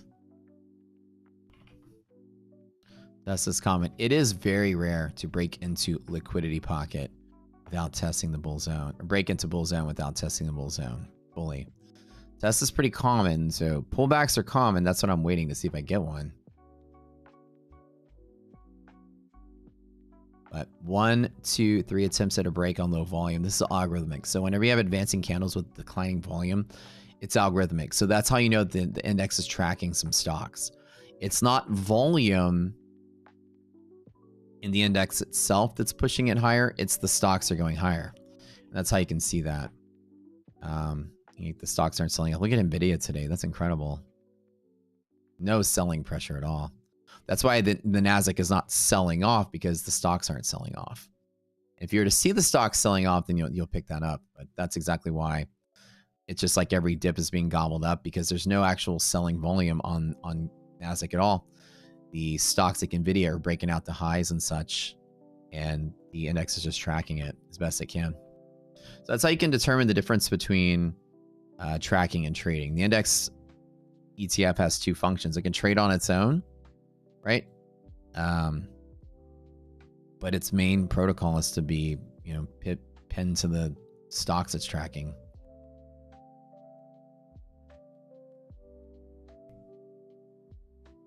Ready to quit and call it a day? Not a bad idea.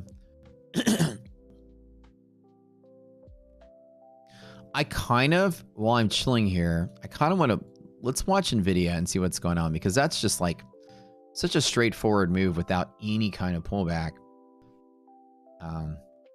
That's such a powerful move. And what is this going to consolidate and keep going? It could. So let's eyeball NVIDIA to see if we can get any clues here. Oh, wow, I got power. It's just crazy.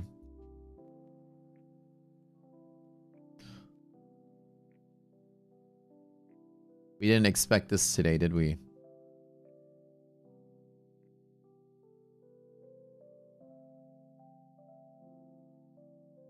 The market's literally moving like we resolved the trade war. It had like that, just the feeling of it has that kind of like, it's NVIDIA's up like 3% today, almost, probably 2%. Yeah, straight up, no test, nothing. And it did break out into, especially NVIDIA as well. Let me pull this here. Did break into monthly highs today. So big breakout plan in bid.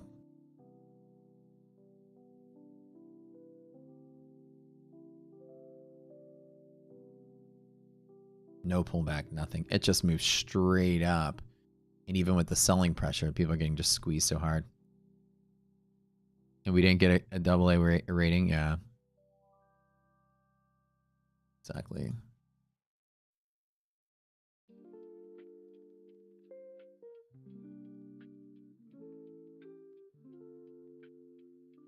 Hard to imagine there's going to be any selling pressure from here.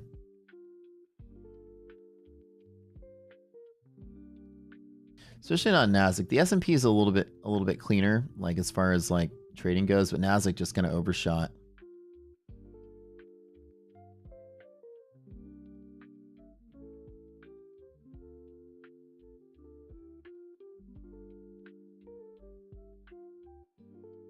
Something about today just I don't trust this rally. I don't know.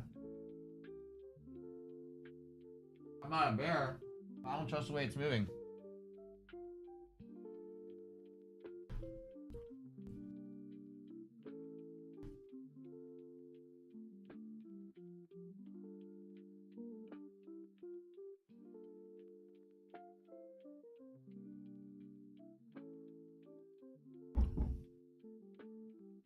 I wouldn't call it a long trap. I would say that I don't trust the momentum of all the market. We're just being lifted by tech today. The S&P is doing what reasonably you'd expect it to be doing. The S&P is kind of like, okay, kind of more of like a reasonable move. Like I said, no shorting this, no trying to fade this, nothing. Let it be.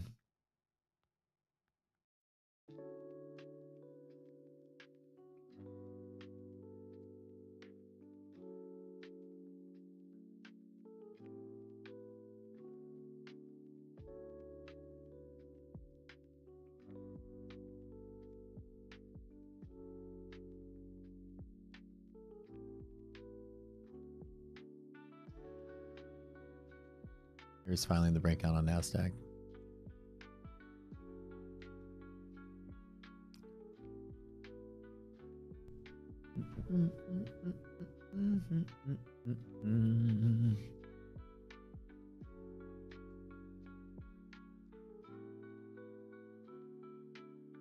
Just measuring this move here.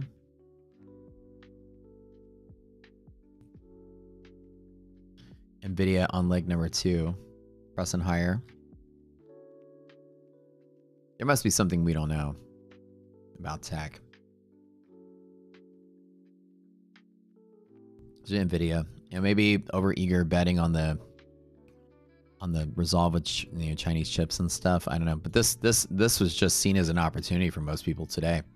Of all days, while things are consolidating and chilling, today was the day that some firms were attacking all the good tech stocks. Google ran up, NVIDIA ran up.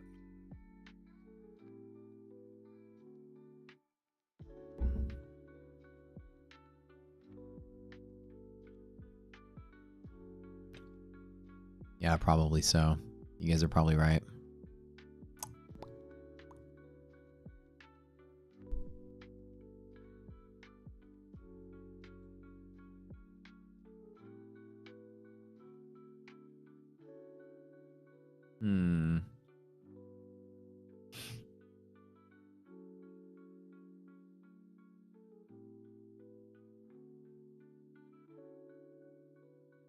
It's so incredible to see movement like this. It's been a while since we've seen like a genuine like rally day.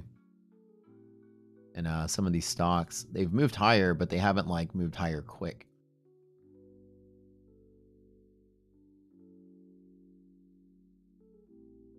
Not even a pullback, not even anything, just like a straight up run. Show you guys what it looks like in a video. It's just very incredible to see. Just a non-volatile move, no chop, nothing. Just straight up, like essentially, it's typically fueled by a big short squeeze. You know, a lot of times you're not seeing the opportunity as volume is increasing into the move. That's short squeezing. So people got squeezed out of NVIDIA pretty hard today. I don't know. People probably shorting at the top or something. You know, calls just went in the money and forced some chase into it. You know, we're used to seeing the markets like ebb and flow around a little bit, which makes them easier to trade. Like days like this, I don't have an entry point. You know, it's like, do I jump in at the high or do I just kind of like wait for something better? Kind of the boat that we're in right now is like, okay, wait for something better. I never jump in at the high. Even if I miss out on the world's biggest rally day, I don't need it to make money. I need to be smart and buy when it makes sense. There's always an opportunity in trading. You guys will learn that. You will always find an opportunity. Trust me on that.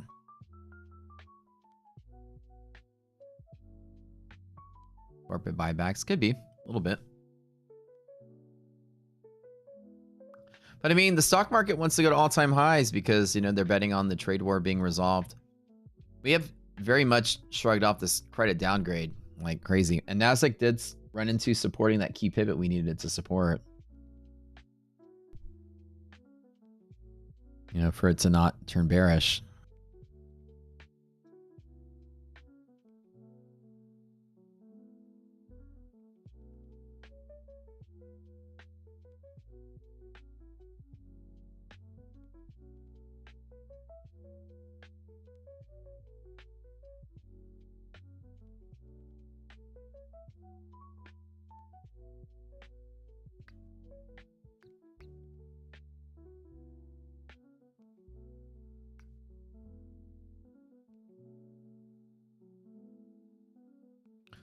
Let's see if that is, and now NVIDIA, we need to kind of like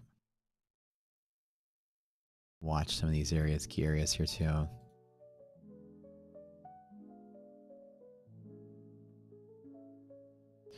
When is that pullback? Where is that pullback to? This is the last burp up on NVIDIA from here to the high, there to there. Just such an incredible move today. Double check I'm not missing something in the news here.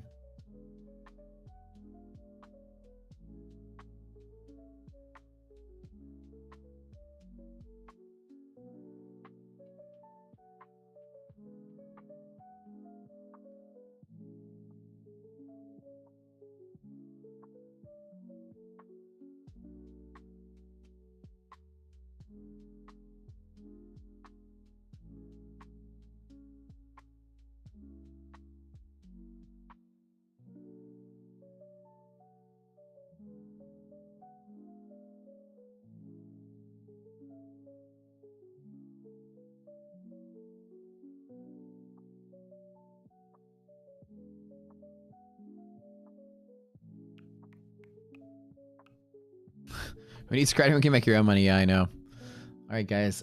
As boring of today as today is, a big rally update, but it's just not really super tradable. I'm still not foolish enough to chase at the high. I'd rather miss out on the market inching higher from here today and wait for better opportunity tomorrow. Not every day is a trading day. I'm just gonna be okay with that. Not every day is a trading day we're chasing. It's absolutely okay. Have to be okay with not liking what you see and not being silly because the market tricks you into like doing something. I only act whenever I need to act. The market never tells me to do anything. I was in a short trade. I quickly exited that short trade. Like right when I got that right here, got out of the way, stayed away from that. And that's just risk management. And then of course we had a consolidating range. It just decided to break to the upside. And then instead of just bag holding and being upside down and going full tilt and be like, let me chase along. What do I do? Let's just wait. We're going to get a better opportunity later. I'm always going to get one. 20-year Treasury auction report in 5 minutes. That'll cause some movement. Oh, yeah. For sure. Market makers probably trying to piss off Michael Berry with a big short in NVIDIA. He might not be wrong, you know. But like I said, people are, it's basically, nobody's going to be wrong this market. You're basically coin flipping on the trade war resolve. As long as the trade war doesn't get worse from here, the market's going to go up over time. Over the next 3 to 5 years will be the best bull market we've ever seen. The trade war doesn't work out or gets worse, then the market's probably going to be like it was, 6, 7 years ago, where it was like choppy and bearish and crazy because nobody wants to see 100% tariffs on China. Like that just, market hates that news. And there's that yellow line resistance again. We overshot, came back in. Looking pretty solid there. I mean, that lovely pullback. Give it to us. NVIDIA finally starting to sell a little bit. It's really having a hard time moving, to be honest. But we're getting something.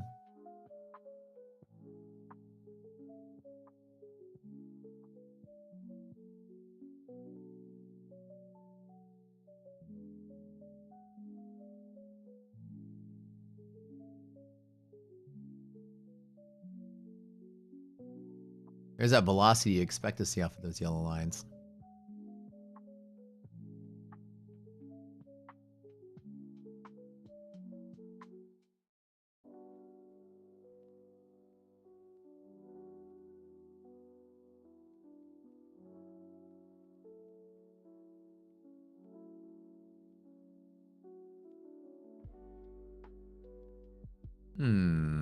See what I mean? I don't chase along. I don't be foolish.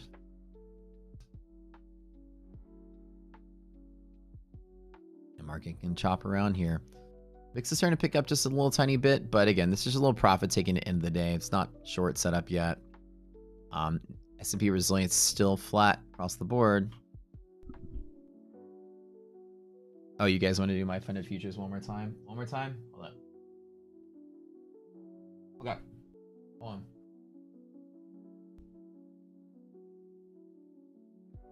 One more.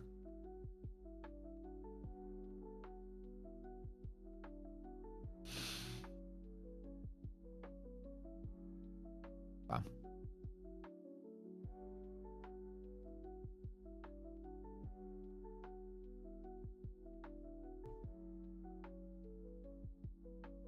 I'm going to make an announcement in a little bit. Maybe I'll let you guys in on a little secret.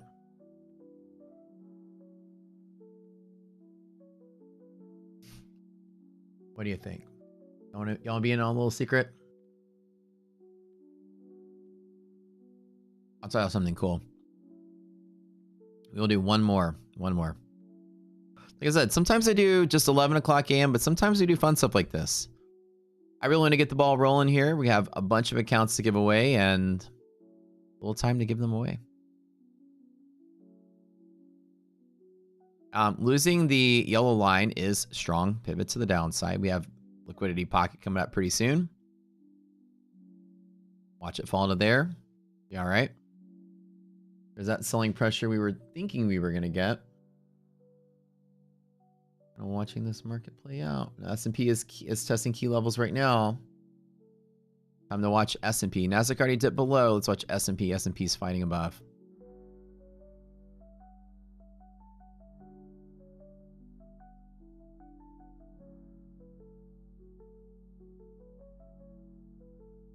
Bum, bum, bum, bum, bum, bum, bum, bum, bum, bum, bum, bum, bum.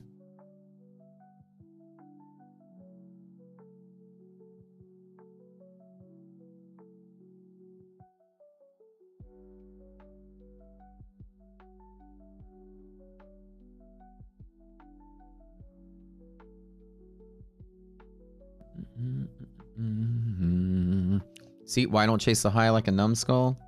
We gonna wait. We gonna wait, baby. Wait for something better.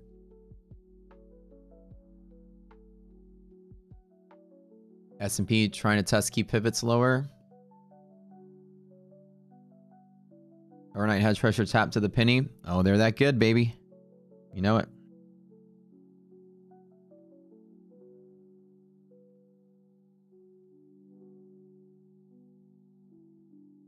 O'clock. Okay, I got something I do at 1 o'clock. Don't let me forget.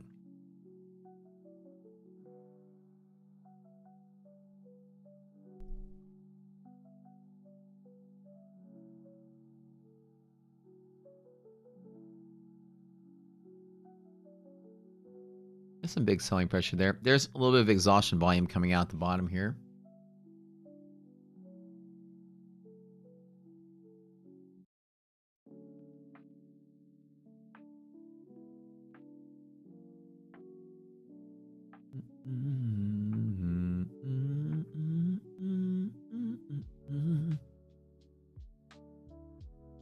All right, guys, let's spin the wheel one more time.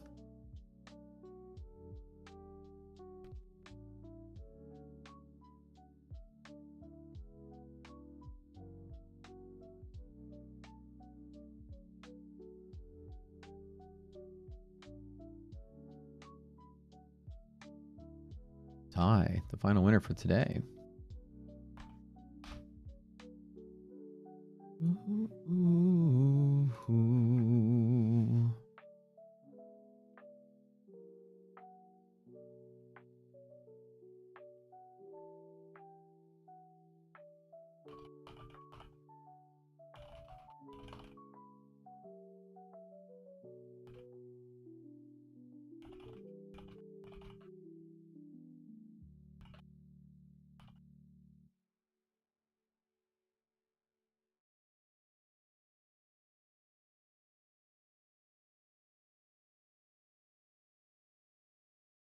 There's that liquidity pocket. Now the question is, do I want to long it or not?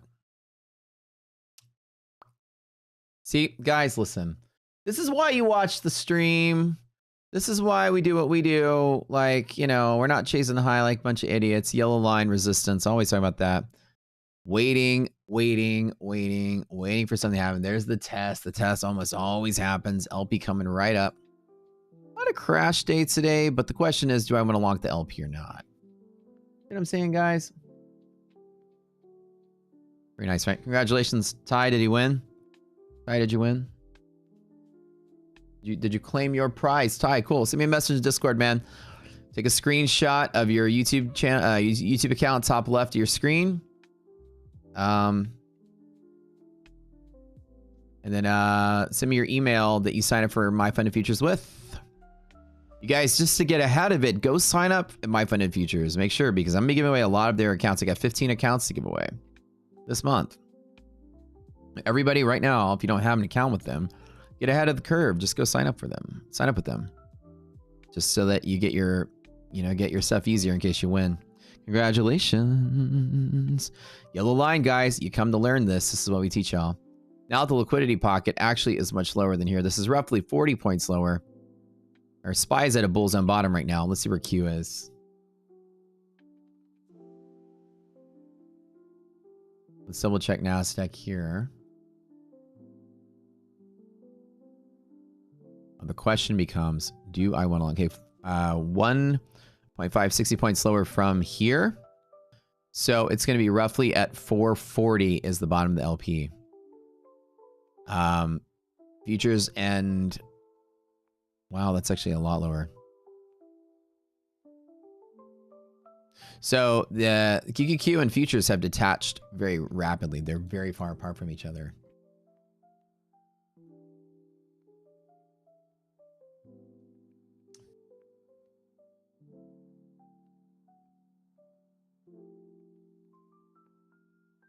I'd love an opportunity to turn this day green, though. That'd be nice.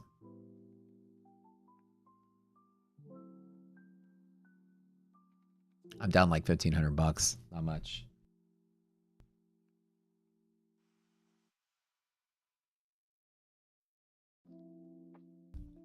We bought an auction, yeah.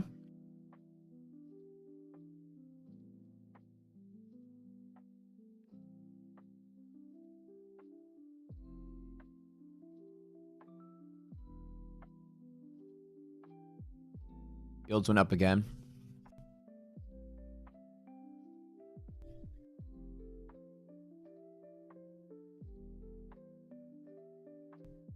You expect the yields to go up when there's such a high interest in the stock market. You know, people rotating in the bonds, when they're rotating out of stocks, it makes yields go down. People are rotating out of bonds and back into stocks, yields will go up because the bond premiums go down. So like things like TLT should be selling off. The expected bond auction with just such a bull market, people are just leaving the treasury trade. And you can see, I'll tell you, it's probably been trading down for a couple months. See, yep, exactly. Actually, since last year.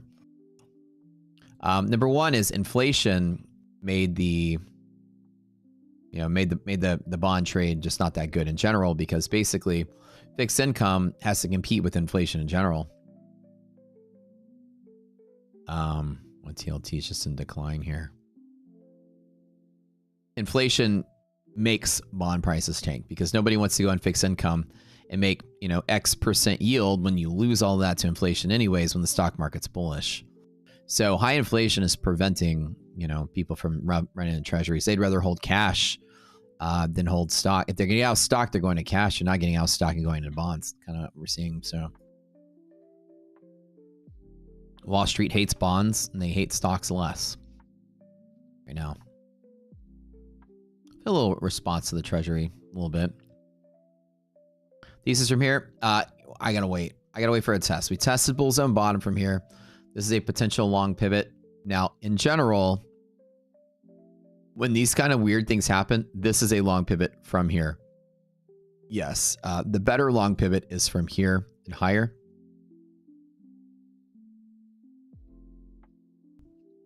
No buying. No selling from here. The question is there a good setup on S&P to trade from half cap? Bull zone bottom. Probably so. I don't think we sell off today. That's just the test you need to have. Remember when I told you guys, you break into bull zone, what I wrote on the screen, test is likely. Now, am I going to be like a wuss? Do I want to trade this? That is the real question here. I think NASDAQ has like some room to test. Gabriel's saying warning, do not long. The Gabriel indicator is going off saying do not long. IDOC and I are prepping for this massive, massive party that we're throwing over the weekend on Saturday. It's turning out there's going to be like 100 people there, I feel like. Plus people in the neighborhood just going to stumble in, I'm sure. So we've been buying all kind of food, all kind of liquor. Like, it's going to be nuts. She's making Jell-O shots. She's making cookies. Definitely coming down some more. I can feel it. But it's just kind of sitting there on the fence. I don't know. Would I long from lower pocket? That's the question.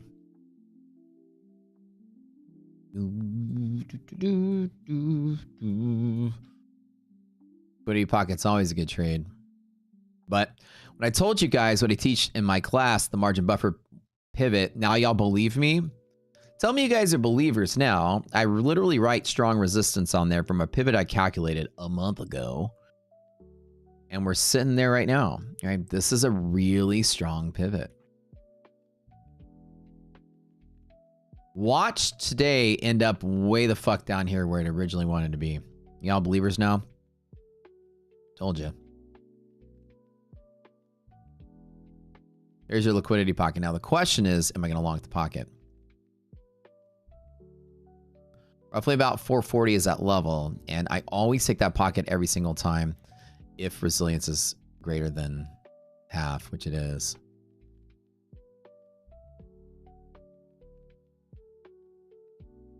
IDEX said 23 adults and 3 kids have reserved. Yeah.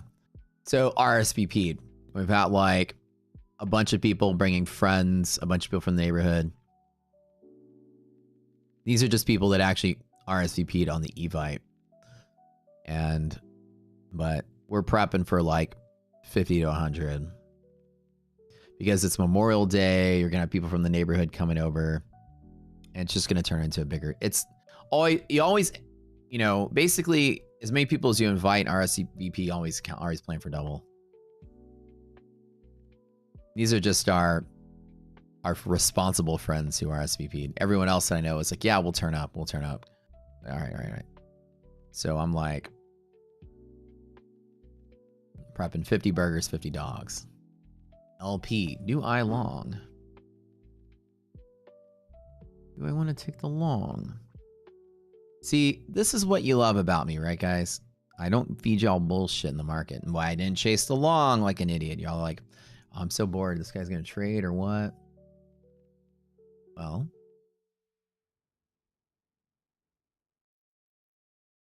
could I take a long here if I wanted to? Yeah.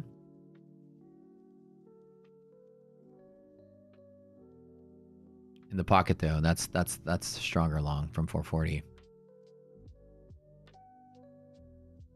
Let me put some micros on it. I'm gonna be a big wuss. I'm not gonna catch it here. I'm gonna hit it right at the pocket. Build a position right here.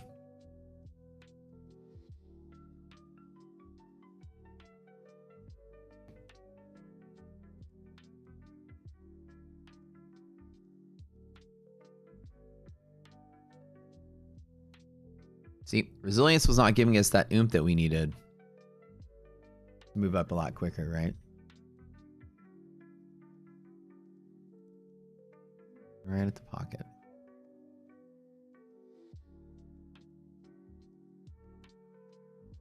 Maybe I'll be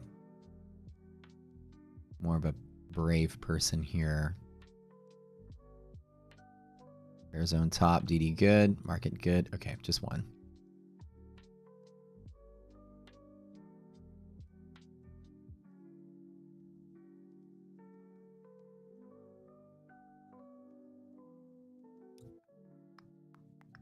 $40 scalp on this, pocket to pocket.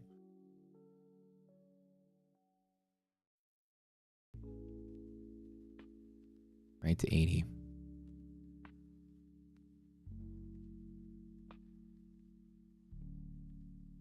Just test from here to here.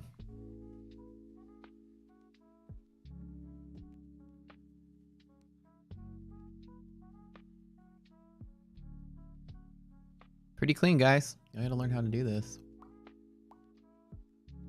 God, I'm so good at this. I'm so good at this.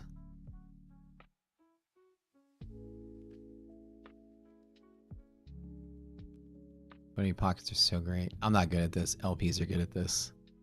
I just read the charts, man. Just to retrace a little bit.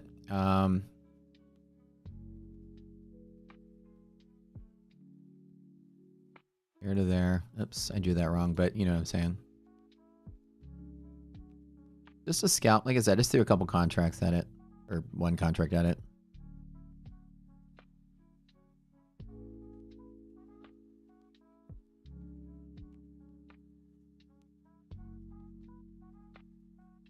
Let my tick chart up so I can double check, make sure I'm not doing anything crazy against the flow. Watch the flow here.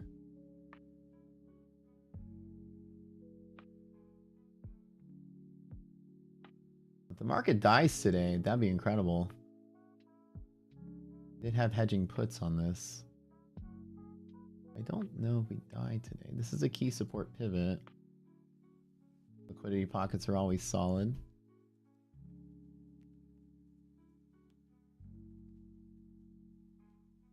They're always pretty solid. So we'll see if we get something good out of this. Yeah, the market has just changed its tone all of a sudden, right? Out of the blue, yellow line was a seller. Right out the door, LP's a buy. I always try to take this long every single time if I can get it. I'm going to run up all the way to about 80 if I can touch it. Like from here to here would be perfect. 80 would give me like the best feeling in the world.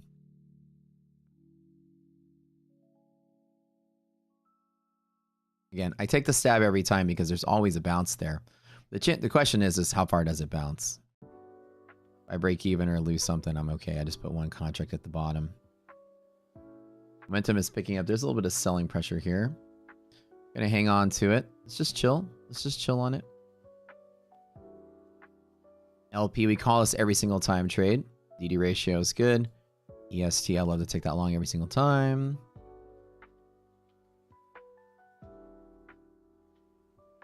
If I go negative, that's okay. It's always worth a stab. Oh, baby. Pockets are always solid trades.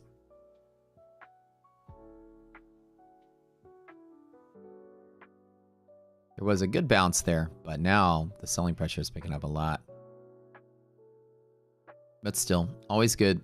Always possible good. Here.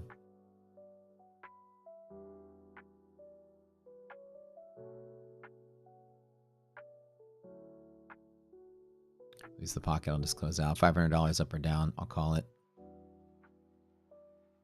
F that. Come on. Hold in there. Hold in there, baby.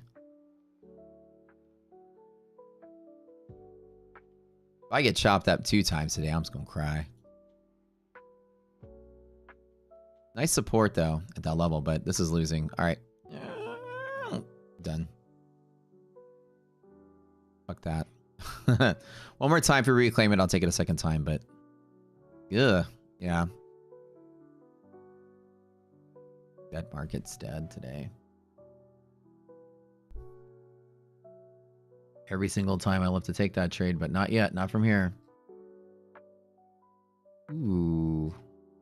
Look at that. From earlier today, what the market wanted to do, and now it's pulling back to it. Is this the death of the market today? Did they just squeeze everybody out before they...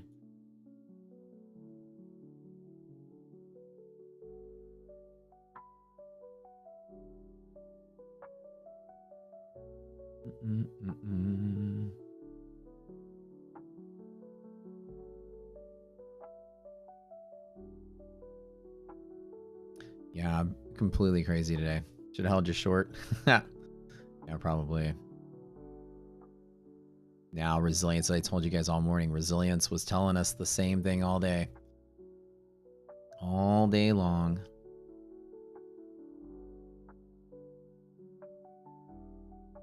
My puts would be happy if this sell off.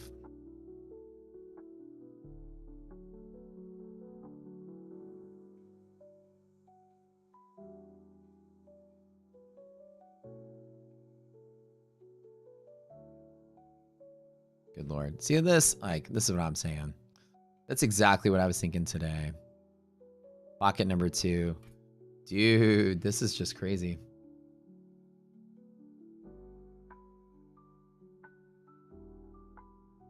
See, I'm telling you, I didn't trust this rally. That's what I told people all day. Didn't trust it. Liquidity pocket number 2, right at half gap. Stocks are just completely crashing out. Wow. That's insane, guys.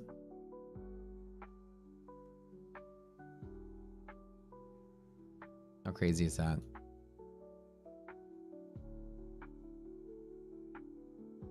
Now, do I touch the other pocket? Wow. Right? Bull trap. We talked about all morning. Resilience is never wrong. It always tells you what is. The last strong pivot we have here. Ooh, that's a falling knife, though. I'm kind of glad I'm not, like, involved in this. I did try to take the pocket, but dude, that candle, death. Market death today. Look at this hourly candle. I was fucking right. I got puts on this. We're good. I'm okay. But you know what? Let the let the nonsense crazy fucking market just, you know, be crazy today. That was exactly what we were talking about this morning. And then I closed that pocket out really quick when we lost it. Look. Oops. Yeah, so that weird breakout with negative resilience, and people are like, well, I thought resilience predict. Yeah, it does. It's just early, and I told y'all that. It's that good. I learned something today from you, right? Like, resilience is ultimately telling us the truth of the market, and I'm not trusting this rally without the momentum of the stocks, right? I made some pretty solid tools for y'all. So, you know.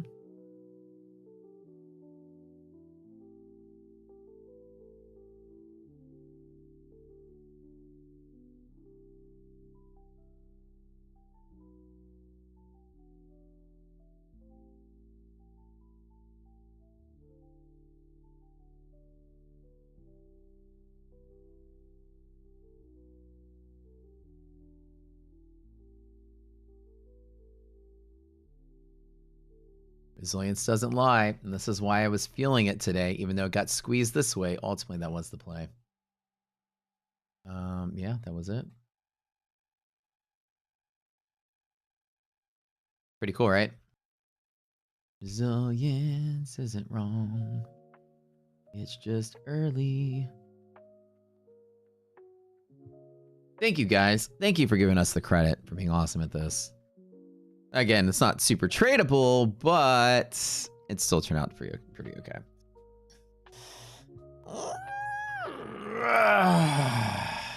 Boy, like I said, even though I took a stab at the pocket and got out of the way too. Good to see. My puts are probably going to be taking off. Let me double check what my puts look like today. Last little bull trap there. Oh, yeah. All morning, I was telling you.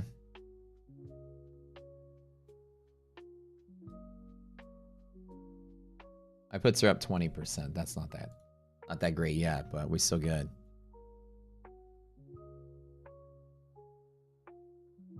Thank you. We don't chase at the high like idiots. Right? By the way, make sure all of you here use our code everywhere you go. Help us out in the affiliate world. The more times you use our code, the more, you know, accounts we can give away every single day. We give away 5 My Funded Futures accounts today.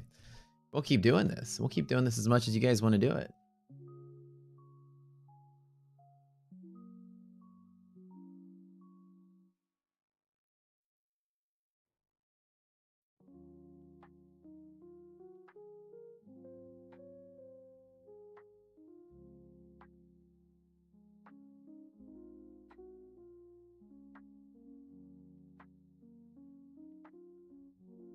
Watching my puts make money.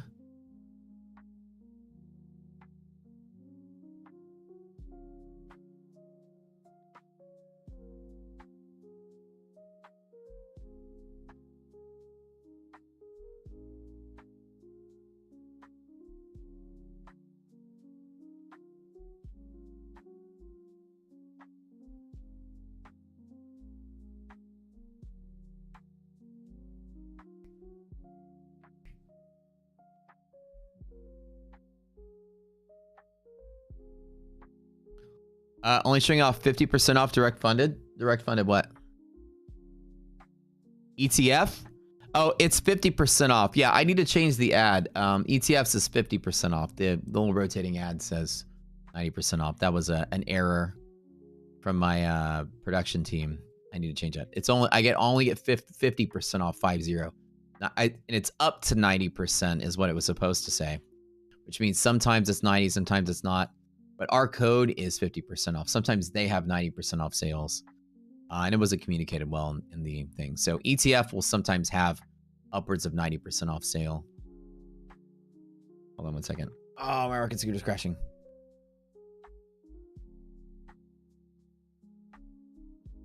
Come on. Come on, guys. Start the ads a little bit. I gotta reboot my platform. Rocket Scooter.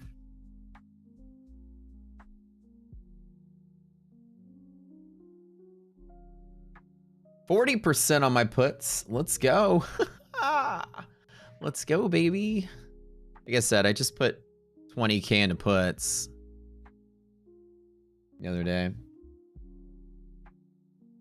Let's pay out, Daddy. Daddy gonna pay out. Let's see. I 10x my puts here.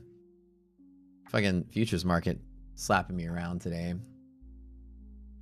But I was right. Resilience is the best indicator on the planet. I didn't chase the long. I let it fall. I'm telling you guys, all morning, there was a weird squeeze, but ultimately it did what it was supposed to do. DD bounce, dude, I'm going to tell you something. It can bounce off a DD, yeah. 100%. But do I want to... Oh, God, I've been like having the worst luck today. Let me kick this Dom on here. This is my one account that's negative, the one from earlier, the one that took a lot of heat. Boy, that's falling knife territory, but the question is, could I? How great was this, man? Yellow lines, guys. This is by far margin buffer. You need to take the classes and learn this stuff. Liquidity pocket on SPY right now, second pocket. I'm gonna buy DD band bottom. NQ is here. S&P is here. 20-year bond rug the market. Well, yeah, clearly. But also, the market was predestined to do this. Nasdaq has break already on DD band. Holy shit, my puts are 50%. Let's go. Let's go. I didn't put that much down, though. I only invested 20K. But hey, it's better than a sharp stick in the eye. Making a cool 10K right now. And real money, this is prop firm money. This over here is real money. It's real fucking money. I was right today with my intuition. I've been saying this last couple days. I was right. 60% on my puts. Oh my God. Oh my God. All right, look. Absolutely untradeable today, you guys. Look, like I said, could I long a lower pocket? Catching a falling knife here if I did. S&P broke through DD bands. Long pivots only, just for funsies. Just on the scalp. This is the account that's negative. I'm going to catch a falling knife here. I'll play with 500 bucks just on the pocket. Lower green only.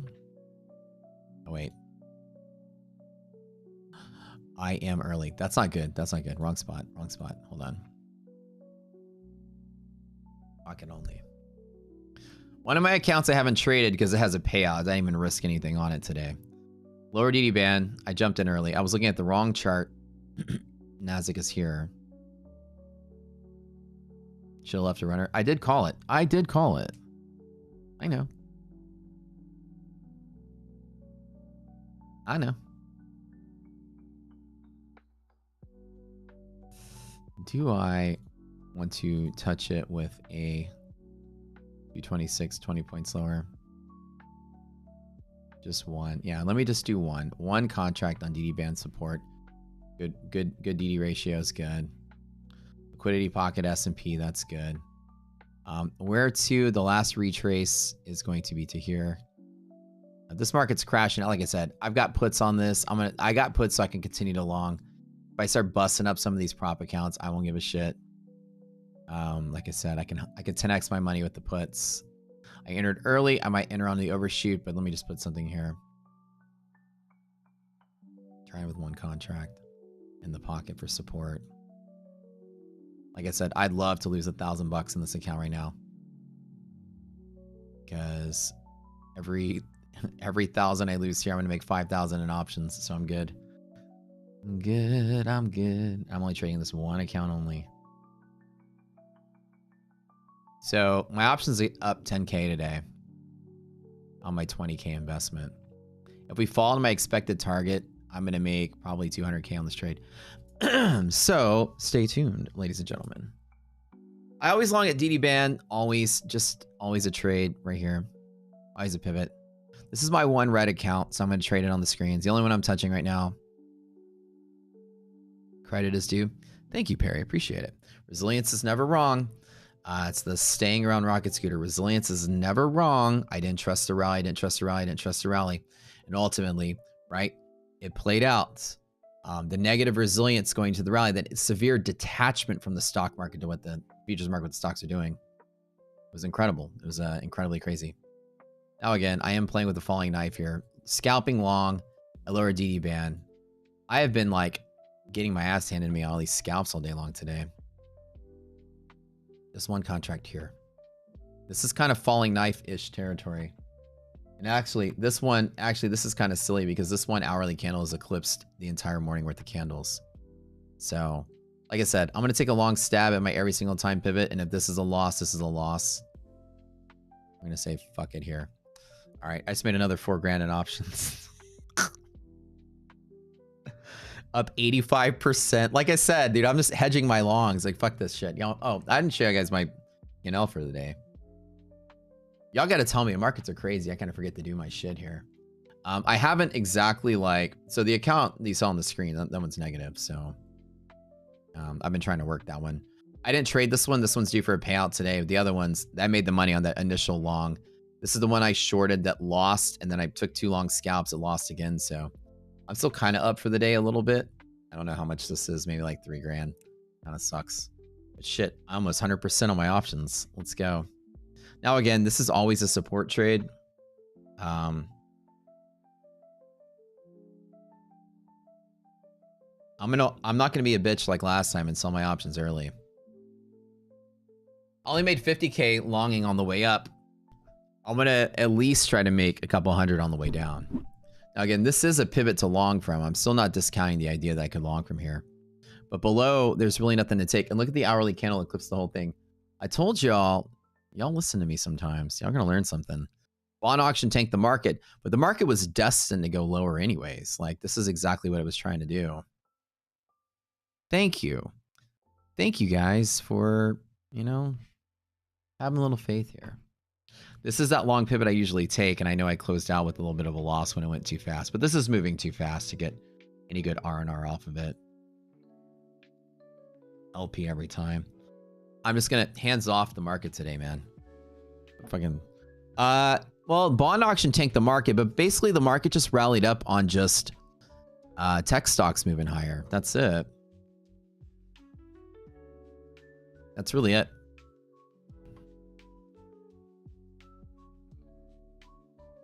Tech stock moved higher. The rest of the stocks didn't. Look, resilience wasn't wrong. And I told you guys all morning, resilience was going down and the index was going up. It made no sense. Stocks were selling off. Stocks weren't rallying, but the index was rallying off of just Nvidia and Google and a couple other things. And finally, at the end of the day, those stocks started selling. And then the market realized where it was supposed to be. Resilience is never wrong. Never wrong. And sometimes, why wasn't I short the whole way up? Well, because you never know where it's going to pivot. And we hit our upper yellow line and pivoted down. But at least for us, right, maybe most of us avoided being part of this.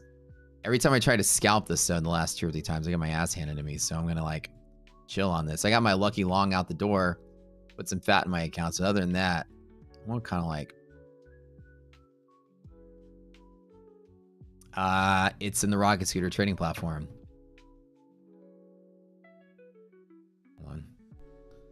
Scroll up. It's literally 4 posts higher. Stream Elements is posting it.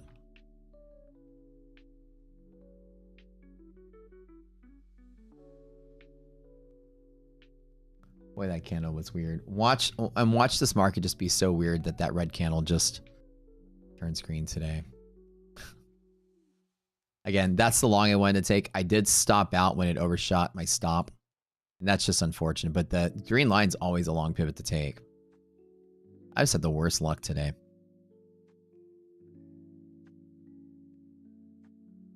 Oh, yeah, dude. That was amazing.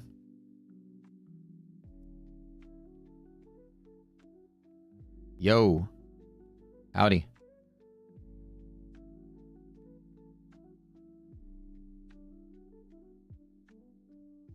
What do we got? We got Snickerdoodle. There's one that's half eaten in there. Yeah. You know why? I ate it. Oh, I had a half-eaten one. I ate your half-eaten one yesterday. I love the half-eaten one. It's so good.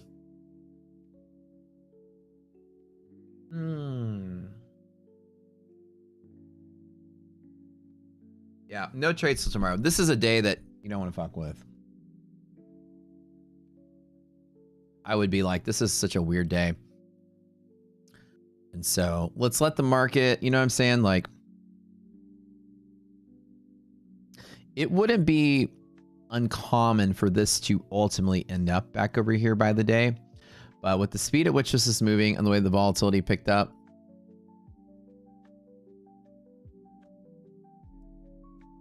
I was right by longing from there, but damn.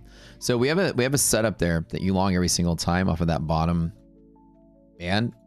That's what I did try to take, but the volatility was just too much. I ended up just closing. But every single time, green band is a pivot when the ratio is greater than half. So this right here. Boy, that was just like, what a like boring day. Then it got fun really quick. And I'm always like, man, if only I was short. I don't short off the yellow lines because you never know, like, you know, often, which it's a coin flip. This one I was trying to short off of. This one I refused to. I didn't, but they're so good, man. These pivots are amazing. Amazing.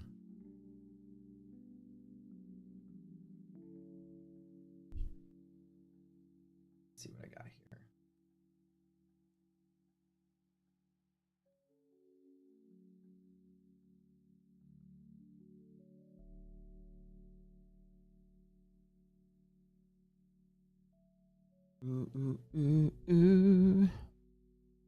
On auction did not go so well. Nope.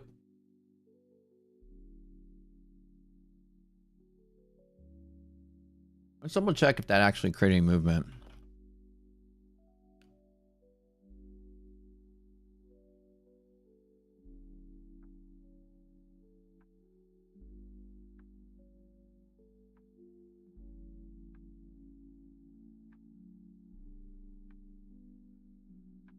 All right, guys, y'all ready for an announcement?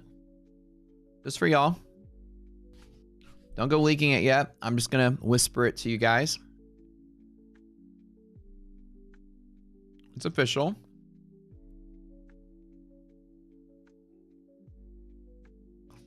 I will be hosting a 1-hour segment on My Funded Futures TV starting Tuesday at lunchtime. Now, keep this between y'all. I'm going to make a big announcement out there, but don't leak it. But we're going to stream until the afternoon. In the afternoons, I'll be trading over there every single day.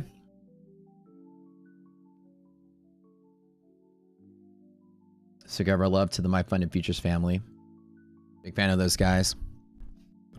Outside. So basically my stream that normally ends right at lunch, we're going to go over there. Now, this is just for you guys. This is just hush, hush. But it's official. I'll be doing a lunch, kind of like a lunchtime sort of afternoon session with those guys.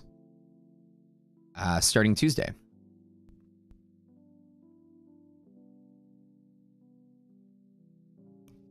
It's my own segment, just me alone, just Matt, not me with a bunch of people, which I know you guys are happy about. As much as y'all complain about, God, I wish everyone else would shut up and just Matt would be talking. As funny as y'all are, it's just me. It's my own segment. It's Matt only. So keep it hush hush till I make the announcement, but this is for you guys. Y'all stay long enough. Y'all get the bonus, you know, and again, you know, our friends at My Funded also tossed us 15 more accounts to give away every month. So we're gonna get the hook. That means you guys get the hookup from them, which is even better. It's better for you guys because they're definitely gonna shower us with accounts and giveaways and all kind of stuff. So when you go over there, there's gonna be even more giveaways because sometimes on their stream they give away like 50 accounts. So they're gonna give me, you know, almost, what is it, like 18 accounts or something now to give away per month. But when I'm on their stream, it might even be more. So after we're done in the middle of the day, you guys follow me over there.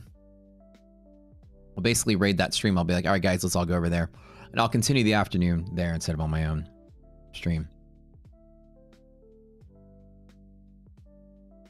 So I said, what's the salary? They're giving me $10 million a year in a Bentley and a private helicopter and a sushi chef and unlimited cookies.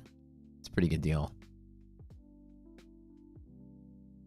I get the company helicopter, you know how it goes.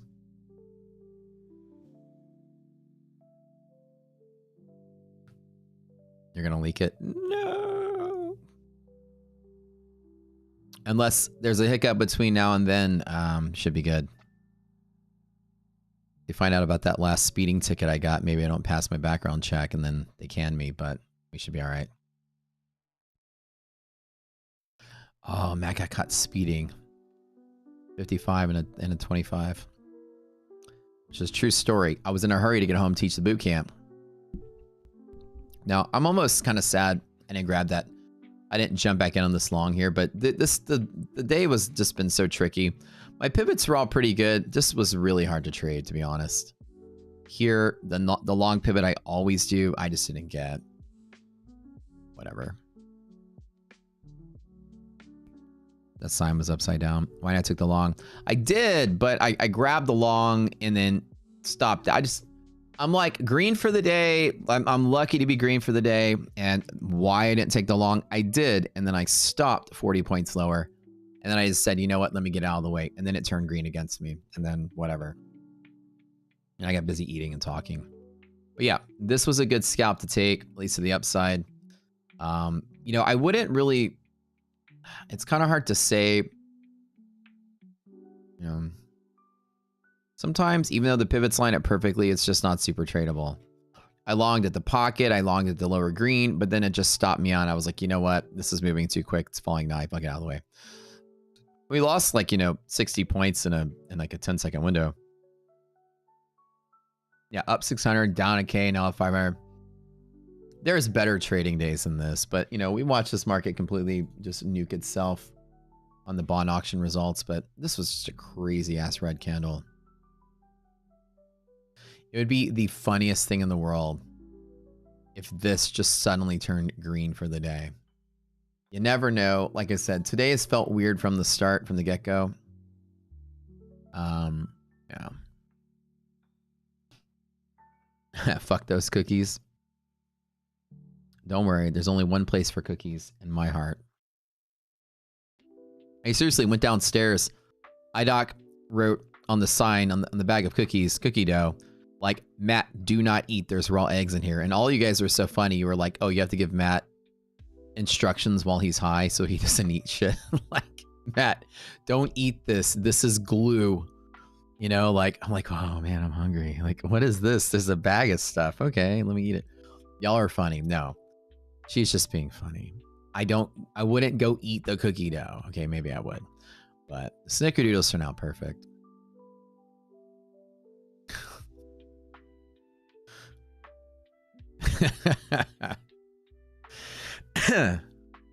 Like, it says, Matt, don't eat. All right, fine.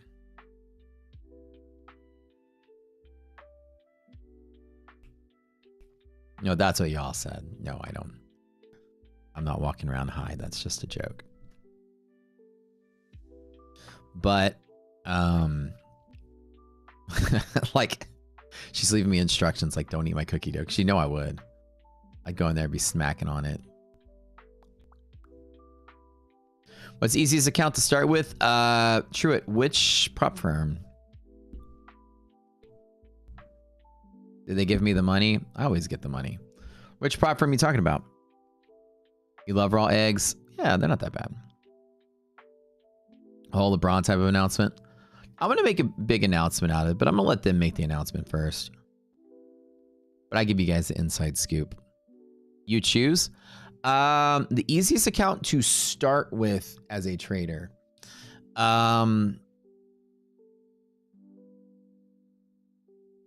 Any end of the day drawdown account is good. End of the day drawdown is the best if you can get it. The easiest account to start with, you didn't say cheapest, you said easiest. I would do the My Funded Experts, or I would do Funded Next 50 or 100Ks. This one's uncapped payouts. Funded Next, it's really good. And My Funded Futures is end of the day drawdown, which is the expert is like the best one there is. There's no consistency roll. You have no consistency roll, which is easier to pass than consistency roll. This is a little harder for a bigger payout. My Funded with no consistency roll. Lesser payout, easier rules. So that's technically the easiest, I would say, for the end of the day drawdowns. I'm going to spring a little bit of money, Tradeify, you can go straight to funded, but it has 20% consistency and it's more expensive. Let's skip the eval stage. So my bet goes to the expert account. I'm sure many people will agree with that. What's the easiest account to get a payout with? That would be my bet. That or Apex. Top Step might be third. Yeah. But no consistency roll makes it easier to get a payout. That's kind of or Apex or Top Step. Yeah, those three.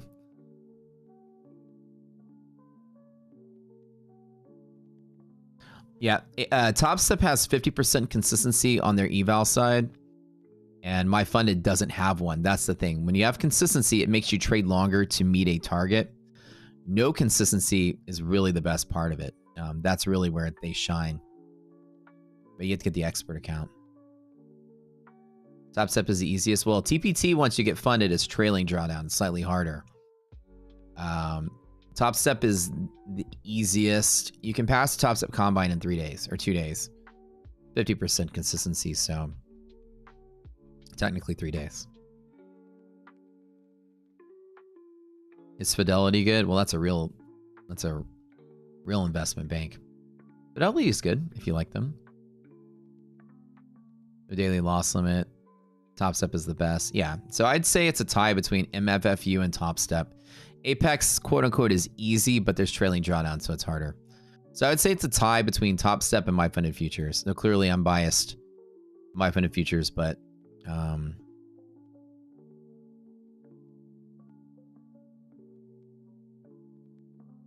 yeah. 2 days with 50%. This is really good. Yeah. TPT Pro account is horrendous. Yeah, well, once you get after the buffer, it's all right. But TPT with trailing drawdown, this kind of makes it harder. Any of the trailing drawdown ones are really hard.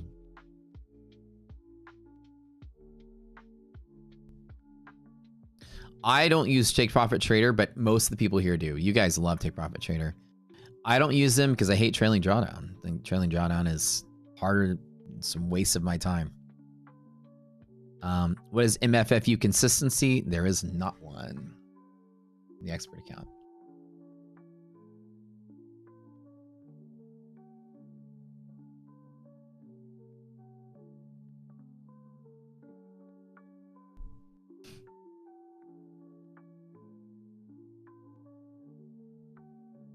Not one on the eval, not one in the funded. That's the best part. So this is why, like, most of the trading like pros out there, a lot of your influencers and stuff, who the reason a lot of them don't trade it's just because it's like, 300 something a month. Apex is so popular because it's cheap and people blow up a lot. But if you're a good trader, this is probably this one and Top Step are probably the two best accounts, period, in the game. So this one right here, the 150K is the better value.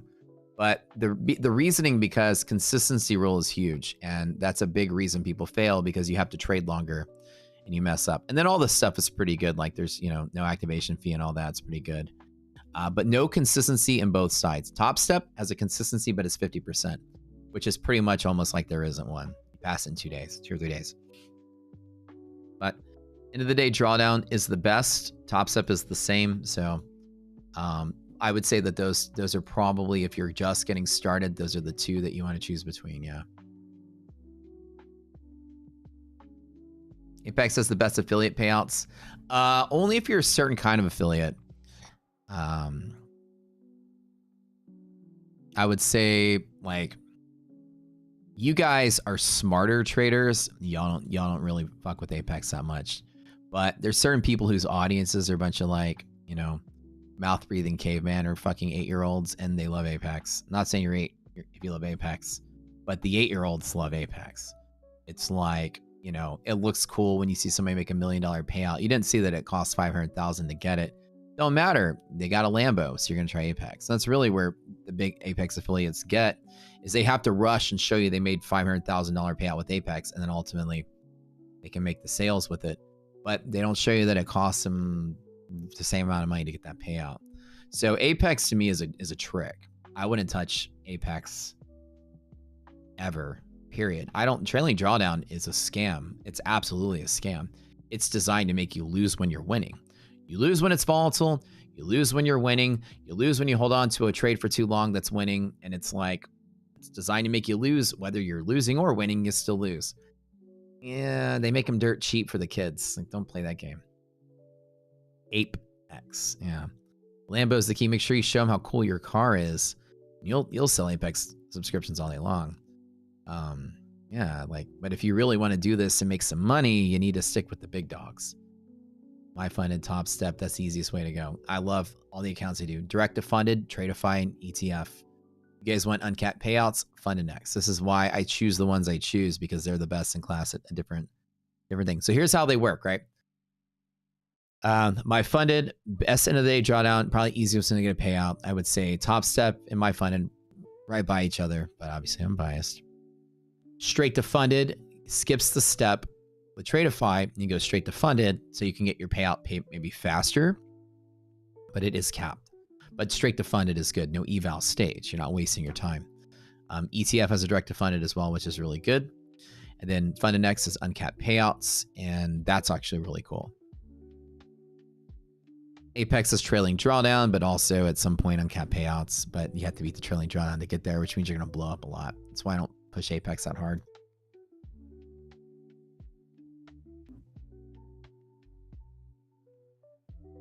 But Apex is still great. Not saying it's not good.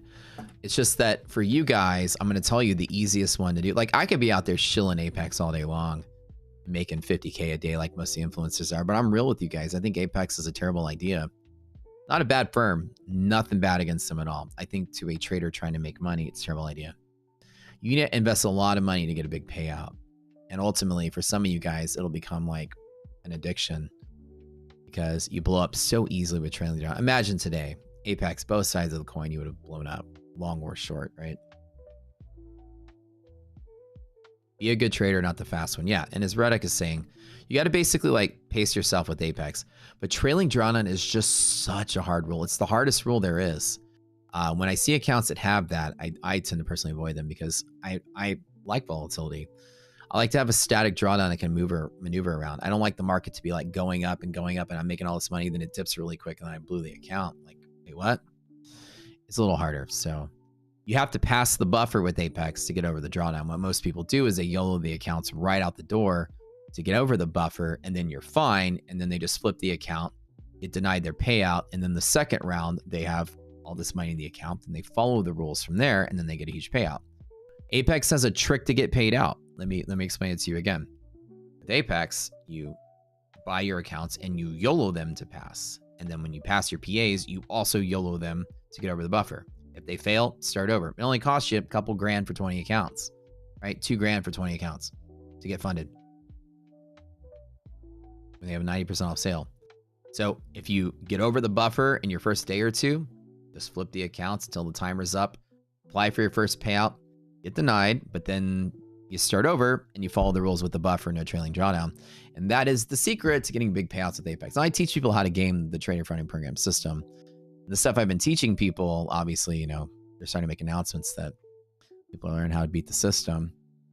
But yeah, stops at the starting balance, becomes a static account once you hit the buffer. So that's how they did it. They'll be giving me accounts to give away while I'm at MFF. Well, yeah, they're giving me, for my stream, I think like 18 accounts a month. And then on their stream, maybe some more. Like their morning show sometimes gives away 50 accounts in one bite. So hopefully for you guys, I'm telling y'all, me being on that show in the afternoons, I'm going to be here in the mornings and go over there. Who knows what kind of perks they're going to give us? That's amazing. Like, I'm super excited about it. I take all you guys over there, and then we're sitting there, and then they're like, Matt, give away 20 accounts today or something. How cool would that be, right? So, you know, it's not just like I got a perk. You guys are all going to come with me. Come over there and hang out, and maybe I'll see. We'll see what the first week is like and see how it goes. You know? Can I merge them into NinjaTrader? Which ones? Lambo owners are the worst. You know, my dream car is an Aston Martin Vanquish. You guys want to see what my dream car is? I'm so close to pulling the trigger on this. I know I shouldn't, but it's my dream car. Let me show it to you. And I saw one, and I'm gonna do exactly this color. Okay. Hold on. This is somebody else's. I went to the dealership. Somebody custom ordered this one. And I was like, all right, I never thought I would love this color of a car. But this is my car right here, and I'm probably going to get it. You ready for this? Hold on. Not a Lambo guy, but this right here. This is my car. Check this out. That's what I'm going to get. I think I want the bronze color and everything. Tell me that's not hot. Look at that sexy car. We went to look at the SUVs that they had.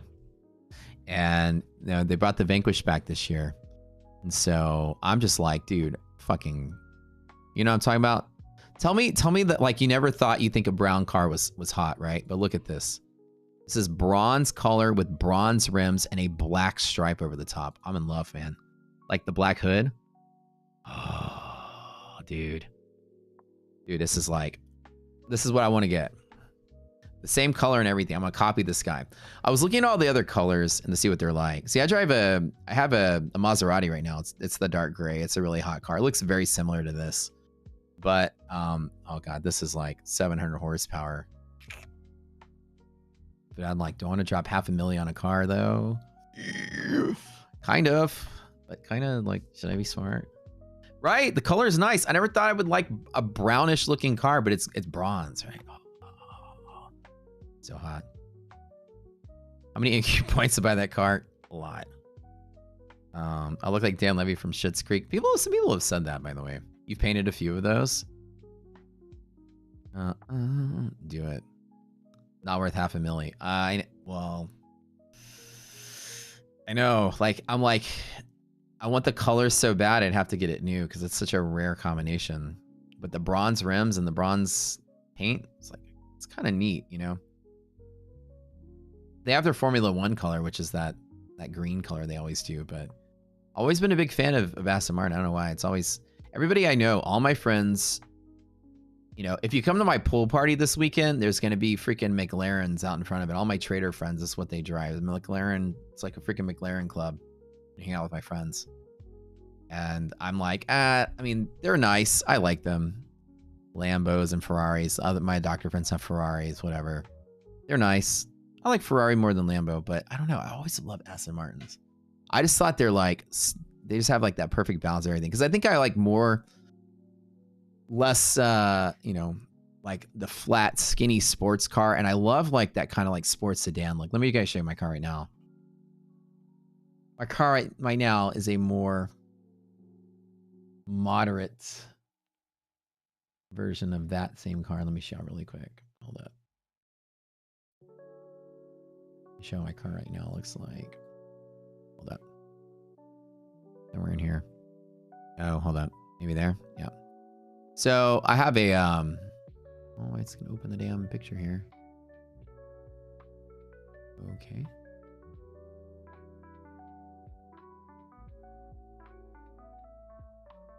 Oh, it's not opening the picture. That's odd. Oh, there it is. Hold up.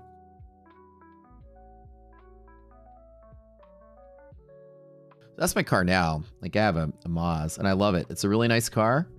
I just like that kind of like sedan sporty look. This is what I like. I don't like the flat Italian cars as much. So, you know, like the Aston Martin is kind of like in a similar look. It's just a whole different class of supercar. So, you know, mine's not a supercar. What I'm saying is like, I like that look. That's my style. So maybe. I feel like a douchebag in what? Your buddy has a few Lambos. You're not a fan when you're in it. You kind of feel like a douche. Yeah. My next buy opportunity. Right now, the bottom green band is always a long in the market. So here is a long setup if we get there. I'm going to tell you something. Something about today's market has me not want to do anything. As we had a fake rally that died on the bond auction. It's kind of sitting there and there's a possible long opportunity from here. Possible long opportunity. And the question is, do I want to take it? I don't really think I want to. Actually, let me put this account here because I might, if I do take it, put some micros on it. MNQ. Let's do this one. Oh, I already had NQ on there. Yeah. The bougie James. It's a James Bond car. But that is kind of my style more than. No, not gonna lie. You know, I think Ferraris are dope, but just 10,000 handles in ES will be fine. Maserati giveaway. You know what's funny? When I sell my car, you know how much I can sell it for?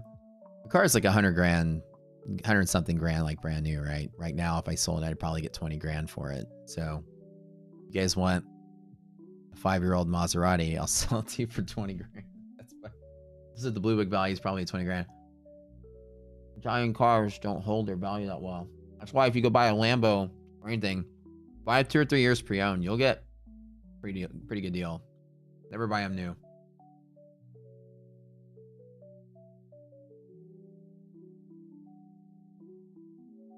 Yeah, after like 1-year-old Maserati, you get for half price. You get for 1-year-old. Italian cars usually lose 40 to 50% first year. They depreciate so horribly. They're the worst depreciation of pretty much all the cars you can buy. They're imported. I have a Ghibli, yeah. So it's a perfect car, dude. It's like sporty. It's 4-door. If I put my shit in the back, it's fast as fuck. It looks cool. Looks sexy. It's like, you know, when you drive up to a place, they park it in the front with the rest of the cars that are like $1 million cars or whatever, but it's not a $1 million car. It's the perfect like economic balance. It's like an economy balance to like be at the upper echelon of let's valet your car in the front when it really was just like a $100K car. You know, it's not like somehow people think they're like $250,000 cars. Sure, let's park this Maserati in between this Lambo and this Ferrari. I'm like, well, park me in the front then. But yeah, you can get like a Ghibli for like a 1-year pre-owned Ghibli for 50 grand is by far the best car you can buy. If you like sports sedans, don't get a BMW, don't get a Mercedes. They're nice. I never had problems with it. Never breaks down. I don't drive it that much. They have the Ferrari engines in it. Yeah, they're fast. They stopped doing the Ferrari engine, I think. Well, actually, the way it was that it was Maserati components, but then it was assembled at Ferrari. I think is how it works. And now it's just assembled at Maserati, but it's the same engine. Yeah, it was co-designed between, it's an F136 or something engine. It's co-designed by Ferrari, so good engine. Used to paint exotic cars for millionaire assholes. What a cool job, dude. That's fun. Don't go drive it out to get tattooed and then fly home. Yeah.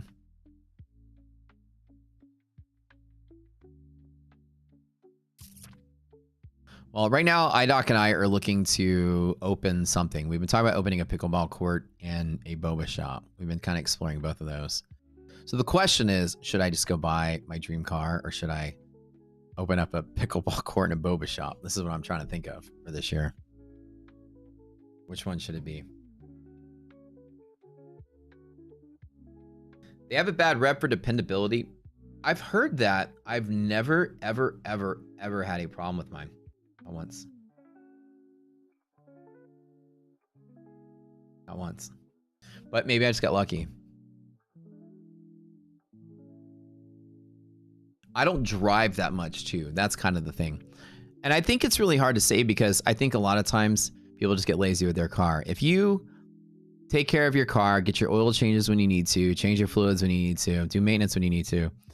I never have a problem with the car, and everybody's always says, like, you're having a problem with the car. I have a Porsche. And when I had a Porsche, they were like, Porsches always have problems. My friend has a Porsche, is always a problem. And I'm like, never had a problem with my Porsche. The worst part about a Porsche was the tires were like $1,000 to change. That kind of sucks. Yeah, like the stuff is expensive to replace, sure. But I never had issues. But I also like am very anal about taking care of my shit. So, or maybe I just got lucky twice in a row, but I had an Audi, never had issues with that. Audi, Porsche, what else have I had? Maz. And then before all that, I drove like Hondas when I was a kid. Hondas and Mazdas, never had problems with those. Most dependable car in the world is like a Mazda 3, dude. I had one right out of college with a hatchback. Dude, that was like super dependable car.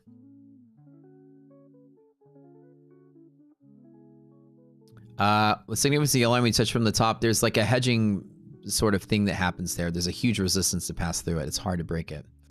And it just hit it and pulled back. Now, technically speaking, this is a long opportunity if one were to take a long trade here. Bottom of the pocket. That's the question.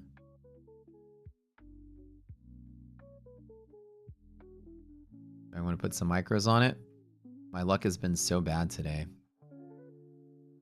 Scalping this volatility. Put like 3 micros on it. Trust me when I say I'm in a long and I want the market to crash because my options are up like 80%. I got put options at the end of the day the other day.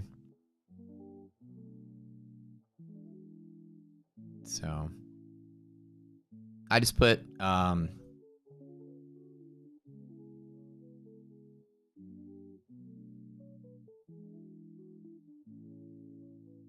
I put basically 20K into options. That's it.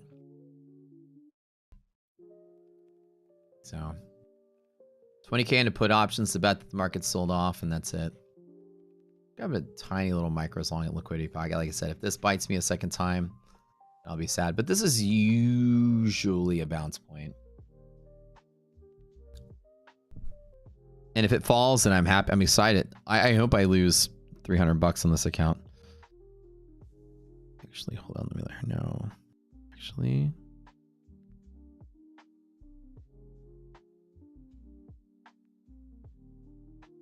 Her know we're going to be late here.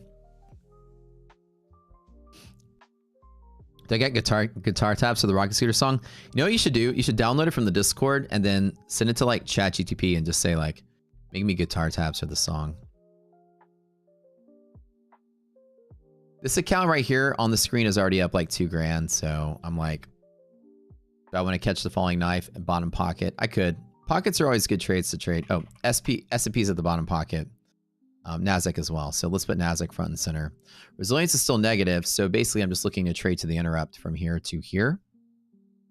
And call it.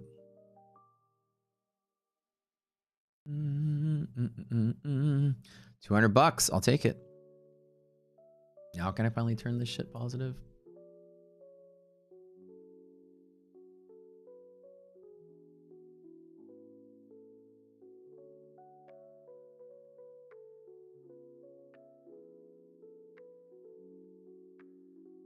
Good deal. I'll take it.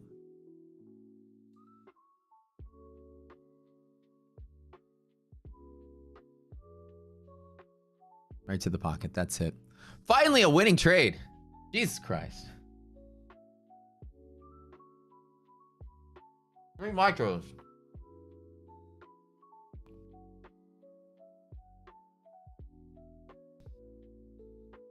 Scalp to scalp. Res is negative. Just in the box. Don't rocket me. I don't deserve it. Today's stupid. I feel stupid. This market's stupid. If y'all feel stupid, we'll be stupid together. It's okay. It's okay. I don't deserve it. I mean, it's a good entry. I guess I played it very well, but still. 3 micros. I just feel a certain way. When you feel a certain way, don't take risks. That's the rule of trading. Don't feel anything. If you feel something, just stay aside.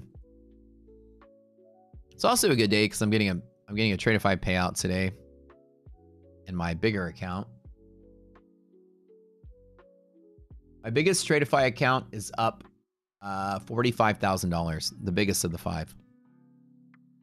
And most of that's going to go to waste, but I don't care. Once I cap out on that account. You're so mad you took that in your practice account. I know, this market's making me mad today. I'm so angry at it.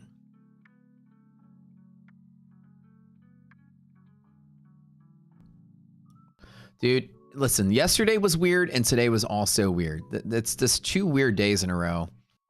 I'm not going to lie. I don't think that we sell off from here, you guys. Like, I think that we halt and maybe trade higher. It's hard to believe that we crash out on such a quick, you know, move off of the bond auction stuff. But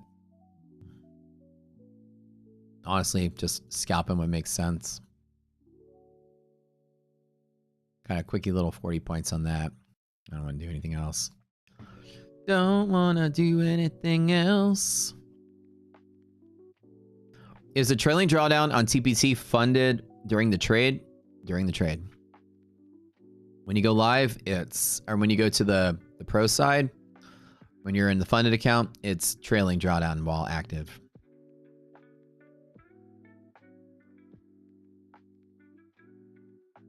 You don't get the Tradeify live account. It says you can only take 100K in live funding and payouts total for all accounts. Right. So once you max out there, they move you to live, which is good.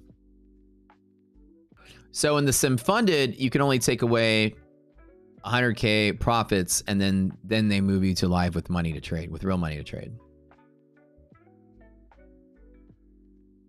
Am I gonna post my payout certificate on your Twitter? I usually don't do that.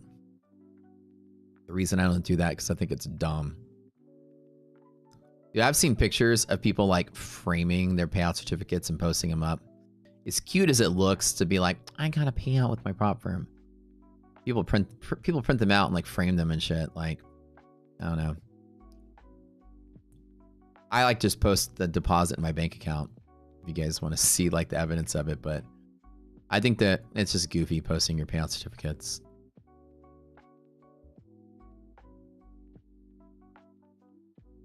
Think it's gonna flush down? Dude, I hope it flushes down. Daddy got puts.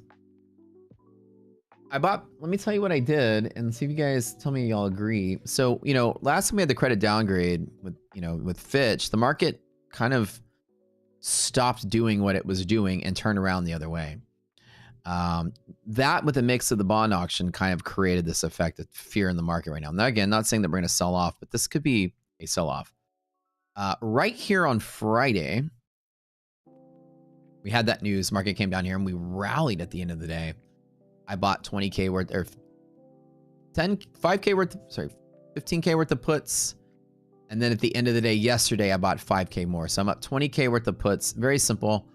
I bought QQQ 500 expiring 3 weeks out just to hedge because I said, well, credit downgrade was pretty nasty last time we had it. And 500 is exactly achievable. If we had 500 in the next 3 weeks, I will 10x my money and make 200K, which will be great. All I gotta do is get right here. That'd be lovely. So while my calls only made 50K on the way up when I called the bottom back here, these calls that expired back here, I made 50K when I sold them. So let's see if I can make this my big trade. Hell, this would be fun. It'd be so weird if that ended up being my big trade, but whatever. Post my win rate? I posted it earlier. 75 and some change. My win rate? Oh yeah, here. There she is.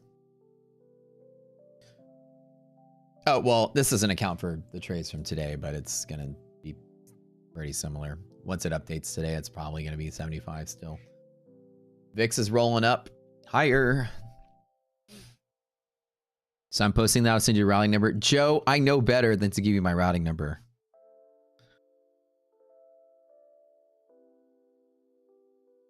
You know what happened last time I gave you my routing number? You're opening up business loans in my name. Never again. I've learned my lesson. Oh, wait. I got something I got to do.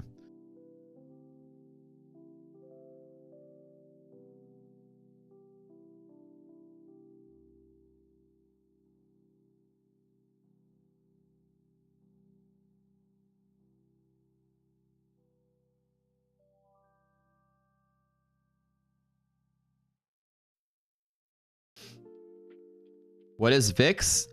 What is VIX in concept, or what is the VIX? VIX futures are trading up higher right now. Hold on, let me.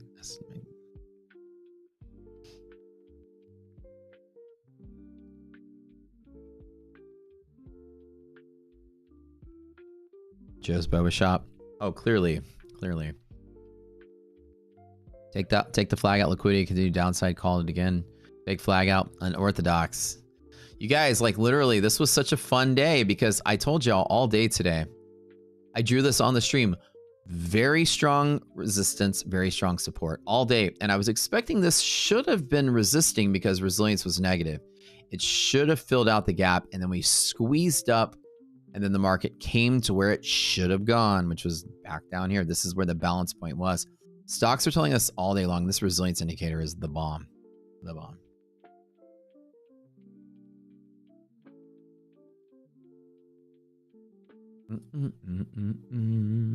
You're break even, dude. If you guys are break even or even green today, I'm so happy for y'all if that is the situation you're in, because today was shit. If I didn't get lucky on that long out the door, I wouldn't have made money either. My attempts to short, catch the pocket, I lost, then I won. So the starting trade was a win for me. But boy, it was tough. All right, let's see what happens. Close out the day. They post trades in your Discord. Yeah, dude. I post. Well, I do my trades here live on YouTube, but our Discord is like full of information and stuff. We post stuff there too. I don't do call-outs in Discord though. Why the big dump? Well, the rally was kind of a fake rally because the stocks weren't necessarily rallying with it. We just had some big run-ups in Google, big run-ups in Nvidia that carried the market higher. The market should have rejected and resisted the strong pivot, because what happened is, let me open up SPY.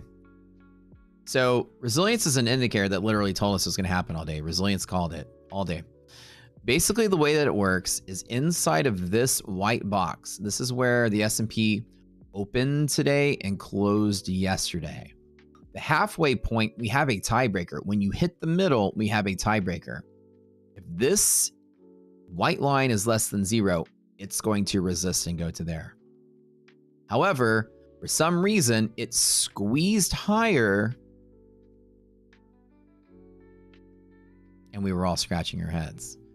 Then the bond auction came out, and it squeezed higher because Google and Nvidia and some of the other bigger stocks were trading. But after the bond auction happened, the market reset to where it wanted to go because the resilience never really broke above 0 and said the market was bullish.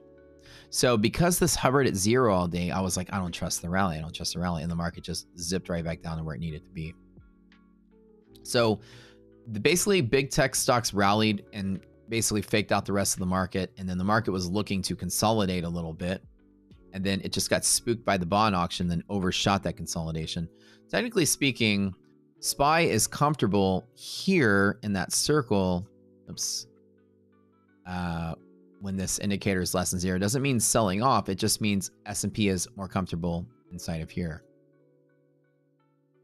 So it's like you either check upper half or bottom half. When it's less than 0, you say bottom half. And the index was trading higher. It's an arbitrage indicator. So we were trading higher, but bottom half was more appropriate. So like originally I was shorting from here because it made sense to bet that we stayed down in here. And I was betting on something like this happening. And then I got squeezed and covered out, and then it ended up happening. Which again, in trading, most of the time I get it right, even though I lose the trade or lose money. It's not hard to see this. It's just sometimes hard to trade it. And today was unusual behavior.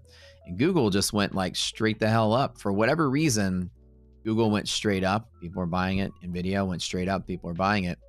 But then came right back down. I'll tell you guys, it doesn't look like a dip to buy. This low consolidation looks like what it wanted to do. And I'd be very cautious from here doing anything else to the long side.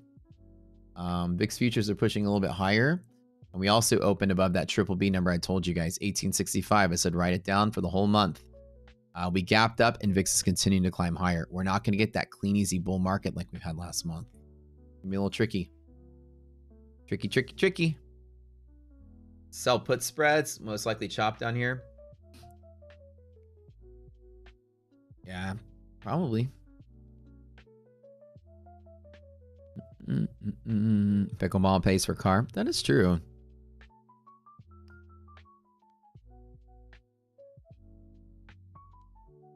Maybe it's a bear trap. I would say that right now it's very appropriate that the market holds this area. It's not common for it to break this area and go. 92% of the time, same side hold. I typed that this morning. And as you see, the market is doing what you expect it to do, is to hold this area. And usually you will hold it. Usually we bet that it holds. The fact that it tried to rally and it's continuing to trek a little lower slowly is not good, because anytime the market has declining movement with declining volume, you tell yourself algo. Okay, ready? Here's a trick. When volume is advancing into movement, you say there are traders there. This is a real move based on traders. When price is moving lower in the index, when volume is moving lower, it's just the tracking algorithm. There's no volume to cause it to go lower. It's just tracking the stocks, which are lower. So when you see it like the algo pushing the price lower, you know, you got to basically start watching the stocks and see, okay, are the stocks going to rally? The index has no natural desire to rally if the stocks are not. So with this being said, while it's a higher probable event that the index and stuff do hold here, the fact is that that bounce point has failed and the algorithm is back to tracking lower. I'm going to let it get here and then make a decision once I do. Watching big stocks like NVIDIA just to see if they're holding the fort. NVIDIA is losing a bull zone. If NVIDIA loses this 132 level, that's really bad. So my thought today is that we need to watch 132 NVIDIA like a hawk. We need some big dog stock to hold us up. Bad if it breaks below. Bad to the bone. Support event. That's the thing. I don't know if I want to take it because there is no. It already bounced once. I can still try to take it, but what am I going to risk? Right? What do I want to? Do I want to risk it? That is the question.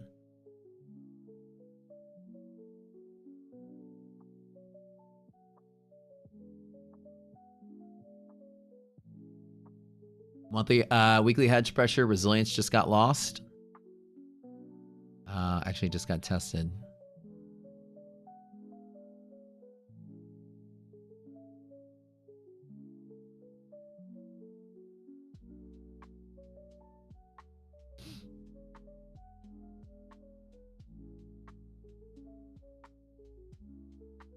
That is the question.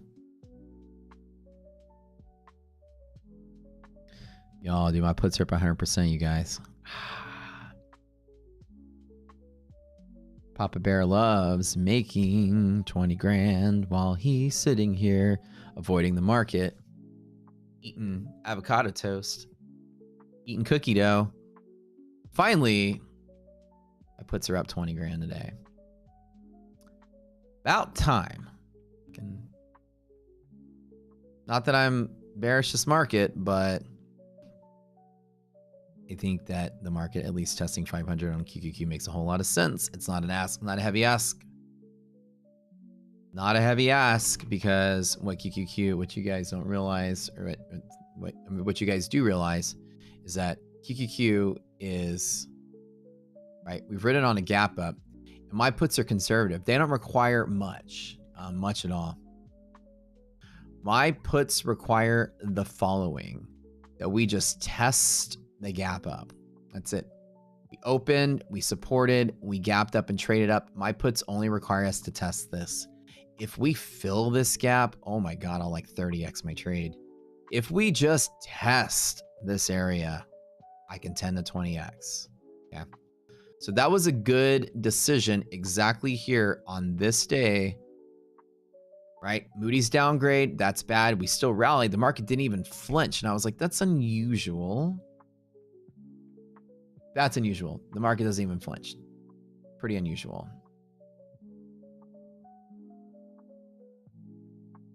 So the question is, every single time I can take a trade off a DD band, should I attempt with one micro? Let's trade in micros again because we're gonna be like an let's do 3. I'm gonna be an absolute wuss here and just buy for the dip and hold. You know, not a big ask to say if we just test the support on some bad news. That's all I'm saying. We had bad news. The market is still bullish on trade war, so we're probably gonna rally, but you know what I'm saying? Like, we're probably gonna still rally, but it would make sense to test that open, right? I don't know. That's just me, though. I don't know if I'm making a lot of sense. Move this out of the way here. So my ask is, I'm just asking, will we test here? It's not a heavy ask. I'm not asking for gaps to fill on. I'm asking for market to crash. I'm asking for even in a bull market. That's a pretty responsible test, especially when bad news has hit the ground. You know what I'm saying?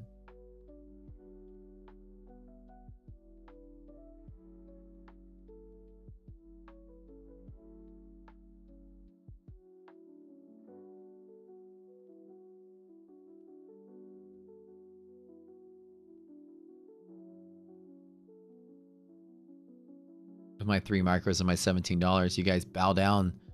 Bow down. I'm about to buy one of you guys a drink. One of my lucky viewers is going to get a cocktail with my $12 victory here. This is just demonstrating the trade. Honestly, if I wasn't on stream, I would already be out the fucking pool right now. But I'm just going to demonstrate something while I'm here. Give me some green there, baby. Just a little bit.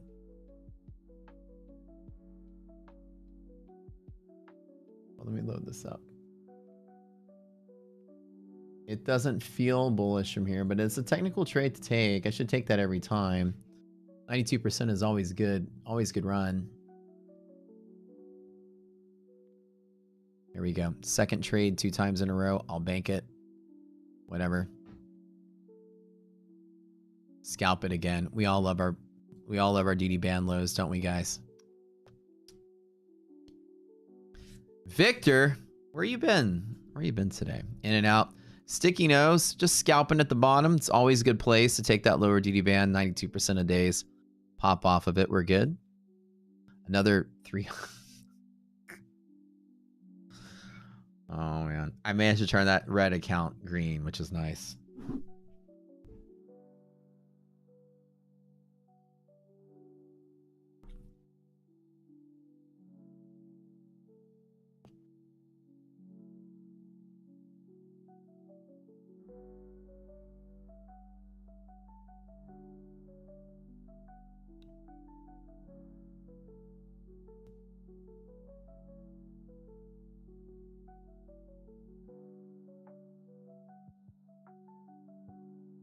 You guys lower DD band scalp. It's such a strong play. 92% same side hold. You guys know DD band from the classes, right? One of our favorite setups here. Lower band, ratio greater than half. Check. Hit it hard. Check. Always a good play. First time I tried to hit it, I missed it because I caught in the middle of the calling knife, and I was too much of a wuss to jump back in when it supported. But I grabbed that trade twice today.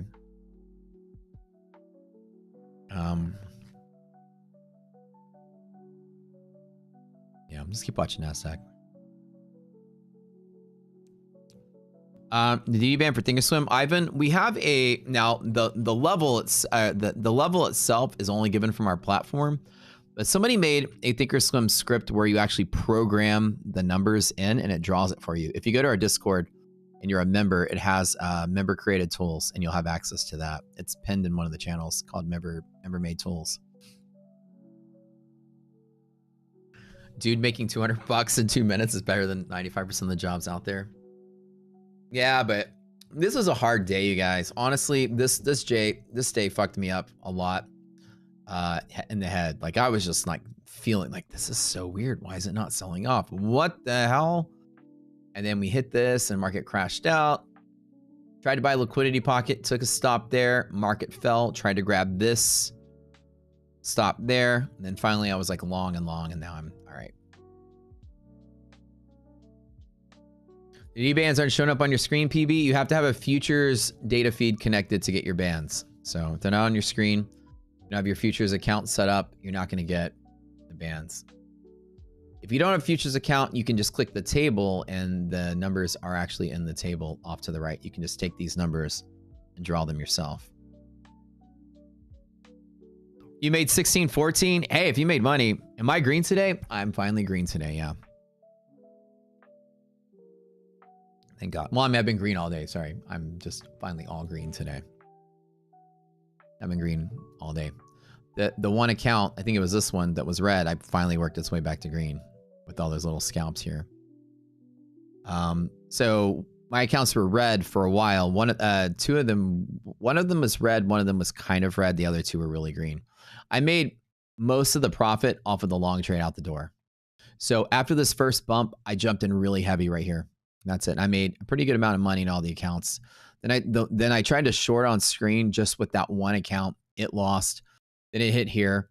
Then it fell. Then I tried to long. Then it lost. Then it fell. Then I tried to long. And then it lost. 3 longs in a row. Then I scalped right back to green. So thank God. Thank God. You sure the auction results, bro? That was a smart decision, dude. Up 7K. JTR, man. Wow. Okay, you're the big winner today. Nice job.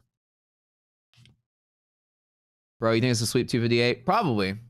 Probably so. It might close pretty bad. We need to watch the stocks, though, because the stocks are still in a weird spot.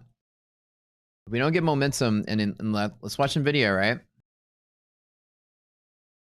I'm going to tell you. Usually days like this, surprise at the end of the day with some kind of a pop. I'm not betting on it, but it usually has to do that before it sells. So again, the idea that the bond auction is going to continue to deteriorate the market, low probability. Pop and drop, I don't disagree. I don't want to bet on it, though. I kind of want to chill and watch. I think so far, the fact that I was able to take this god-awful day and manage to turn it into a winning day, I feel good. I feel really good. Although on stream, I got my ass handed to me for the first middle part of the day. I do feel good.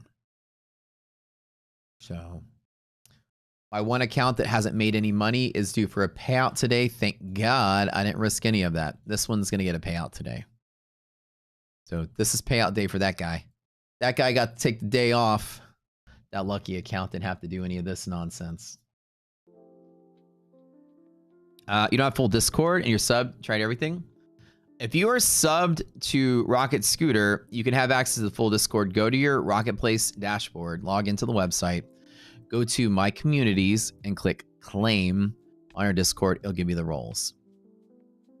If you still can't figure out how to do that, message Slacks, our admin in our channel, and he'll ask you to prove that you're a member and show him the ID and all that stuff, and then I'll hook you up. Did I just take a trade? Yeah, I did. I was scalping longs off a lower DD band, basically. Right inside of here. I'm flat now. No more trades today. No, nothing. Dude, what a crazy day today. Call me the luckiest mofo on the planet, though. Well, I mean, I was patient. I waited. I didn't chase along at the top.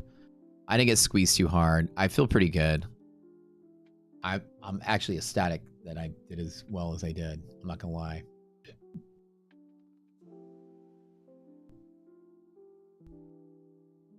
It could have been so much worse. The crappy part is like, you guys got to see most of my trades. I have half losers and half winners today. My big winner right out the door was the big winner. And then me trying to scalp short with just one account. That's why you don't scalp short against the bull market and all your risk. I mean, one of my accounts was getting hammered pretty hard, but just one, that's it. You know?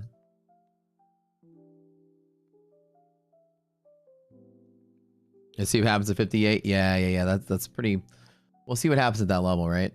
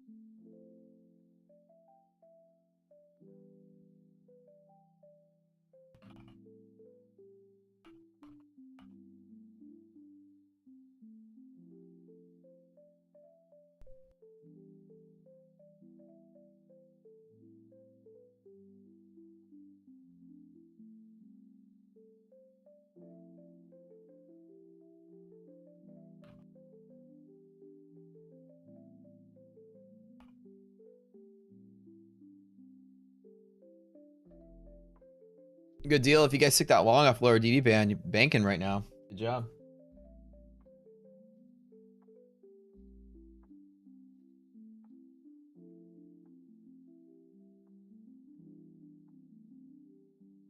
My opinion regarding the Indian market opening tomorrow. Unfortunately, I don't know a lot about the Indian market, and I really would hate to guess because I don't really follow much of it. But if it's following our U.S. stock market, you know, it's probably in this like decisive mode of like what's going on in the you know, the tariffs and stuff.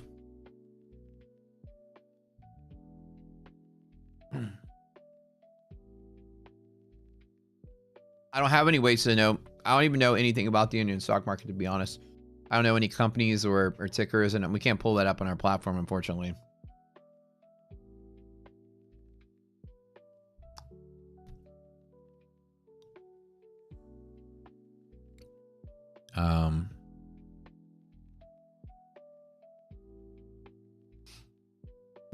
All right, this time slot is actually really popular. In that time zone. I wish I knew, man, because I wish I'd love to have more insight. I don't know really much of what goes on outside the US, to be honest, because we don't get that. We have limited data access here. I wish I had more info for you, bud, but sorry.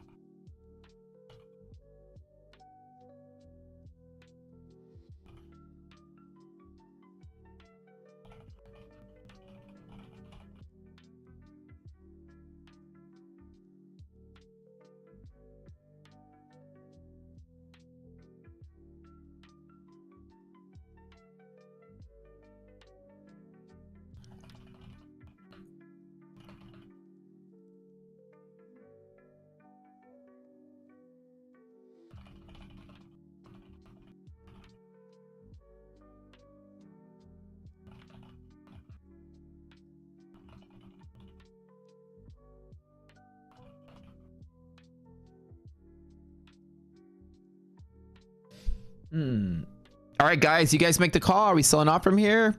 We holding this lower band? This has been such a crazy day. Like, honestly, Universe must be looking out for me or something, because I should have blown up my accounts today. I'm not gonna lie. Like, this is like second day in a row where we didn't get like good, easy, clean textbook plays.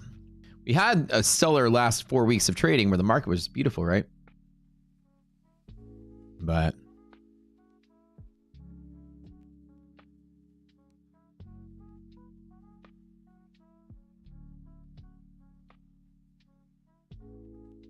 I'm so glad it's got 500 people chilling at the end of the day, just hanging out, having a good time. Wait, scam. Don't redeem it. Oh, oh, you talking about that call? I remember that. The Google Play card scam video. I saw that. missed what you guys are talking about. Time for another giveaway. We gotta save some more for tomorrow. I'm making a big splash with this. I don't want to give them all away today. We'll do more tomorrow.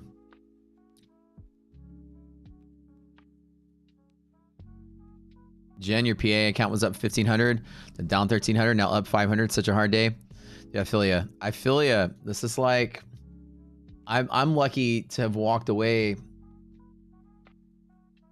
with anything. I should have blown up most of my accounts.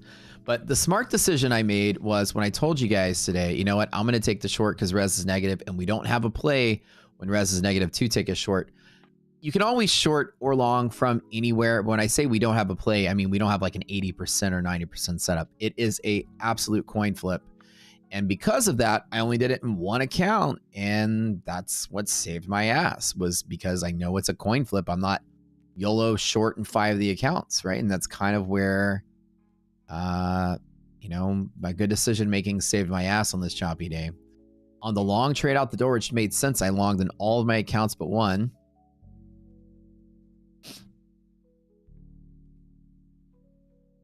And then when I took the risk to go the other way, I just shorted with one. And then that account was the one I was fighting all day to try to get that account green. And finally, I turned it green at the end of the day. I got pretty lucky. You're so confident if I take you out of 80, you're selling again? All right. I'm trusting you, man. My puts are trusting you. You better get the market down. You better take me to QQQ 500, man.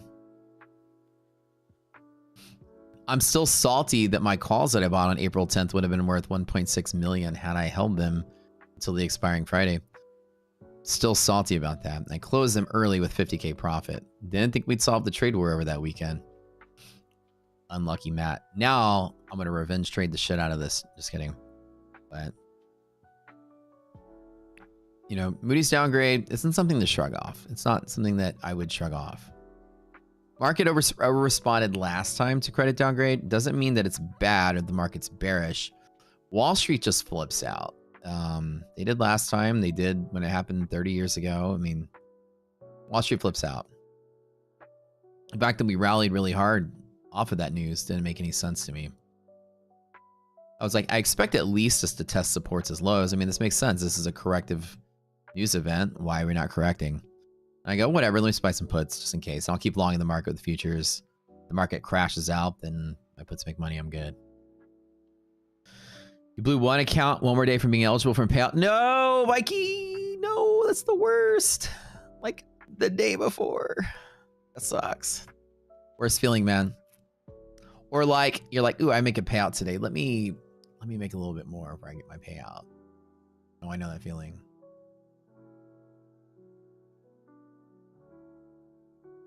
I know that feeling, man.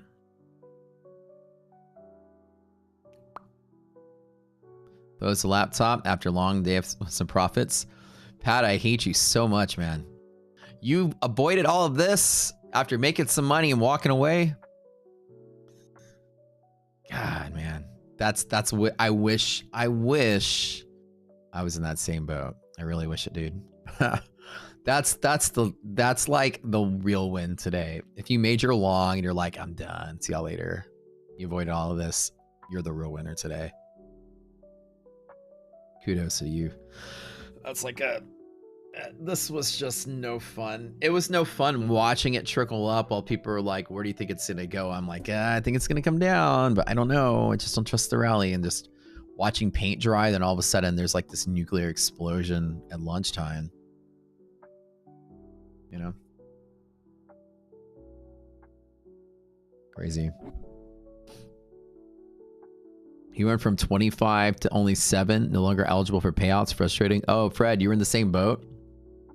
Oh, man. Tomorrow's not going to be any easier, guys. After daylight today, tomorrow's going to be a little weird.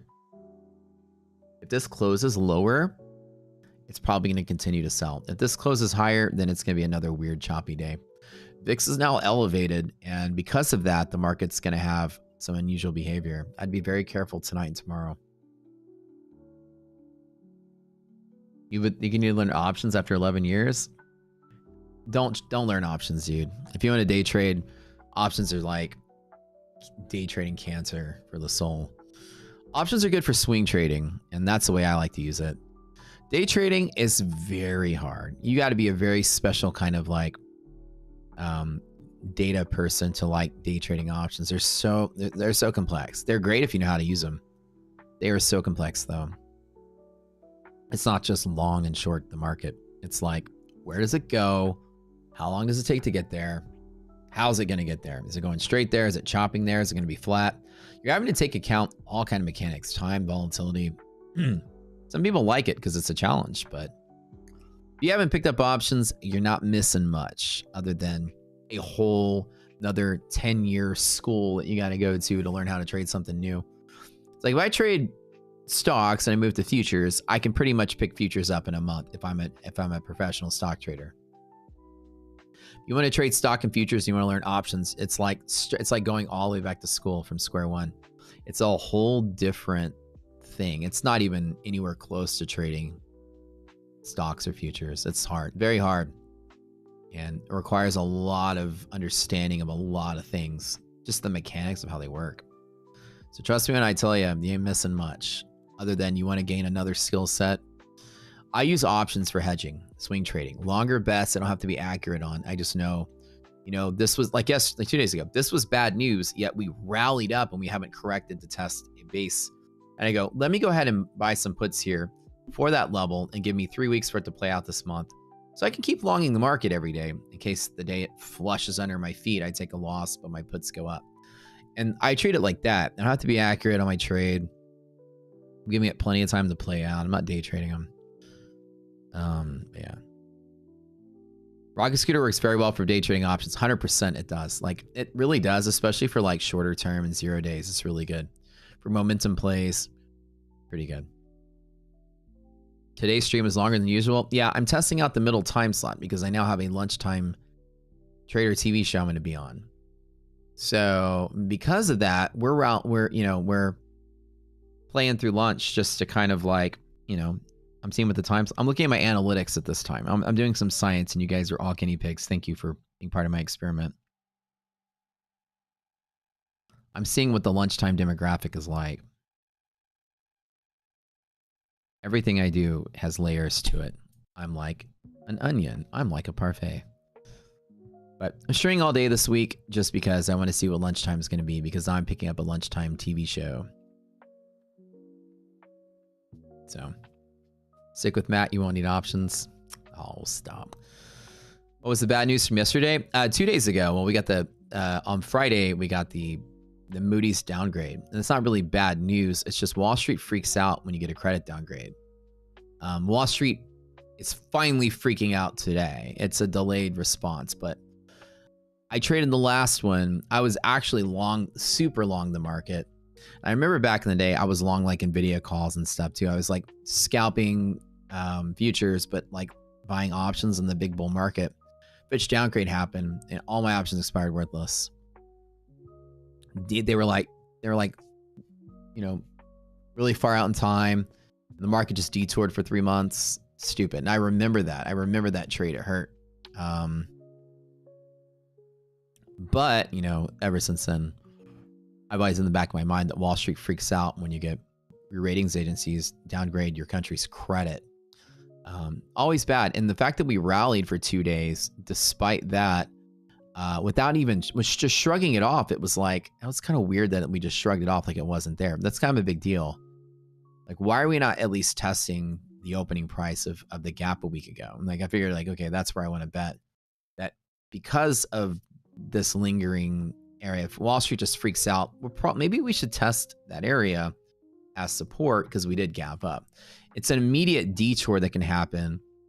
And it's a good bet because it's up 100% now. Now let's see if I'm still right and the market keeps selling, hopefully. But I mean, that's how I do my trading. I'm trying to think ahead of the market.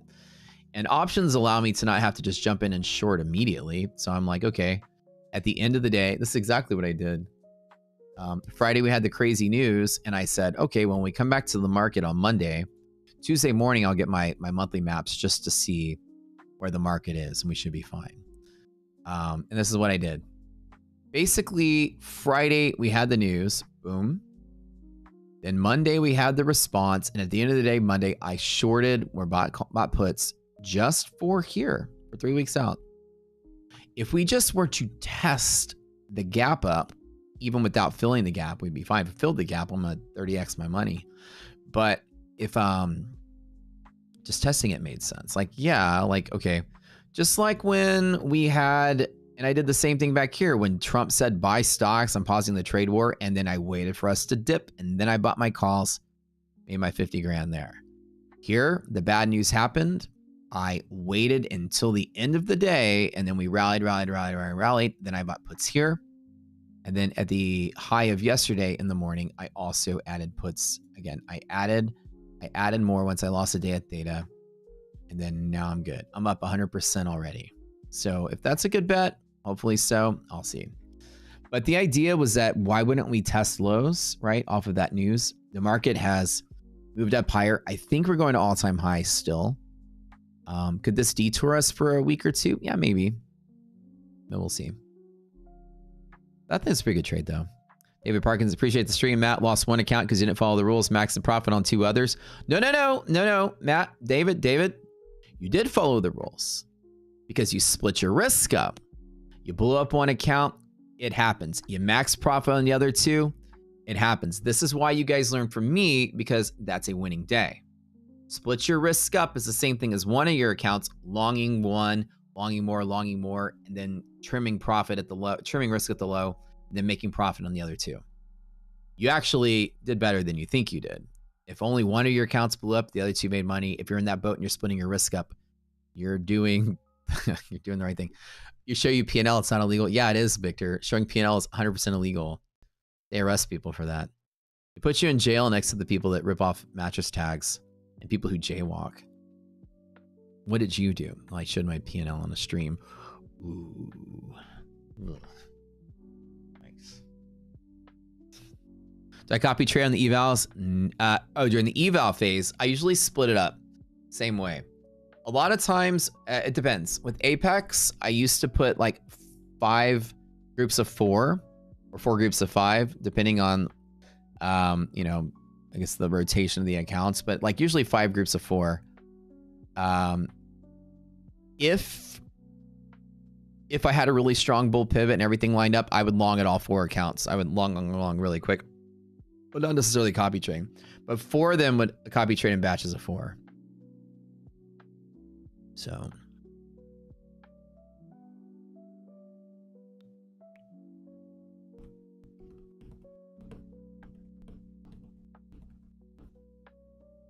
Bum, bum, bum, bum.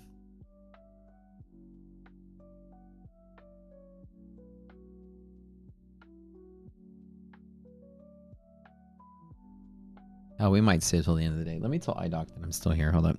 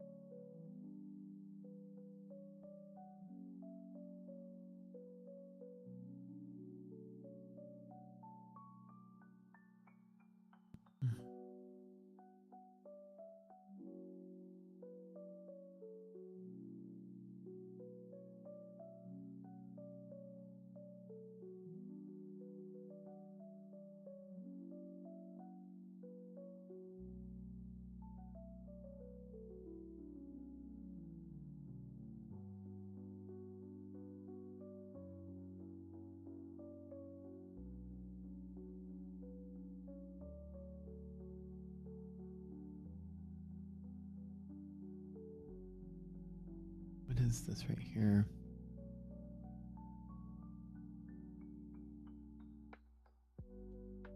Hold up.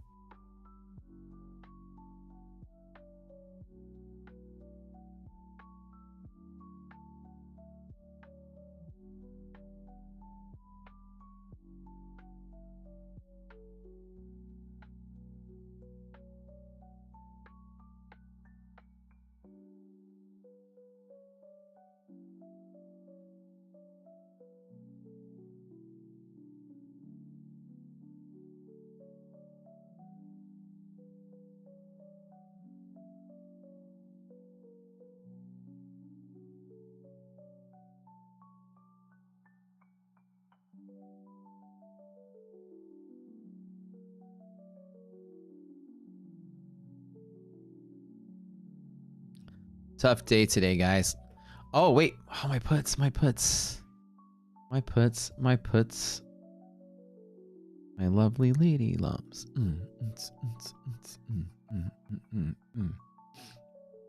100%, baby. Let's go. Yeah. Told you guys. I know you told us, Gabriel. I give you credit. You told us all morning, dude. I know you did. You were shouting it all morning long, man. I love it when you guys nail it. That's awesome. My lovely lady puts. Couple of you guys were hammering that in.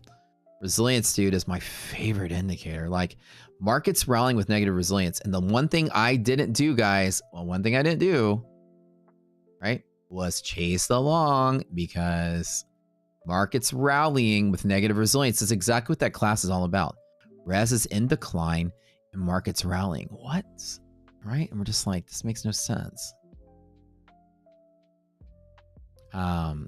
And I didn't get caught at the top. Like, I love myself for making that decision. If you guys didn't get caught at the top, you did something right today. I feel like the best trader on planet Earth because I didn't get caught at the top. I feel like I made the smartest decision, boring you guys to death on the stream, sitting here scratching my head like, I don't trust this rally. People are like, this guy's doesn't trade, whatever. And I'm like, no, I just don't trust the rally. I feel like one of the smartest traders out there. Equities and futures completely detached from each other. You about this SPY Carolite 521 call. Sorry, you tell me May 21st 584 call. Wait, May 21st? Wait a minute. Wait.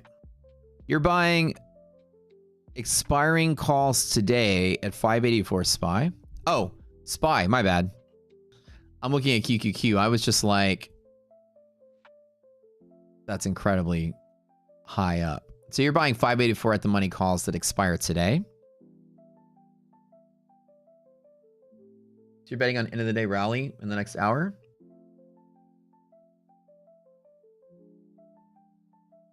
Carol?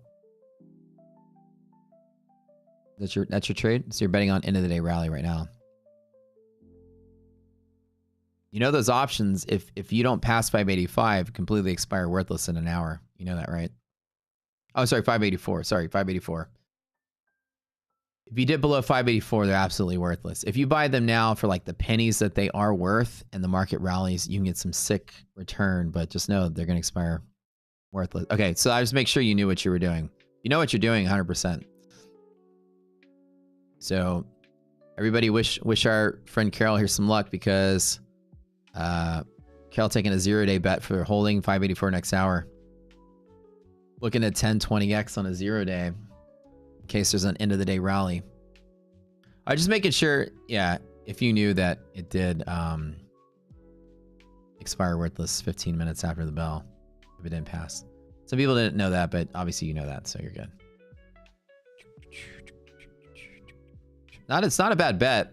I mean, 92% of days do close above this green band, so there's clearly backing to make a bet that we do hold, so not a terrible bet.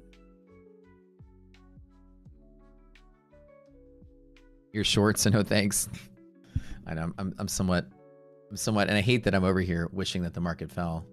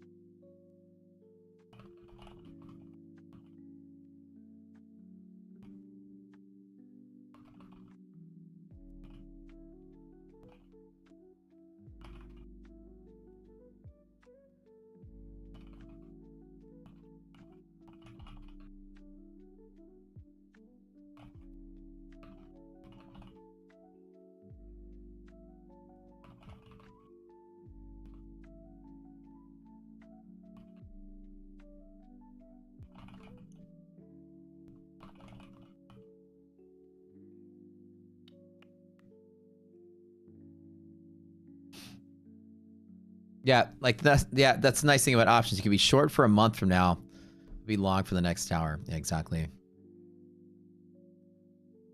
Every inch the market moves lower is really good on my hedge that I had. Negative blue rests so we can drop under weekly hedge pressure. That's well, okay. So the way that you think about it, you're almost there. Let me clarify a little bit. You kind of got it.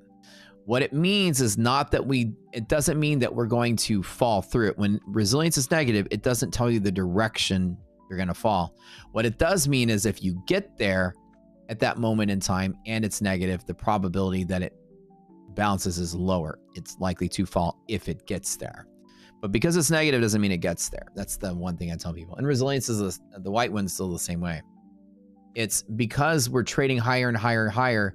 Once you fall to the middle, then at the middle, your eyes go down here and say, oh, it's going negative. Okay, it's probably going to fall through.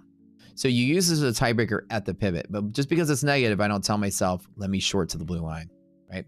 So when you get to the blue line, you ask yourself up or down from here. This always means from here, from the pivot. But yeah, so you got most of it though. But yeah, let's just think about it like that. So any of the resiliences have the same effect. The blue one, the yellow one, the white one. The white one, you make your decision here. The blue one, you make your decision here.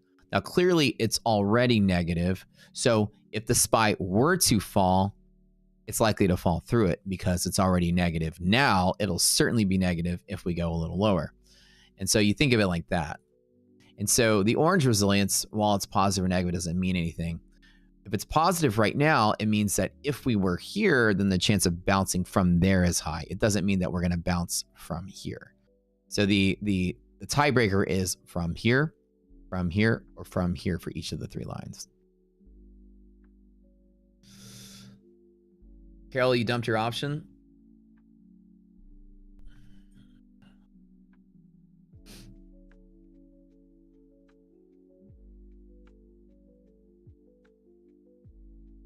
Let's keep an eye out for see what NVIDIA's doing. NVIDIA pulled back significantly, right? Google. Now, I don't see really much news-related stuff that's kind of like, you know, worth noting.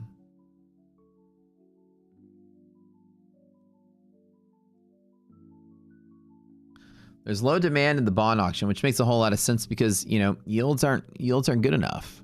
Even though they're above 5%, the question, okay, so you guys understand how yields work, right? You get a fixed yield on a bond maturity. Even though yields are above 5%, people still don't want to take that bet because inflation, the Michigan numbers are expecting 5 or 6% on the one-year inflation. So even if you got 5% back, you lost 6% of that fixed cash due to inflation. You're actually losing money. That's why people don't want the bonds when inflation's projected to be high. The lack of demand in bonds is a pure reflection of people's lack of confidence the trade war is going to resolve without there being a lot of inflation. So that's exactly what you'd expect with the bonds having low demand. So, you know, yields go up when the premiums go down and nobody wants to buy them because the stock market's doing so well. People would rather risk on in the stock market and the Russell and put their money into high fixed income returns with high inflation, like low fixed income returns, high inflation. It's just like economics 101 stuff. So it shouldn't be a surprise that nobody wants to buy the bonds, but that shouldn't also tank the stock market. People, if they're pulling out of the stock market and they don't want the bonds, then right now people just want to go to cash. And that's kind of scary because cash inflates. So even losing, I mean, we're at low 2% on CPI, but the inflation expected to go up because of the trade war. People would rather be cash than equities when there's inflation. That's a little scary. We'll see. My puts, my really juicy puts. Why is inflation so high if the numbers right now are much lower? Not the inflation now, the projections. So the inflation now is under control, right? CPI is in the low twos, I believe, right? But the Michigan numbers that come out, you know, in the news, they have like these 1 year and 5 year projections. They're projecting that the trade war will cause further inflation. So this is really a bet on the outcome of the trade war. Everything right now was like, is Donald Trump going to have high tariffs or low tariffs. And that's really what the bet is. If high tariffs, nobody wants bonds. If high tariffs, nobody's going to want stocks either. We're kind of stuck here. If high tariffs, inflation goes up. Michigan projects 5%, 6% up in there a year out from now. Not now, but a year out from now. They're basically projecting that the trade war is going to come at a really heavy cost to prices. And that's really what the bet is right now. Maybe they're moving to Bitcoin. Yeah, probably something. Usually counting on the red candle wick. Got that short from 58.84. Just got out. Mike, man, you guys are throwing in these last minute bangers here. Whereas my wussy self is just gonna chill out and wait. Oh yeah. All right. But I'll take 100% gain any day. I mean, it's kind of nice. Let's see what the delta on these options are right now.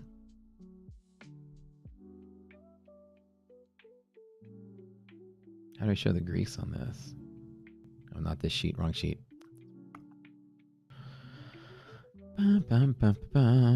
Let's see where my delta is on these puts here.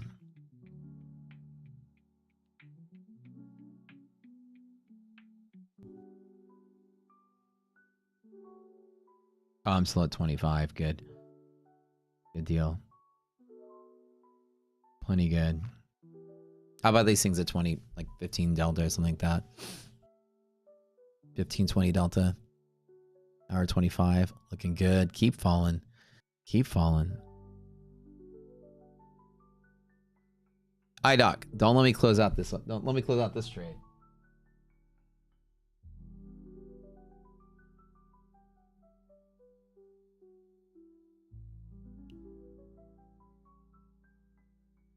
You sold your 520 puts?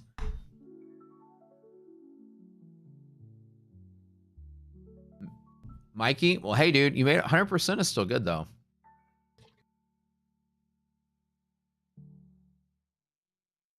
Now, I'm going to take this trade all or nothing. I'll lose a 20K if I'm wrong. I'd like to make a 10x trade. That'd be nice.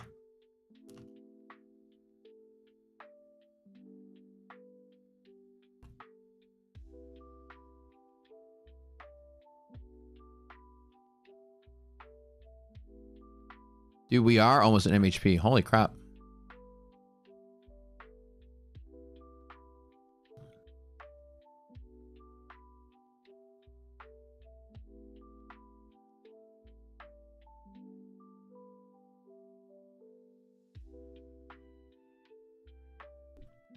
We're trying to long here. Puts aren't helping us.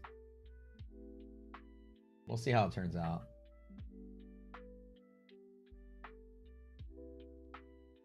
I'm so happy. Finally,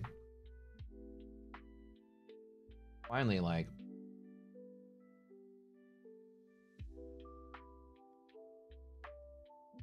I'm doing what I wanted to do.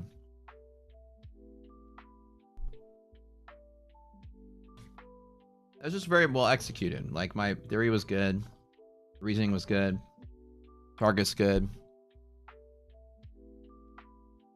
The market just needed a match. Just needed a match in the gas tank. You know? Pressure was building up. The bond auction just made it go boom boom, you know? There just wasn't any reason for things to move. The market just needed something. I found it very suspicious that we shrugged off the Moody's downgrade like it was nothing. Oh yeah, bro, 120% now.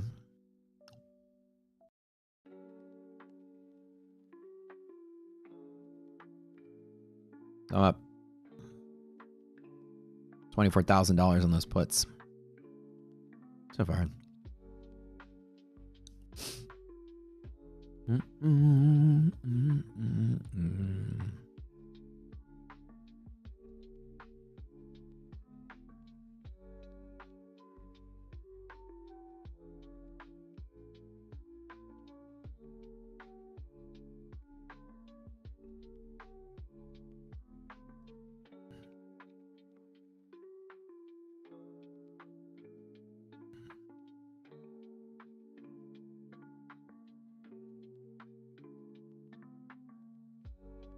All right, guys. Take a little bit of a break here before I head on out to boot camp. So you guys see y'all in a little bit. Thanks for tuning in. I'm going to call it. I managed to walk away today pretty good. I think it was like, I haven't touched it since. So whatever this is, 36, 40, 56, 67, 70, 87, up 9,000, 8,000, something like that. It's 9,000. Yeah. Hey, don't let me sell my puts, babe. I'm in another options trade. You did? Don't let me sell this time. Don't let you sell. All or nothing. What happens if you tell me to let you sell? What do I do? Don't let me sell. Remember, I told you not to let me sell the call, so let me sell the puts. Okay. Oh. Don't sell the Ooh. turkey bites. I counted 70 calories, and 8 grams of protein. For how many? Huh? For 9. This is how many grams? 8 grams of protein. How many calories? 70 calories. It's only 70 calories? That's why I didn't give you the whole bag because I was afraid you're gonna eat the whole thing, so I sectioned it out for serving. They're asking, are you naked? Are you wearing pants? Oh, okay. Okay. Yeah. Don't sell your puts. Don't let me sell my puts. All right. Thank you for the snack. Appreciate it. All right, guys. Good day today. We're outie. Say bye. Bye. People say bye. Don't forget, guys, use code RocketScooter with all your favorite prop firms. Things are getting big over here. Excited. Thank you guys for tuning in. I managed to turn this day into a win, but boy, oh boy, this was the hardest, craziest day. I got lucky. Nope, not a green screen.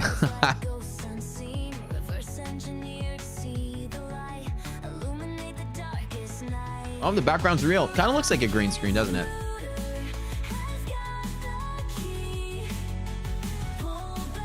Market's gonna rage back up now. Oh, 100%. All right, guys, we'll see y'all later. Boot camp in 45 minutes.